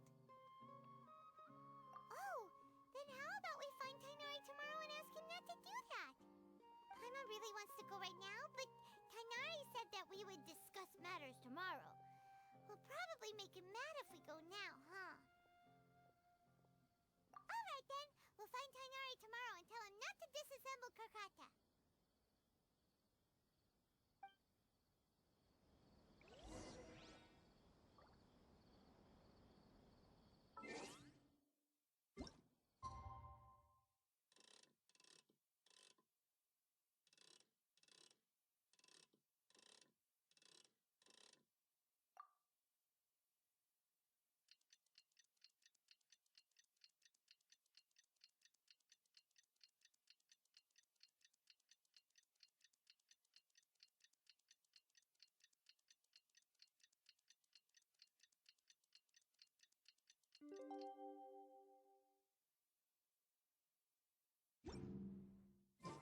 How are you feeling? Sleep well? We should go find Tighnari.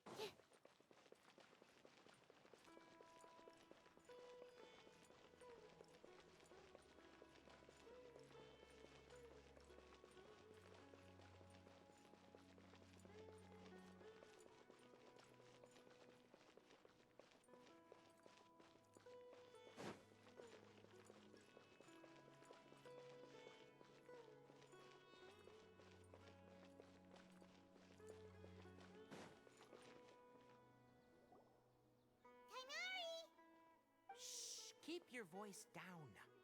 The lilac daphne, a daphne of the genus Familiaceae, has a strong anticonvulsant effect. It can also be made into an anesthetic powder. Extrapolating from these two data sets, it would be particularly potent against Piscine species. Hey, make sure you're getting all this down. Karkata? I thought I told you all to keep your voices low. Plants aren't afraid of noise, but your shouting is making my ears ring. You didn't disassemble Karkata? Why would I do that? But Paimon thought you said, according to the Academia's policies... So that's why you two barged in like barbarians at this hour. Fine. I suppose I wasn't clear enough about this yesterday.